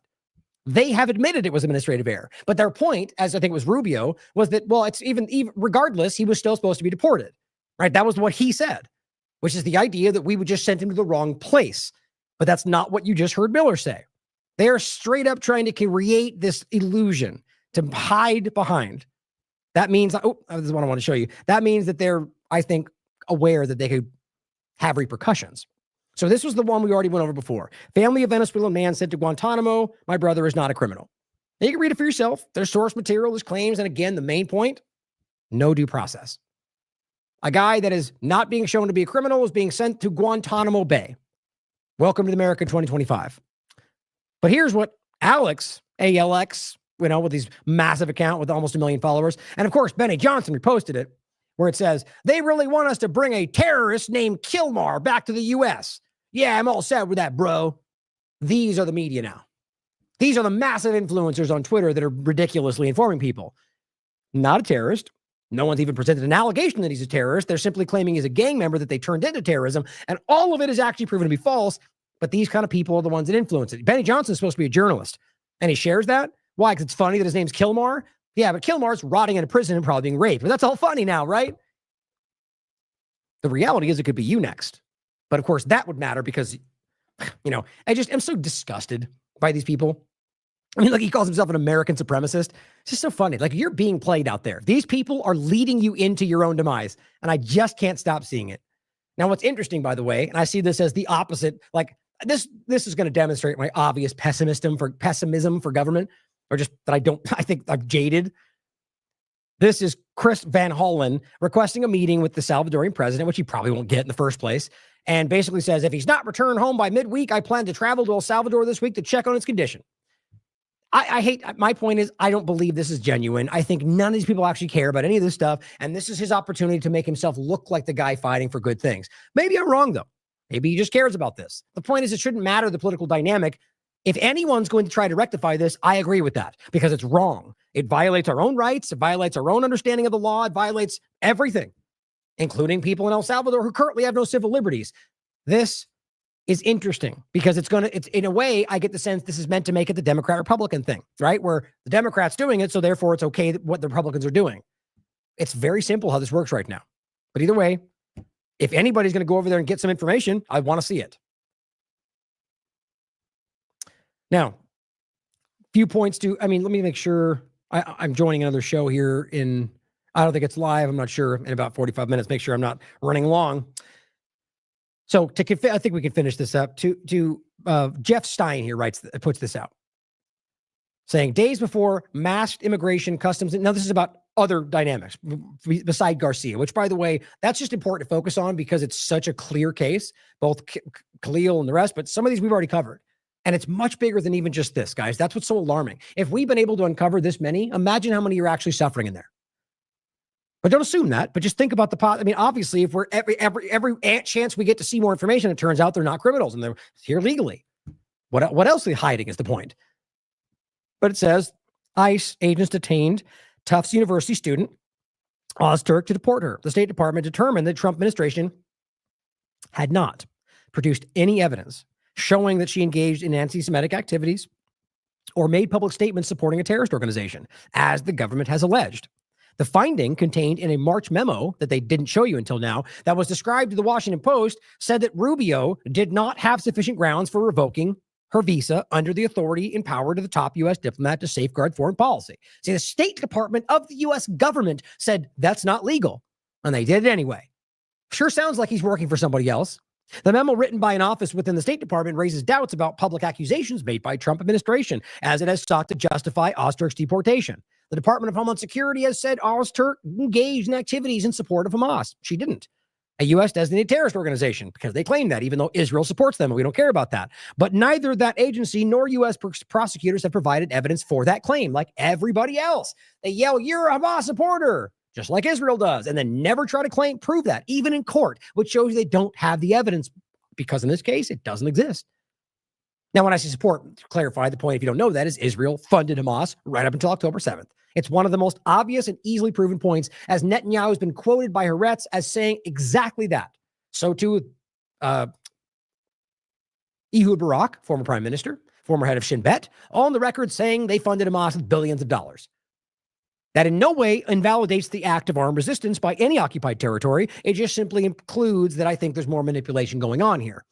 Now, Billy Binion, reporter at Reason, says before ICE arrested Ozturk for writing an op-ed, the State Department said it found no evidence that she was anti-Semitic or supported Hamas. They arrested, jailed, and deported someone for writing an opinion that some officials dislike. That is the best way. That is the reality of where we are right now in this country. And I don't think it's even unique to left and right. I think it's just the reality of our government showing us what they really are. Washington Post, no evidence linking tough student to anti-Semitism, State Department office found. Days before masked ICE enforcement agents, I just read that part, as they alleged, the finding contained in March memo was described in the Washington Post, said that Rubio did not have sufficient grounds. The memo written by the office of the State Department raises doubts about the public accusations. I think that was all I read in general. Yeah, that's all I highlighted. It's the same thing. This is a State Department memo where you can, and it's right here. You can look for yourself. The point is that they are telling you they didn't have enough evidence. Now, realize the important part of this is that they went out and found more. They just did it anyway, which means they don't care. Or somebody else is driving this. Patrick Giacomo, civil rights litigator, says reporting from John, the one we just showed you, and WAPO says there's no evidence, as we just talked about. She's just co-authored an op-ed that would be protected by the First Amendment, obviously. Was Tricia lying, but that investigations found that she engaged in Hamas activity? Yes. This person here, Assistant Secretary, Deputy of Homeland Security, like all the rest of them, just lie. There was no other investigation, as even the State Department found. She is a person who wrote an op-ed that called out Israel's genocide. Israel is apparently hand-delivering directions to the U.S. government, and they're absolutely carrying it out, as we've proven more times than we can count. And she just comes up and says, they investigated and found, and they did not. Yasir Ali. Oh, really, all I wanted to include this for was, this is the video. If you want to watch what happened, remember, she's walking down the street, they walk up, grab her, don't identify themselves, and then within no warrant, and then just arrest her, and she's never seen again. Think about that in this country. The idea we have about this country, right? Is this, communist USSR dynamic, or is this Nazi Germany? I mean, these are the things we pretend this is where they come from, guys. As they're calling out foreign governments in Iran and everybody else, which certainly probably happens in some way, but why don't we see it in ourselves? I think most do. Now, overlapping this with the gay barber conversation, I hate to even describe it like that because this is a very serious thing, but it's just the best way to people to remember the differences of them, I argue. This cop. So first of all, Paul Graham says, if anyone's wondering why we need that boring sounding thing called due process, it's because if you don't have it, you're depending entirely on the word of the guy on the left, at least in this case. And guess what? As the Daily Mail points out, disgraced liar cop blamed for sending innocent gay Venezuelan makeup artist to hellhole in El Salvador. The point is they're just either they are choosing people for specific reasons, which I do think is part of this. People that, like him, just said the wrong thing about Israel online, and we haven't even got to that yet. Or they're just so broad that they're just grabbing anybody and no due process, no claims, which I think we all see happening. Says the cop got fired for drunk driving his car into somebody's house. And my guess is that was the least of it. Now he's writing paperwork to send people to a foreign dungeon with no review. I think he's suggesting that they might have blackmail on him. But you can decide. Melnick then points to Secretary Rubio yesterday doing the same thing.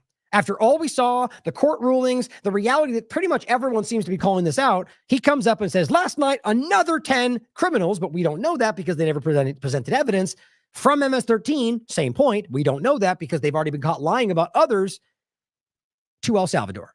Still to El Salvador. The Supreme Court ruling 9-0 that they claim was a win, one of the main points was that they were required to give due process. And that realize, even if that under the Aliens Enemies Act, but realize due process is already the reality, whether or not they enact that law. So either way, they're violating it the same way, and they're still doing it. The alliance between POTUS and Bukele has become an example for security and prosperity. So 10 more people suffering in that prison system without even proof that they're criminals. And we know many of them are not, based on what we already understand. And Melnick says, once again, the administration sends people to be imprisoned abroad, potentially for life, based not on any crime for which they were convicted, but on unproven allegations of gang membership with no due process. No authority in the United States law permits this. Nothing. That is authoritarian, dictatorial type action right now. Where are all the lawyers in the world? You see all these partisan lawyers that are just showing they don't care about what they do when it comes to their agenda.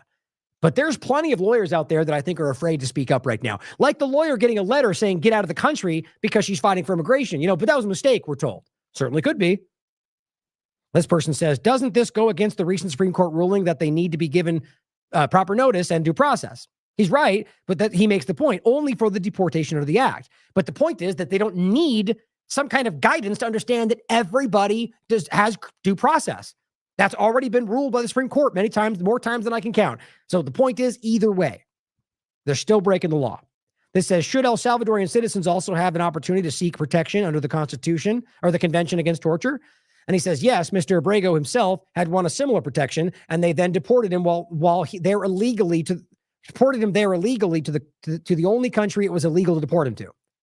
But this is the point. You could anywhere else, the argue would still be he's required to be given due process, but the deportation would have been in some way Like after due process, you could have sent him any other country.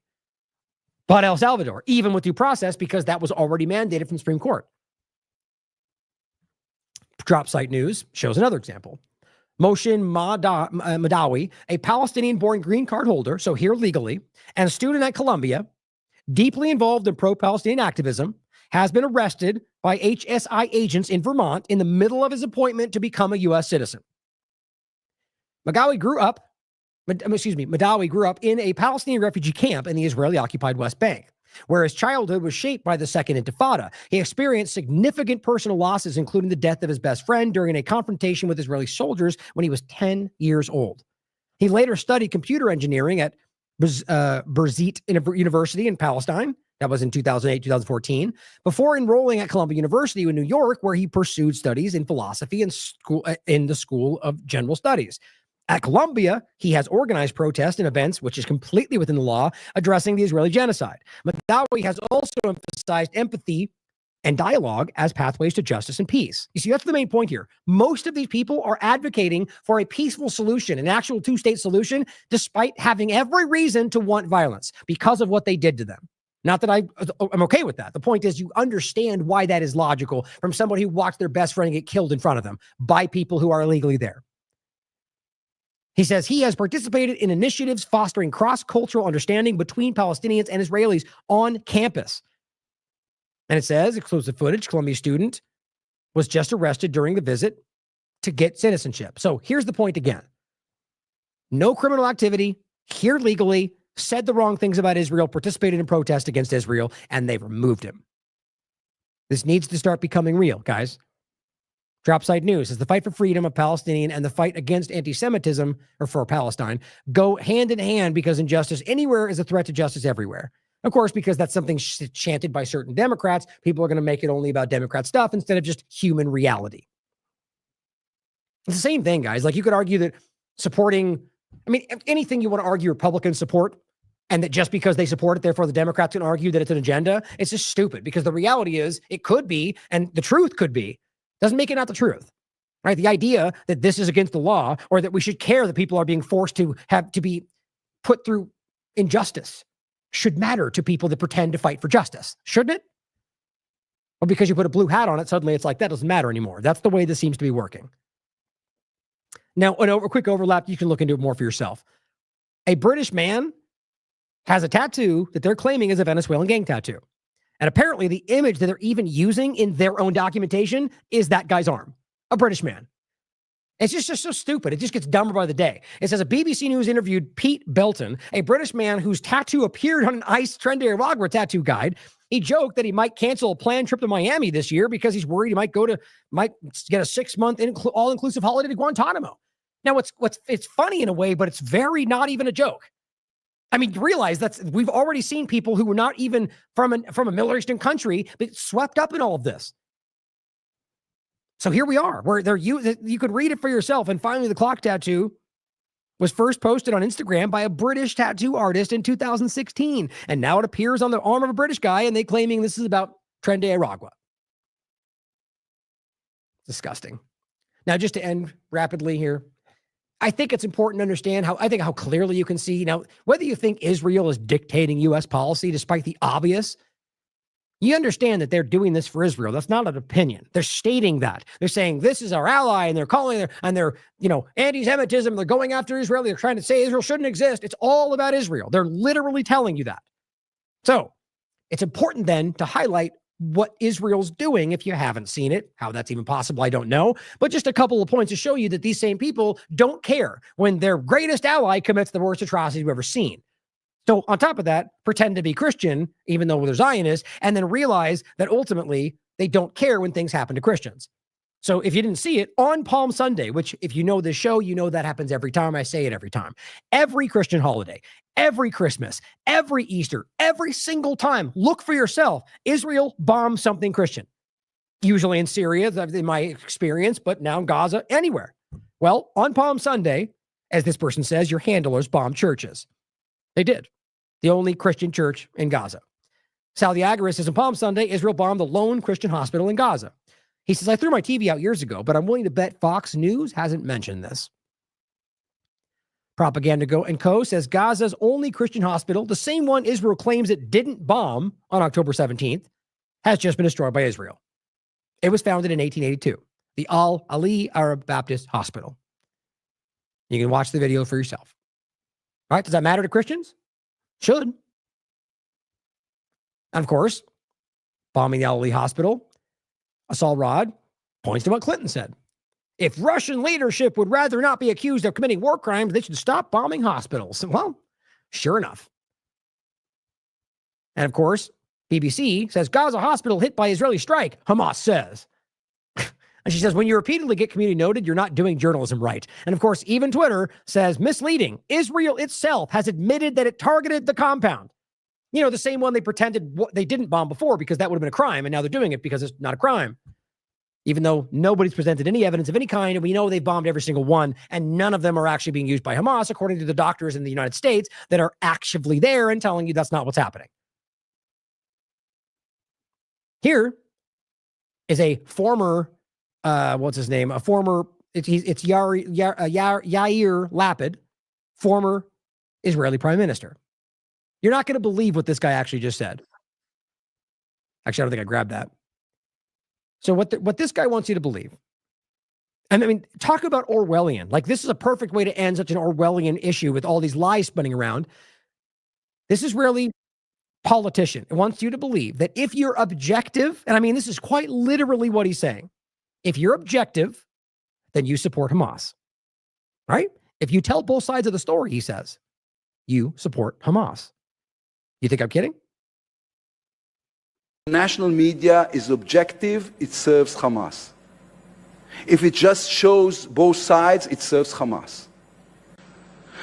My argument is that the media can't just claim to bring both sides of the story. If you do that, you are only bringing one, Hamas's side. So the point is, only show what Israel says, and then you're showing the full picture. I mean, but that doesn't even make sense with the way he started. If you're being objective, objective is very clear. He literally said objective. If you're being objective, you support Hamas. So if you're considering all perspectives, the point is that you're not being honest somehow, even though that is the definition of, I mean, it's so wild. This is the inversion of reality. Now I got to actually rush here, guys, but last two things. I just said, find the courage to call it out, right? This is, we live in 1984. This is a person on Israeli media saying, quote, we still have not revenged in a biblical way. You know, like Amalek is the point. We did not burn Gaza to ashes immediately, create a tremendous humanitarian crisis, level the entire area, he says. This is mainstream media in Israel. Do not leave a stone upon a stone in Gaza. That's a biblical reference. Gaza needs to turn to Dresden, another reference of genocide. Annihilate Gaza now. That's Moshe Feiglin, a politician on mainstream media in Israel. Liberty Maniac says, did Americans vote to have their tax dollars fund this? Some did. Here, and I wish I had more examples that I could have grabbed. I've got 3 different parts we've covered on our show about this. The one with the boot on the guy's face and plenty of others. They've literally carved the Star of David into so many people. It is an easily proven reality at this point. And Khaleesi says the world stays silent.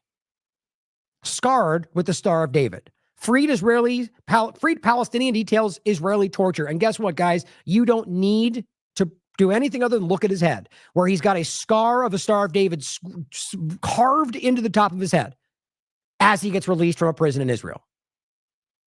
It just can't, I mean, it's insane to me how we can't be honest about this. Here, Brian says, pro-Israel groups in America. IDF does everything it can to minimize harm to civilians. And then Israel? We annihilate every city, just like the guy just said. Here is a post. Popular government-backed push news outlet posted this caption. The annihilation of Rafah is complete. See, out here, they want you to believe that it's all about pinpoint targeting, like ridiculous Rabbi Shmuley. If you even want to pretend he's a man of God. I say that because of his actions, not because of anything else. He is literally acting in ways that are not in any way synonymous with whether Judaism, any of them, guys, any of them. But the point is they say that, and then in Israeli media, and in their circles, they go, yay, good, kill them all. It couldn't be more clear. Lastly, footage shows, and this is from yesterday, the moment Israel bombed tents and an UNRWA flower distribution point, in Al Raqab Al Gharib neighborhood of Bani Shihuli. How do you say that? Shihula, east of Khan Yunis.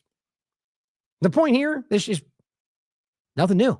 Sadly enough, how disgusting it is. This is just, this, you might go, was that the same one we saw from 2 days ago? No. Every damn day they're bombing tents full of people because that's all that's left. We're still pretending these are tunnels and human shields, guys. They're just murdering people. That is what they're fighting for. That is what they're fighting to protect as they deport people who dare to call it out. I know you're better than that. I know that we're better than that. It just kills me that people out there want to present to the world a different picture. Stand up. Thank you for being here. Try to get this out there. It just kills me that we're watching this happen in like rapid succession. And I believe strongly, and you may disagree, that the majority of people in this country are better than this. And they're telling people that.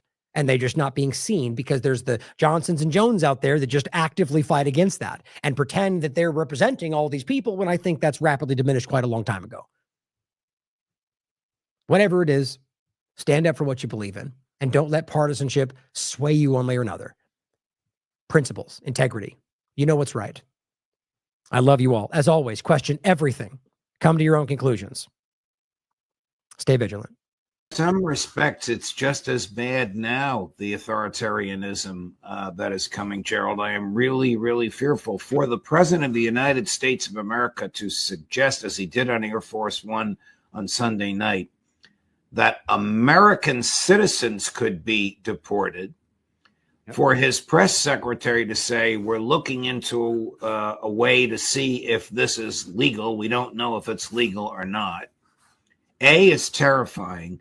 B, betrays such a profound ignorance of first principles to which he is sworn. He is sworn to preserve, protect, and defend the Constitution and to enforce federal law. You mentioned that you're open to deporting individuals that aren't foreign aliens but are criminals to El Salvador. Does that include potentially U.S. citizens, fully naturalized American? If they're criminals and if they hit people with baseball bats over their head that happen to be 90 years old, and if they rape 87-year-old women in Coney Island, Brooklyn, yeah, that includes them. What do you think? There's a special category of person? They're as bad as anybody that comes in. We have bad ones too. Profoundly un-American, utterly unconstitutional, and I'm sorry to say, is coming.